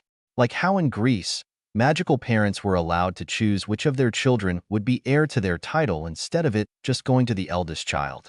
There were some families that did stick to just their eldest child. Others just have one child so that they don't have to choose. There were even some that chose the child that seemed to be the most inclined toward politics. The twins had also told the trio how them being the heirs caused a lot of friction between them and their cousin, Mafalda Pruitt. Apparently, she was the granddaughter of their great-aunt, Muriel Pruitt. The girl had it in her head that she deserved to be heir more than the twins. Fred and George had actually said that when she came to Hogwarts the year before the trio did, she being a year behind the twins, she acted like she was the heir. She was sorted into Hufflepuff and actually believed that she was the Pruitt heiress. They sent a letter to her grandmother, and from all the pouting and glaring at them that she did the next school year, she was told the truth. Only now she takes every opportunity she can to say how she would be a better heir whenever the twins were in hearing distance of her. The Wisengamot is unofficially decided into 3 parts, Cedric continued. The light, which is for those that continue to try and change our world, like more acceptance to the Muggleborns and such. The dark, which tries to keep the magical world as it is, as well as constantly trying to get laws passed to make things harder for creatures and Muggleborns. The gray, which sees things from both sides and tries to keep things equal, but mostly just sides with the side that makes better points. Sounds complicated, yet also simple, Melody says. If it was up to us, the gray section would be more like trying to please both sides while trying to make a difference, Harry said. What do you mean? Neville asked. In Greece, everyone in the government tries to please all sides while not taking one side over the other, Krinos explained. Like when schools were first given the okay to have creature students, people did have concerns. Like when the were creatures would change, but with special wards being used to keep them calm or in a single area, that problem was easily solved, keeping all sides happy. That might work for you guys, Fred said, but almost everyone hates werewolves here, George says. Maybe an example of an issue of this country would be better, Melody thought for a second. Like the acceptance of first-generation mages, your light side would have traditions, Sabbaths, and magical culture thrown out like they have been doing, Harry says. Your dark side would prevent them from entering the magical world at all and bind their magic the moment they were discovered. To us, there is a very easy solution. We handle first generations very differently back home, Krinos took over. When magic is detected in a non-magical area, it is investigated. If a first generation is found, government officials visit the house. There is a great number of times where they are forced to take the child and erase the parents' memories because the parents are abusive toward the child and see their magic as the devil's work. If that is not the case, the parents are given ways to communicate with the magical world in order to help them understand their child. They take children from their parents, Neville gasped. They are not left with much of a choice, Melody says. Abuse is a real problem for first generations. Parents think it's okay to put their children through beatings, exorcisms, verbal abuse, mental torture, just because they believe it will rid them of their devil powers. It's horrible. Olivia checked public records after Fudge tried to send Harry back to his mundane aunt and uncle, Krenos said. Over the years, there have been dozens of deaths of children, all of them at the hands of their parents or relatives, all of them being first generations. None of them ever getting help because no one ever cared enough to. There are even records of Dumbledore, Sprout, Flitwick, and even Madame Pomfrey trying to get some of these kids out of their abusive homes, but someone always puts a brick wall in front of them. The trio shook their heads, deeply ashamed at how magical Britain handles abuse. It's one thing to believe that the children were not being hurt because it was their family that was said to be hurting them, but the British ministry seemed delusional about it. Plus, it was very obvious that it was former Death Eaters that made it so no one would be doing anything for these children. Olivia had even found records of children born, but none of them ever went to Hogwarts, nor were ever reported missing.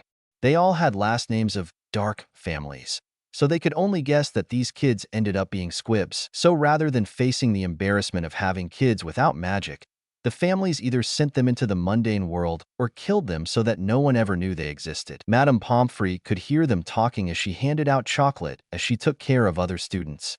She was ashamed to admit that they were right. Government officials had prevented a lot of Hogwarts staff from helping plenty of abused kids. "Did any of you get any chocolate?" she asked, changing the subject when she came to check on them.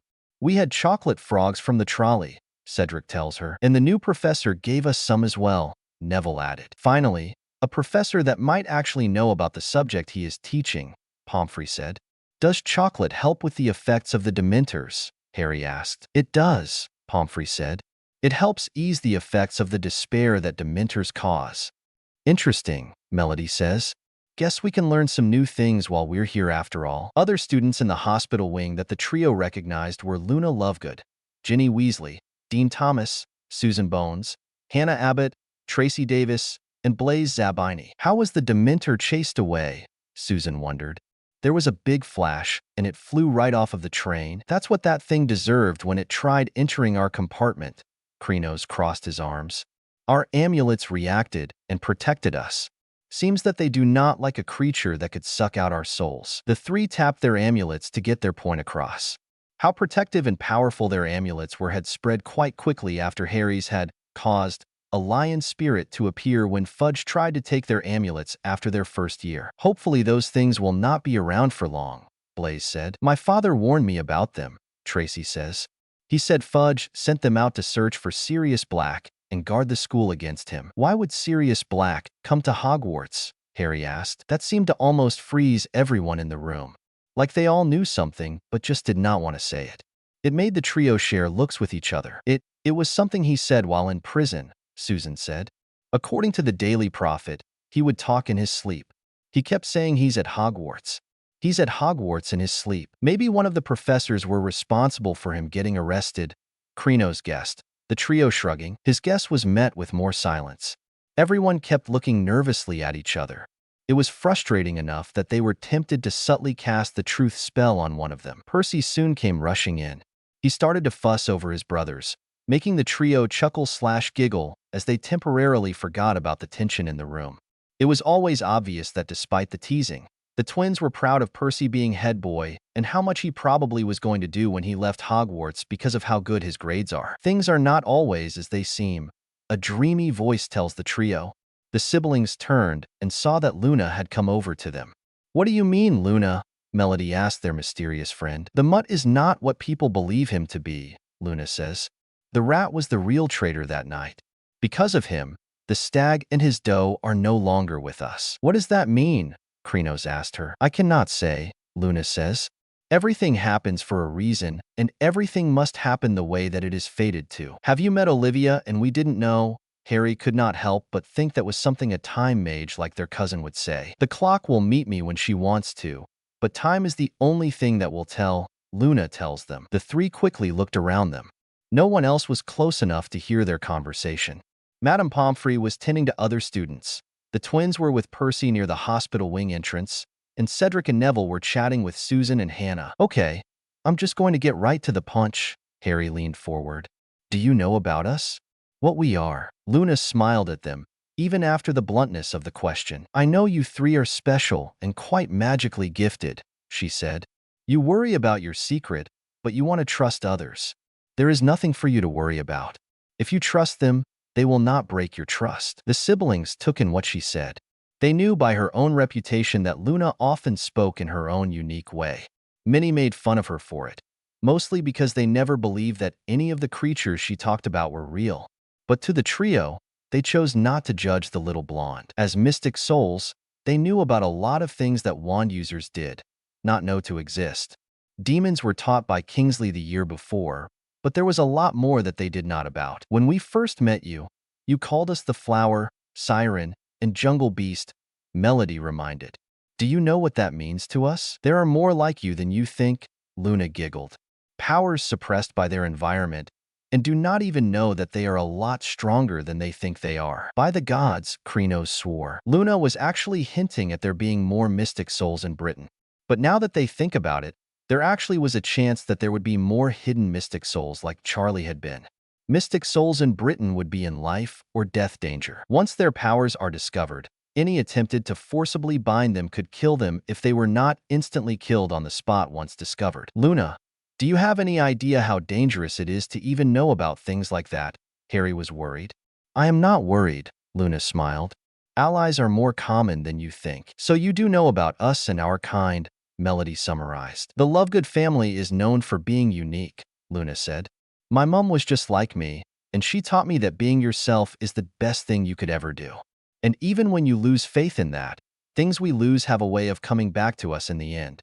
If not always in the way that we expect. Your mother sounds like she was an amazing woman, Melody smiled kindly at the blonde. I figured that the twins and Percy would have told you about her passing, Luna says.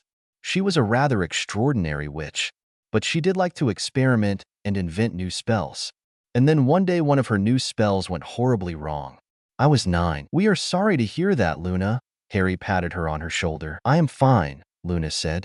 Mum will always be with me, especially since she did pass on her gift to me. You're one of us as well, aren't you, Luna? Krenos asked. Luna smiled. Mum liked to call it crystal enchantment magic. Channeling different types of magical gems give us specific abilities. An aquamarine will let us breathe underwater. Crystal quartz enhances our natural mind abilities. Emerald gives us earthbending powers, and many more. A very powerful magic to have. Melody was shocked. Do you know of any other mystic souls that could be here? Harry asked. Because if there really are more of us here, they are in grave danger if their powers reveal themselves in front of wand users. Lovegood women are known for being able to see many things, Luna says. But even we do not have such clear sight. We're going to have to do something, Harry said.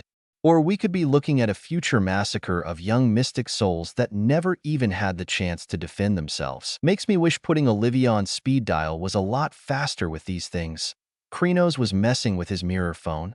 There is a reason why these mirrors are not exact copies of mundane cell phones. Is there even a way to detect potential mystic souls? Melody wondered. We have ways once powers are used, but not before they're discovered at all. It's never been done before. Mum always said that power comes from our emotions, Luna said. It is why a lot of powers come out in times of need. For here, the time of need will come soon. I do not know when, but I know that it will come. The siblings shared concerned glances with each other.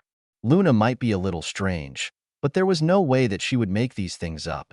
And to willingly out herself as a mystic soul in the middle of magical Britain was a bold choice. So she was either crazy or just really sure about the siblings being fellow mystic souls. The trio decided that there was nothing wrong with both. They also were internally rolling their eyes over the fact that it seemed quite impossible for them to have 1 year at Hogwarts without anything going on. Chapter 44. The Boggart. Chapter 44. The Boggart. Harry had to admit that he was curious about Professor Lupin. Just in the past 2 years, they had 3 other defense professors. Lupin is their 4th. But after their first 2, Harry was worried about their 4th. Their first ended up being a psycho that had a Dark Lord sticking out of the back of his head. Their second was a criminal that liked to erase the memories of anyone he catches doing a heroic act just to take credit for it. Kingsley, their 3rd, was probably the only good one that they had so far. 2 out of 3 were terrible teachers, so the statistics were not looking good for Lupin, but Harry had to hope for some good lessons before things went south. Professor Lupin wasn't there when they arrived at his first defense against the dark arts lesson, but there was some type of wardrobe in the room. They all sat down, took out their books, quills, and parchment, and were talking when he finally entered the room. Lupin smiled vaguely and placed his tatty old briefcase on the teacher's desk. He was as shabby as ever, but looked healthier than he had on the train, as though he had had a few square meals. "Good afternoon," he said. "Would you please put all your books back in your bags? Today's will be a practical lesson. You will need only your wands." A few curious looks were exchanged as the class put away their books. They had never had a practical defense against the dark arts class before, unless you counted the memorable class last year when their old teacher had brought a cage full of pixies to class and set them loose. "Oh boy," Harry mumbled, losing hope already. "I was hoping that Neville would assist me with the first stage of the operation," he said, "and I am sure he will perform it admirably." Neville's face went, if possible, even redder. "Relax, Neville," Harry comforted his friend. "You'll do fine." "Now, then," said Professor Lupin, beckoning the class toward the old wardrobe. As Professor Lupin went to stand next to it, the wardrobe gave a sudden wobble, banging off the wall. "Nothing to worry about," said Professor Lupin calmly, because a few people had jumped backward in alarm. "There's a Boggart in there." Most people seemed to feel that this was something to worry about. Neville gave Professor Lupin a look of pure terror, and Seamus Finnegan eyed the now rattling doorknob apprehensively. "What is with this school having magical creatures all over the place?" Harry wondered out loud, making most of his classmates chuckle. "Boggarts like dark, enclosed spaces." Professor Lupin continued his lesson. "Wardrobes, the gap beneath beds, the cupboards under sinks. I've even met one that had lodged itself in a grandfather clock. This one moved in yesterday afternoon, and I asked the headmaster if the staff would leave it to give my 3rd year some practice. So, the first question we must ask ourselves is, what is a Boggart?" Hermione put up her hand. Lupin did not call on her, having chosen Dean Thomas, but she chose to open her mouth anyway. "It's a shapeshifter," she said. "It can take the shape of whatever it thinks will frighten us most." "Mississippi Granger, I did not call on you," Professor Lupin scolded her. "If you have an answer, raise your hand. But that does not mean I will call on you every time." 5 points from Gryffindor. Most of the Gryffindors smirked at Hermione's annoyed face. Even after 2 years of being told to only answer when called on, she still has not learned her lesson. Professor Lupin then continued.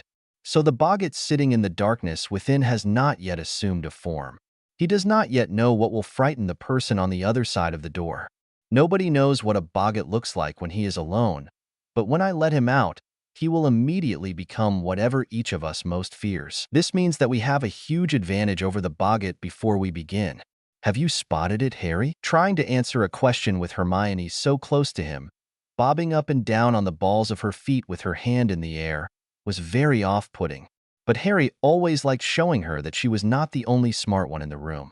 Annoying her gave him life. "Because there are so many of us, it won't know what shape it should be," he said. "Precisely," said Professor Lupin, and Hermione put her hand down, looking disappointed and annoyed again.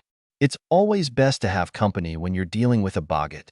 He becomes confused. Which should he become? A headless corpse or a flesh-eating slug? I once saw a Boggart make that very mistake. Tried to frighten 2 people at once and turned himself into half a slug. Not remotely frightening. The charm that repels a Boggart is simple, yet it requires the force of mind. You see, the thing that really finishes a Boggart is laughter. What you need to do is force it to assume a shape that you find amusing. We will practice the charm without wands first. After me, please. Ridiculous." "Ridiculous," said the class together. "Good," said Professor Lupin. "Very good. But that was the easy part, I'm afraid. You see, the word alone is not enough. And this is where you come in, Neville." The wardrobe shook again, though not as much as Neville, who walked forward as though he were heading for the gallows. Harry always felt bad for his friend. He and his siblings always tried to bring his confidence up, but his grandmother seemed to destroy their hard work over the summer each year. "Right, Neville," said Professor Lupin. "First things first. What would you say is the thing that frightens you most in the world?" Neville's lips moved, but no noise came out. "I didn't catch that, Neville, sorry," said Professor Lupin cheerfully. Neville looked around rather wildly, as though begging someone to help him, then said, in barely more than a whisper, "Professor Snape." Nearly everyone laughed. Even Neville grinned apologetically. Harry face-bombed. If a professor was what a student feared the most, that should immediately raise red flags about that professor. Professor Lupin, however, looked thoughtful. "Professor Snape, Neville, I believe you live with your grandmother," Lupin asked. Yes," said Neville nervously. "But I don't want the Boggart to turn into her either." Every time Neville talks about his family life, it was deeply concerning to Harry. No, you misunderstand me," said Professor Lupin, now smiling. "I wonder, what sort of clothes does your grandmother usually wear? Picture those clothes very clearly, Neville. Can you see them in your mind's eye?" "Yes," said Neville uncertainty, plainly wondering what was coming next. "When the Boggart bursts out of this wardrobe, Neville, and sees you, it will assume the form of Professor Snape," said Lupin, "and you will raise your wand, thus, and cry, 'Ridiculous,' and concentrate hard on your grandmother's clothes. If all goes well, Professor Boggart Snape will be forced into them." There was a great shout of laughter. The wardrobe wobbled more violently. "If Neville is successful, the Boggart is likely to shift his attention to each of us in turn," said Professor Lupin. "I would like all of you to take a moment now to think of the thing that scares you most, and imagine how you might force it to look comical." Harry looked around, hoping no one had noticed. Many people had their eyes shut tight. Ron was muttering to himself, "Take its legs off." Harry was sure he knew what that was about. Ron's greatest fear was spiders. The twins had often joked about how they turned a teddy bear of his into a spider when he was young. "Everyone ready?" said Professor Lupin. "Neville, we're going to back away," said Professor Lupin. "Let you have a clear field, all right? I'll call the next person forward. Everyone back, now, so Neville can get a clear shot." They all retreated, backed against the walls, leaving Neville alone beside the wardrobe. He looked pale and frightened, but he had pushed up the sleeves of his robes and was holding his wand ready. "On the count of 3, Neville," said Professor Lupin, who was pointing his own wand at the handle of the wardrobe. 1, 2, 3 now." A jet of sparks shot from the end of Professor Lupin's wand and hit the doorknob. The wardrobe burst open. Hook-nosed and menacing, Professor Snape stepped out, his eyes flashing at Neville. Neville backed away, his wand up, mouthing wordlessly. Snape was bearing down upon him, reaching inside his robes. Ridiculous," squeaked Neville. There was a noise like a whip crack. Snape stumbled. He was wearing a long, lace-trimmed dress and a towering hat topped with a moth-eaten vulture, and he was swinging a huge crimson handbag. There was a roar of laughter. The Boggart paused, confused. Professor Lupin shouted, "Parvati, forward!" Parvati walked forward, her face set. Snape rounded on her. There was another crack, and where he had stood was a blood-stained, bandaged mummy. Its sightless face was turned to Parvati, and it began to walk toward her very slowly, dragging its feet, its stiff arms rising. "Ridiculous," cried Parvati. A bandage unraveled at the mummy's feet. It became entangled, fell face forward, and its head rolled off. "Seamus!" roared Professor Lupin. Seamus darted past Parvati. Crack! Where the mummy had been was a woman with floor-length black hair and a skeletal, white-tinged face. A banshee. She opened her mouth wide and an unearthly sound filled the room. A long, wailing shriek. "Ridiculous!" shouted Seamus. The banshee made a rasping noise and clutched her throat. Her voice was gone. "Thank the gods," Harry says. "I wish there was actually a spell that could do that to real banshees." "Banshees don't exist," Hermione snapped. "Shut up, Granger," Harry rolled his eyes. "Nobody wants to hear about your delusion that magical creatures are not real." That made the students laugh at her again. Crack! The banshee turned into a rat, which chased its tail in a circle. Then, crack! Became a rattlesnake, which slithered and writhed before. Crack! becoming a single, bloody eyeball. "It's confused," shouted Lupin. "We're getting there." Dean hurried forward. Crack. The eyeball became a severed hand, which flipped over and began to creep along the floor like a crab. "Ridiculous," yelled Dean. There was a snap, and the hand was trapped in a mousetrap. "Excellent. Ron, you next." Ron leaped forward. Crack. Quite a few people screamed. A giant spider, 6 feet tall and covered in hair, was advancing on Ron, clicking its pincers menacingly. For a moment, Harry thought Ron had frozen. Then, "Ridiculous!" bellowed Ron, and the spider's legs vanished. It rolled over and over. Lavender Brown squealed and ran out of its way. "Forward, Neville, and finish him off," said Lupin as the boggart landed on the floor as a cockroach. Crack. Snape was back. This time Neville charged forward, looking determined. "Ridiculous," he shouted. They had a split-second's view of Snape in his lacy dress before Neville let out a great ha of laughter. The boggart forced its way back into the wardrobe and was gone. Lupin quickly locked it back up. The class ended soon after. Harry met up with Melody since they had a free while Krinos had his own defense class to attend. "You seem happy," Melody smiled. "Since you just came from defense against the dark arts, I am guessing we have a competent teacher this time." "It's only the first class, but we did certainly learn something," Harry grinned. "We practiced a defensive spell against a common shapeshifting creature that moved into a school wardrobe." "So a demon has finally dared to come here," Melody raised an eyebrow. "I did not think it would be a shapeshifter demon of all things. They're usually the cowards of the underworld." "No, it wasn't a demon," Harry said. "It was this thing called a boggart. It's apparently a creature that can turn into a person's worst fear." Melody froze in place. "What?" she gasped. "Yeah." Harry didn't know why his sister stopped walking. "Just today, in class, we had a banshee, giant spider, a severed hand, a rat, a mummy, Professor Snape. That last one should really raise some red flags." "Harry," Melody says, looking terrified. "You said that thing turns into a person's worst fears." "I did," Harry said. "I didn't get a chance to have a turn, but Neville certainly showed that he could stand up to a Snape look-alike." "Harry," Melody was still terrified. "Krinos is at defense, right now going up against a creature that will become what he fears most. Or rather, who he fears most." Harry nearly slapped himself as he finally understood what was going on, cursing his obliviousness.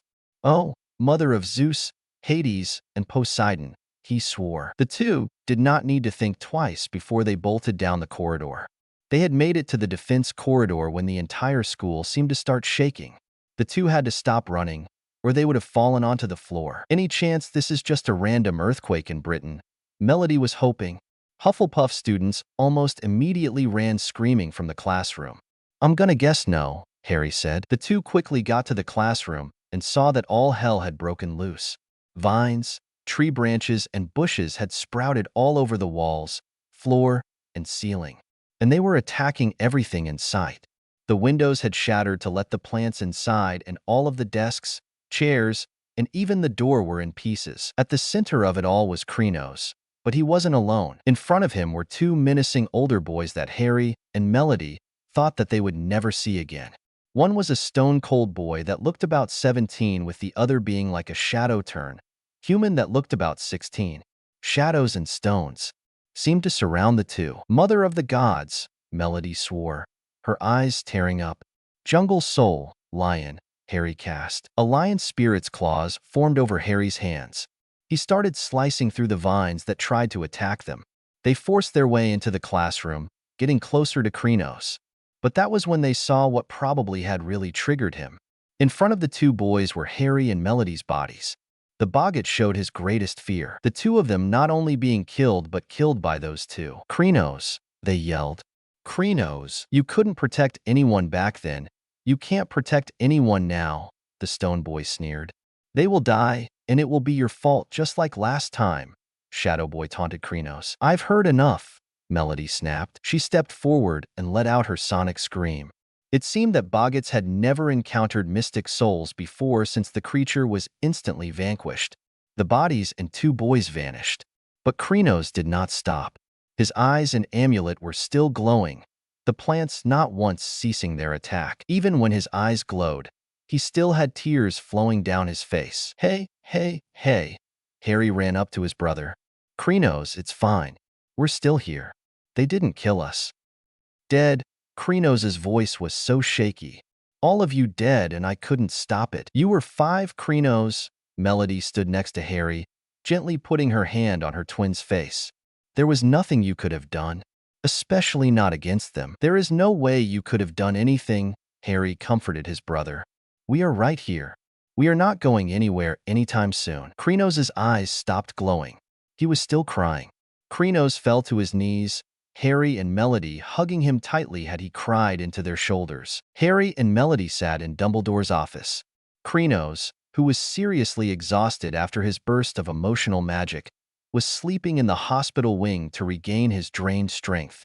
The two siblings gladly went to Dumbledore's office to explain everything. Accidental magic is a wonderful excuse to explain your powers, Dumbledore says, then leaned forward as he had his hands in his desk. Now, tell me what had happened. The Boggart became what he feared the most, Melody said. Harry had no time to warn him before he had his own class.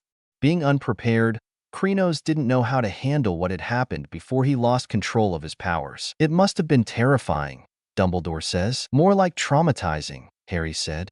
There actually is something that you don't know, Headmaster. Nobody here knows. Actually, Dumbledore leaned forward again, showing that he was listening. We have 2 older brothers, Melody started. Red and Black Gardner. How Krenos and I escaped the colors for names trend, we have no idea, but those 2 were the bane of our existence. In magical Greece, parents choose who they want as heirs to their family, Harry explained. Given the Gardner tendency to always just do what we want, our parents chose Krenos and Melody to be co-heirs.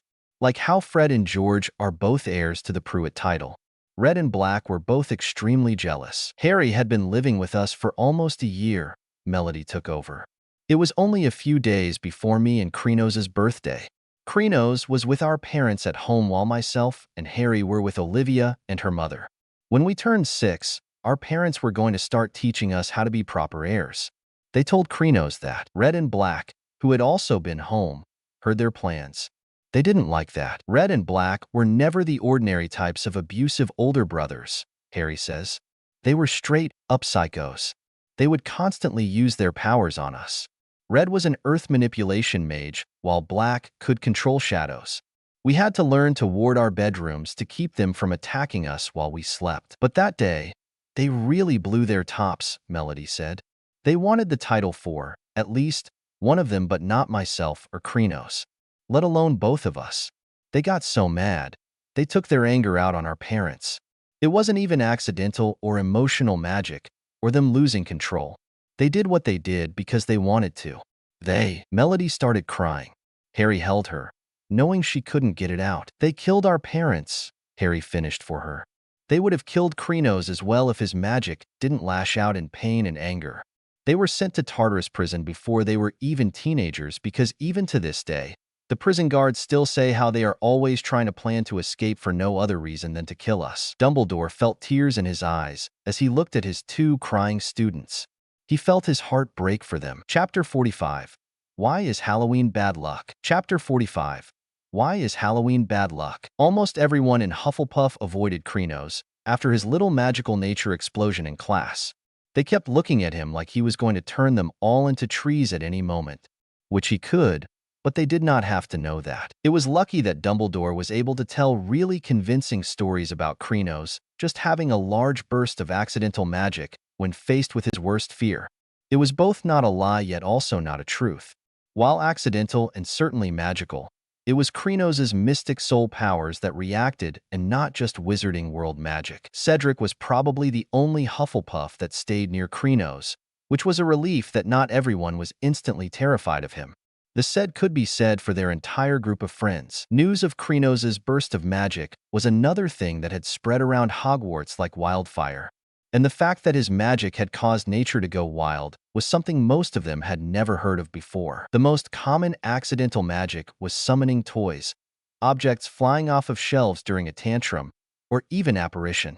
But never had anyone heard of plants going crazy because of accidental magic. Krenos did apologize to Professor Lupin who he had buried underneath his plants when his magic went wild.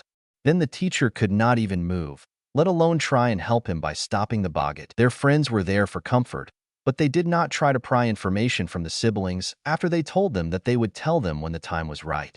Neville and Cedric were the calm ones of the group. They were there when Krynos looked ready to snap at anyone that tried to pry into the lives of the trio to get information. Percy and Luna were there to change any heavy subjects to school-related ones, or whatever random creature that Luna decided to talk about. It easily dealt with any topics that could easily put the nature mage on another downward spiral. Fred and George were there for comic relief. Their pranks against those trying to get into their business and their joking nature always put smiles on the trio's faces. But if there were two people that the trio was really trying not to vanquish, it was the human garbage disposal and the Gryffindor Harpy.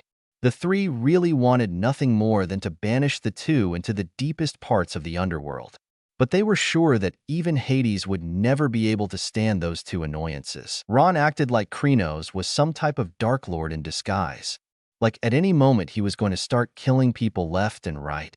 He was always getting into their conversations and trying to make it seem like they are secretly planning world domination or some other nonsense that only exists in his empty head. Hermione was of the mind that there was no possible way that Krynos had any type of power over nature because she had never read about such a thing.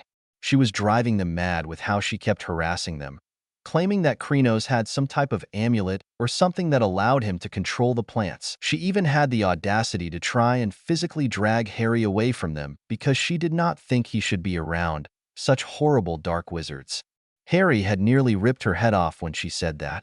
Not that anyone would blame him if he did. In fact, probably the whole school would celebrate if the bossy no all was finally out of their hair. Most of the school was now very aware that the trio wore amulets. Gryffindor had been aware ever since Harry had turned into a cat creature and attacked Ron when he insulted the then petrified Krynos. Hufflepuff was now aware of Krynos's because of recent events, so it was only natural that people would. Look at Melody's necklace and notice how similar it seemed to her brother's necklaces. Of all times for the idiots of this country to grow some brain cells, it had to be now. Heavy on the sarcasm. With it nearing Halloween, aka All Hallows Eve, they were ready for their annual ritual. It has been over a month since Krynos' magical burst, and they finally get a chance to relax with something they know will make them happy. Dumbledore sure knows how to tell a good story, Harry says.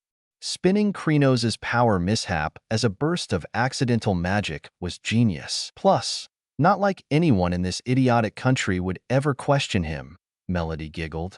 They seem to flock toward anyone that has a heroic reputation. Like when they believed Lockhart's stories. I thought it would be because he was the headmaster, Krynos admitted. Being the one to guide hundreds of children every year would get respect from me. Only this country seems to worship people like him. From what I know, Dumbledore did some very impressive things in the past, Melody says. More than just his work with the famous alchemist, Nicholas Flamel, and discovering the 12 uses for dragon blood. Do you guys remember learning about Dark Lord Grindelwald in history class? Was he the Dark Lord that wanted to turn mundanes into animals to keep as pets? Harry asked. No, that was Dark Lady Alondra from Africa, Krynos says. Was he the Dark Lord that possessed a sword that could steal the souls from its victims? That was Dark Lord Korigama from Japan, Melody said. And he was more of an anti-hero than anything else, but it's not like we were there to correct the person that wrote that history book about him. Grindelwald was the Dark Lord that wanted mundanes to be slaves to magical beings for their own good. Probably one of the most ridiculous Dark Lords ever. Krynos crossed his arms. Mundanes and magical beings should forever be separated, never to mix in any way. Grindelwald was the reason why Dumbledore is so well respected, Melody explains. There used to be an unbreakable vow between the two before Dumbledore found a way to break it. They vowed never to fight each other. But when it was finally broken, there was an epic duel between Dumbledore and Grindelwald. Dumbledore won and imprisoned Grindelwald for the rest of his life. That explains why people look up to him so much, Harry says. He's a war hero. Leave it up to this country to have two Dark Lords in a single century. Krynos shook his head. The three of them were setting up for their All Hallows Eve ritual. They never skipped a year. It was disrespectful to the dead and to magic itself not to celebrate the mystical Sabbath of the dead. Hey, guys, Fred greeted. coming up to the tower. "How you doing, mates?" George smiled. The Weasley twins, Percy, Neville, Luna, and Cedric all joined them. They had all grown to want to use the ritual as well. Plus, it was a part of magical culture that none of them had experienced yet. "Just setting up the ritual," Harry says. "It takes preparation to get it right. We do not want to mess it up and accidentally summon an angry spirit or a poltergeist," Melody giggled. "The last thing this castle needs is another Peeves." That caused the British wizards to laugh. Everyone knew about all the chaos that the poltergeist tended to create wherever he goes. Fred and George were unsaid partners of Peeves. "That's possible." Neville was nervous now. "Messing up a spell can cause anything to happen," Krenos says. "Some of the older students at Crystal Rose tried to create a spell to track mere people, only to accidentally turn one of them into a mermaid." "Wow," Cedric gasped. "Guess you three have seen a lot of what magic is capable of." "No kidding," Harry chuckled. "We have seen almost everything that magic can do. We should show you one of Wyatt's creations sometime. I think you guys would like his clown face cream pie," Krenos grinned, looking at Fred and George. "It makes whoever eats it look like a clown until they take a second bite." Fred and George did, indeed, look like they wanted to have that pie already. Krenos did not know what he had just unleashed into Hogwarts if they ever did get their hands on Wyatt's food, especially if it was his mind-peering peppermints or his noteworthy horchata. "So, how does this ritual work?"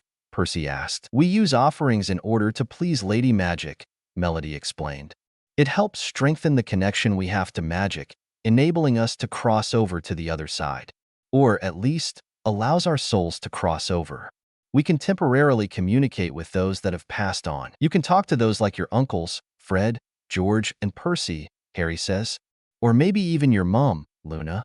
Anyone you have lost you can connect to on this day. On All Hallows Eve, the veil between our world and the world of the dead thins. And when you honor the dead and Lady Magic on this day, you are able to connect to loved ones you have lost." "We have been doing this ritual for years," Melody tells them. "We learn more and more every year. You can even connect to ancestors that you have never met before. We call on the dreams of creature and mortal to heal the wound that worlds divide. From now on, we each can create a portal, and each of us our own path decide. Hear these words, hear our cry, spirits from the other side. Come to me, we summon thee." On this, the night of All Hallows Eve, all of their eyes went white as the spell took effect. "That was amazing," Percy gasped once they got out of the spell. "Told you," Harry smirked. "I did not know that Uncles Fabian and Gideon," Fred started, "were some of the smartest in their year at Hogwarts," George finished. "I did have a feeling that they would be pranksters like you too," Percy chuckled. "You both and Charlie also seem to have the same dark red hair, and the smaller number of freckles if they did." "What is with your family and red hair?" Cedric chuckled.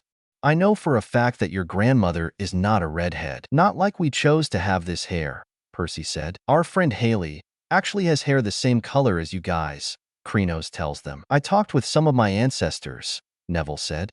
"It turns out that some of them had the same trouble with magic that I do. That makes things a whole lot easier for me." "I talked with my mom," Luna smiled, her eyes having tears in them. "She said she was proud that I never let anyone change who I am, and is also proud of who I am becoming." Melody patted her on her head and hugged her. After finishing the ritual, all of them left to go back to their dorms. All of the others looked like they were filled with such happiness. Fred, George, and Percy looked to be wiping tears from their eyes. The trio knew that the three would want to talk with their uncles. While their mother had no siblings, their father had a sister who was Olivia's mother. She had died a couple of years before the trio came to Hogwarts. It hit Olivia hard, but she remained strong for the siblings since it had not been that long since Jax and Selena had died. On their way to Gryffindor Tower, after leaving Krenos, Cedric, and Melody at Hufflepuff and Ravenclaw, they ran into the other Gryffindors coming back from the feast. Harry, Fred, George, Neville, and Percy followed the rest of the Gryffindors along the usual path to Gryffindor Tower, but when they reached the corridor that ended with the portrait of the fat lady, they found it jammed with students. "Why isn't anyone going in?" Harry asked curiously. Harry peered over the heads in front of him. The portrait seemed to be closed. He could not see the fat lady, but thought that it was more because of too many heads blocking his view. "Let me through, please." Percy's voice moved over the students as he came bustling importantly through the crowd. What's the holdup here? You can't all have forgotten the password. Excuse me. I'm head boy. Percy pushes his way through the crowd. Fred and George stayed with Harry and Neville in case anything happened. Safety in numbers and all that jazz. And then a silence fell over the crowd, from the front first, so that a chill seemed to spread down the corridor. I can't see anything. Neville couldn't see anything either. What's happening? They heard Percy say, in a sudden sharp voice, "Somebody get Professor Dumbledore. Quick." People's heads turned. Those at the back were standing on tiptoe. Harry saw Colin Creevey trying to get a good view with his camera. His younger brother, Dennis, was next to him and also wondering what was going on. "What's going on?" Dean asked, who had just arrived. "We wish we knew, Dean," Harry tells him. A moment later, Professor Dumbledore was there, sweeping toward the portrait. The Gryffindors squeezed together to let him through, and Harry, Neville, Fred, and George moved closer to see what the trouble was. "Oh, my!" Neville gasped and grabbed Harry's arm. The fat lady had vanished from her portrait, which had been slashed so viciously that strips of canvas littered the floor. Great chunks of it had been torn away completely. Dumbledore took one quick look at the ruined painting and turned, his eyes somber, to see Professors McGonagall, Lupin, and Snape hurrying toward him. "We need to find her," said Dumbledore.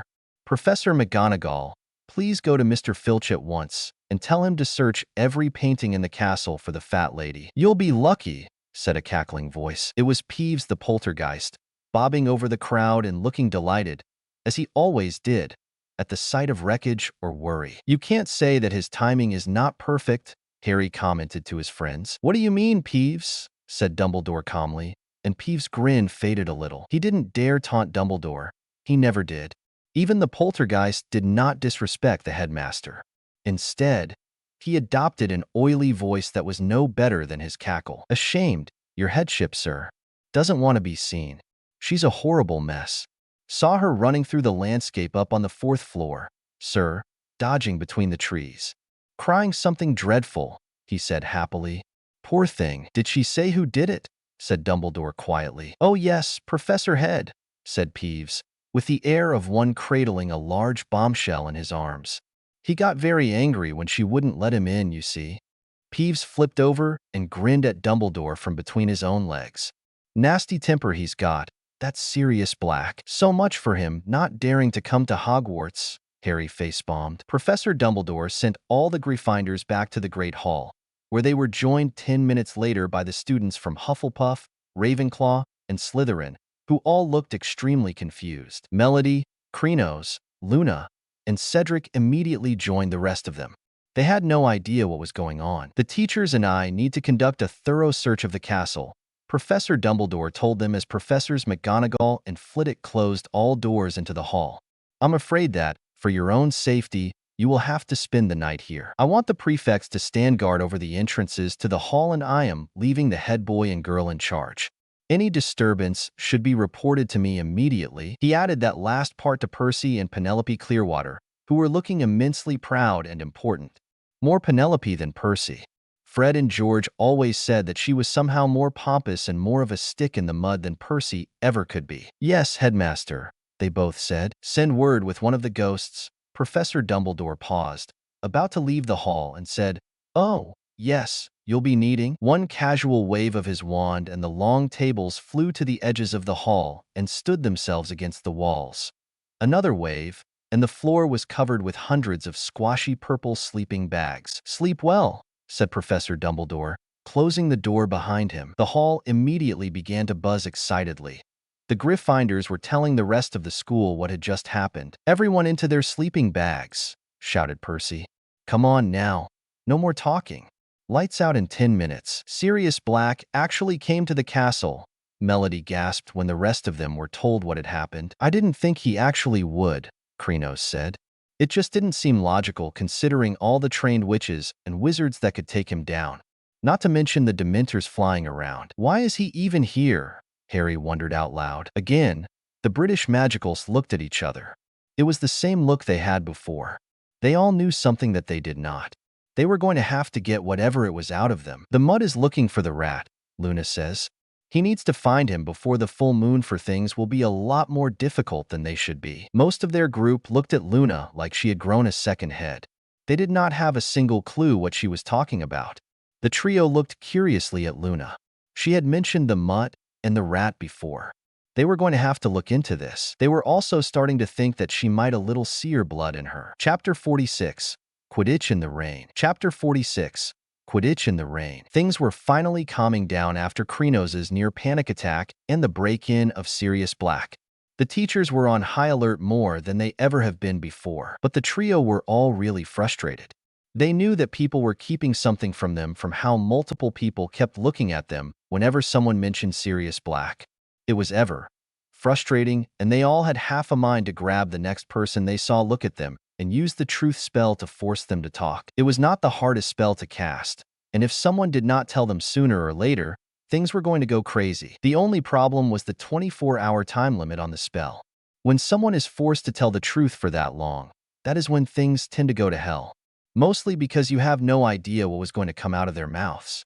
And as the saying goes, the truth is out there, and it hurts. Melody, you're the Ravenclaw, Harry says.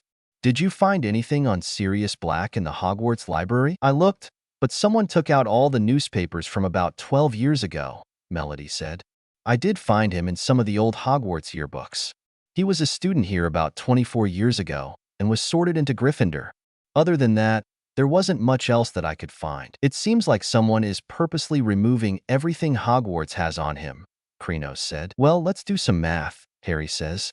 Newspapers from 12 years ago have been removed, so all of us would be around one at that time. That was the same age where you supposedly defeated Voldemort, Krenos remembered. Maybe this was something to do with him. Could be. Melody was deep in thought. Maybe Sirius Black was one of the Death Eaters that followed Voldemort like they were sheep and he was their shepherd, Harry guessed. So that could easily mean that he could be coming after you, Krenos says. Like some twisted sense of revenge. You destroyed his lord, so now he wants to destroy you. Wow, even criminals in this country are idiots, Melody scoffed. Usually they are a lot smarter than such an obvious plan. The others might know, and that is why they have been looking at us the way that they have, Harry said.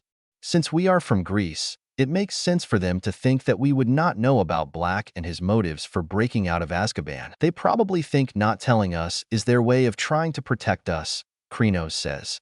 If they tell us that Black is after Harry, we might have gotten way too paranoid to work properly in class. We're mystic souls, Harry rolled his eyes. If anything, Black should be afraid of us if he ever actually finds us. I'd like to see him try and take us on. He would be in for one hell of a surprise. Anyone that underestimates us usually does not live long enough to tell anyone, Melody laughed. But that is usually demons. How they have not learned that we will always defeat them by this point, I have no idea, Krenos shook his head. Better they attack us and not helpless mundanes, though. No kidding, Melody agreed. Do you guys think we should confront one of them? Harry asked his siblings. Like, maybe Percy or Cedric to see if they know anything. They are the oldest in our friend group. I think that sounds like a good idea, Krenos says. They might talk if all three of us confront them at once. And if we need to threaten them, we can ask the house elves to give Krenos a bowl of mashed potatoes. Melody smirked. I reserve those for bullies. Thank you very much, Krenos snickered, crossing his arms. Oh, you know we love teasing you, nos? Harry chuckled as he put his arm over his brother's shoulders. Speaking of teasing, you still making heart eyes at things 1 and 2? Krenos smirked as he mentioned the twin redheads. Harry almost instantly blushed and tried to hide his face. Oh, Harry, Melody giggled as the twins hugged their brother. We know you like them. When the time is right, just ask them out. But what if they don't like me back? Harry says. I don't even know if they are gay or not. Every time they are near you, they instantly put themselves on either side of you, Krenos said. If they act like that, they have to like you. Yeah, almost like how I see Cedric constantly stealing glances at Krenos, Melody smirked. What? Really? He looks at me. Krenos did not know that. How I have 2 gay brothers and am still straight myself is beyond me. Melody shook her head. Just lucky, I guess, Harry snickered.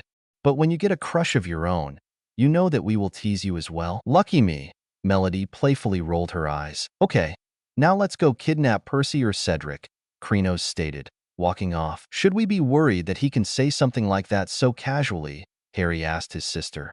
They look at each other. Nah, they both decided. Following Krenos, Percy was walking toward the library when he passed by a door to one of the many abandoned classrooms in Hogwarts. Before he knew it, the door opened and he was yanked inside with the door closing behind him. He soon found himself on a chair with 3 Gardeners glaring at him.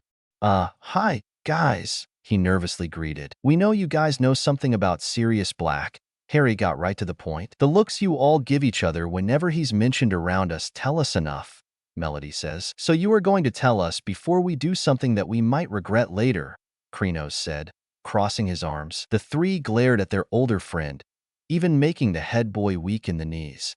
If you had asked Percy about 3 years ago if 3 13-year-olds would scare him when he was 17, he would have said you were crazy.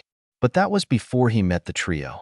They were terrifying even when they had been only 11. Don't make us cast a truth spell, Percy, Harry threatened. You may be our friend, but keeping us in the dark never ends well for anyone. Plus, who knows what else will come out when forced to speak the truth for 24 hours, Melody evilly smirked. Last time a truth spell was cast in a school, it was basically a school-wide war for almost a month after it ended, Krenos snickered. Okay, I'll tell you, Percy gave in. Just don't do anything stupid because of this information. Sirius Black is said to be after you, Harry. Whenever he would speak in his sleep, saying things like, he's at Hogwarts, people immediately thought it was about you. Sirius Black was said to be you-know-who's right-hand man. So we all believe that he is after you to seek revenge for destroying his master. The trio looked at each other. They knew there was a chance of that being the case, but now they knew their assumptions were right. 1 peaceful year, that's all we want, Melody face-bombed. Is 1 peaceful year at this school too much to ask? Apparently, in magical Britain, it is, Krenos commented. Even we find this too much, and we've been fighting demons our whole lives. Harry crossed his arms. You'd think after fighting them for years, we'd be used to our lives being in constant danger. But guess we can't escape life-threatening situations even in another country. No kidding, Krenos scoffed. What could be next? Zombies? Harpies? Psychotic mermaids? Well, there is said to be merpeople in the lake, Percy said. You are not helping, Percy, Melody stated. Well, this is certainly a bad time for it, but I now have to go play some Quidditch. Harry went toward the door. We're against Hufflepuff today. In this weather, Krenos raised an eyebrow. It's raining cats and dogs out there. Huh. Percy was confused. Mundane expression, Krenos tells him. Nothing to worry about, Percy. Quidditch is apparently played no matter what, Harry shrugged. Fred and George once told me about a professional match that lasted for 3 months because neither seeker could find the snitch. They had to keep switching out players so that they could sleep, eat, and drink. That is all types of crazy, Melody said. Even as obsessed with Quidditch that Oliver is, not even he would want a match that lasts that long. Well, nothing I can do about it.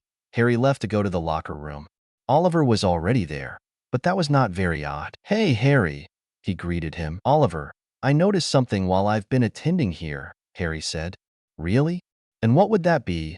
Oliver was curious. That even though you are quite popular, especially with the girls, you have not had one girlfriend since I have known you, Harry says. Oliver nearly fell over in shock. Normally, Harry would not be so direct, but Oliver was his friend, and if he needed to play matchmaker to make his friend happy, he would.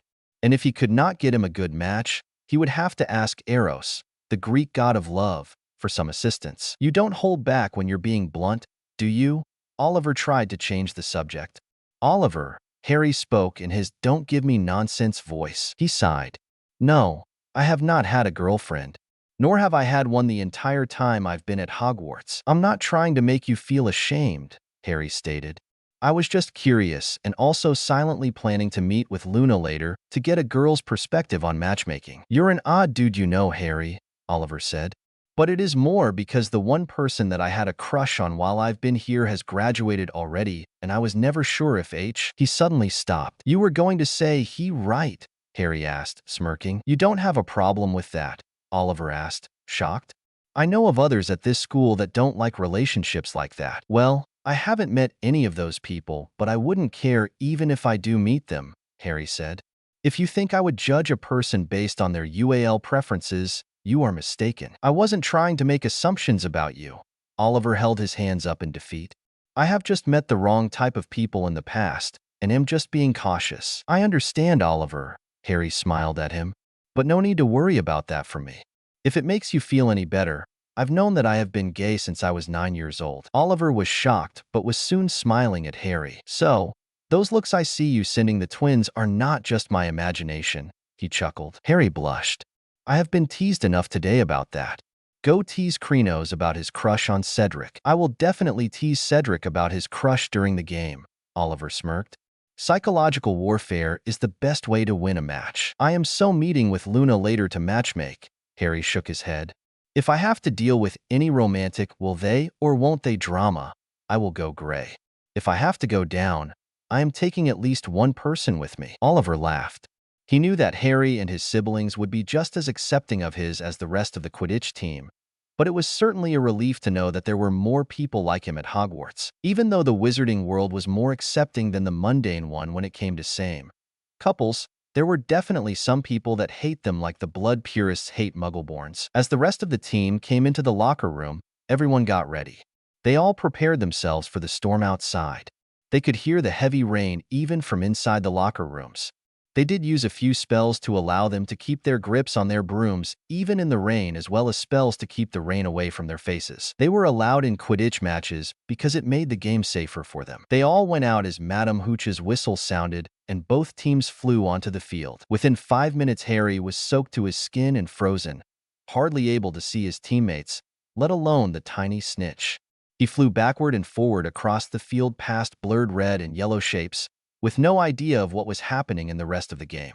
He couldn't hear the commentary over the wind. The crowd was hidden beneath a sea of cloaks and battered umbrellas. Twice Harry came very close to being unseated by a bludger.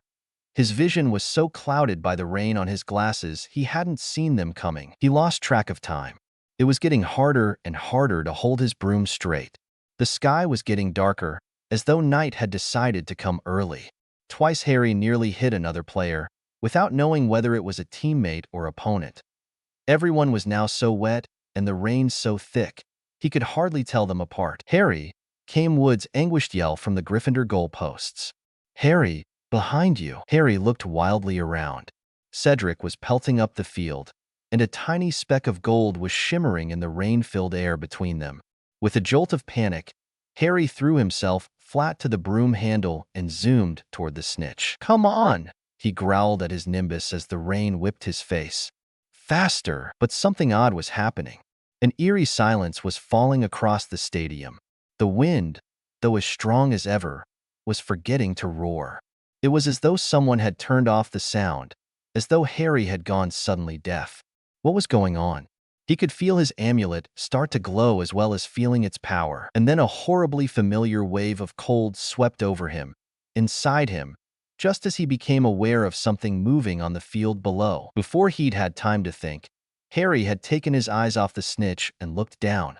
Oh, sweet mother of the Olympians, he gasped. At least 100 Dementors, their hidden faces pointing up at him, were standing beneath him. It was as though freezing water was rising in his chest, cutting at his insides. And then he heard it again. Someone was screaming inside his head. A woman? Not Harry, not Harry, please not Harry. Stand aside, you silly girl, stand aside now. Not Harry, please no. Take me, kill me instead. Numbing swirling white mist was filling Harry's brain. What was he doing? Why was he flying? He needed to help her. She was going to die. She was going to be murdered. He was falling through the icy mist. Not Harry. Please, have mercy. Have mercy? A shrill voice was laughing. The woman was screaming. In the crowd below, Krenos and Melody could barely see their brother through the storm and the cloud of Dementors. Why isn't his amulet getting rid of them like they did on the train? Neville asked, scared for his friend. There are too many of them, Melody yelled to be heard. Even our amulets are not powerful enough to deal with so many at once. Krenos was staring at the cloud of Dementors. He started to breathe rapidly. Krenos. Neville looked concerned for his friend. Krenos fell to his knees, holding his head.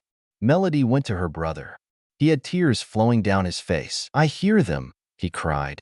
"I hear them in my head. I hear them killing Mama and Bampus. Make it stop. Make it stop. Please, not even all 3 of our amulets can keep them away," Melody yelled. "What do we do?"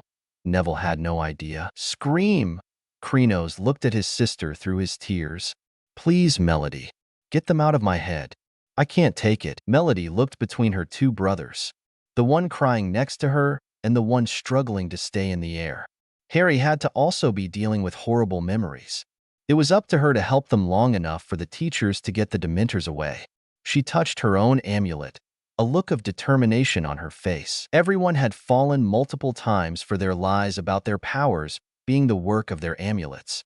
They had not seen her powers as they had for her brothers. But if they could mistake War-Creature shapeshifting and an explosion of plants as amulet magic, they can definitely mistake her sonic scream for it as well. She stood up, letting Neville, Percy, and Luna comfort Krenos. Her eyes and amulet glowed as she looked over the side of the bleachers. "Harmony, shriek," she whispered, casting her spell. She opened her mouth and shrieked. Out of her mouth came a horrible sound. The sound that came out was like 1,000 bats screaming at once. It was worse than a dying cat dragging its claws down a chalkboard while someone played the bagpipes. Dozens of students around them covered their ears as Melody's shriek almost seemed to cause pain for anyone that heard it. The Dementors certainly did not like it. They fled the area anywhere that was far enough away that they could not be affected by her power. It allowed Dumbledore, Lupin, and Flitwick to cast some type of spell that sent 3 different silver things into the air that chased off the Dementors from the match for good. Melody soon stopped, breathing very hard as she did. "Wow," Neville and Percy gasped. "I could go for some nice chamomile tea after that." Luna somehow still spoke in her dreamy voice. Krenos shot up, the bad memories fading away. "Where's Harry?" he immediately asked. All of them looked up just to see Harry, with his eyes closed, falling from his broom. "Harry!" they all yelled. Cedric shot downward on his broom, catching Harry before either of them hit the ground. But he was still unconscious. Melody and Krenos immediately pushed through the crowd to make their way to the field.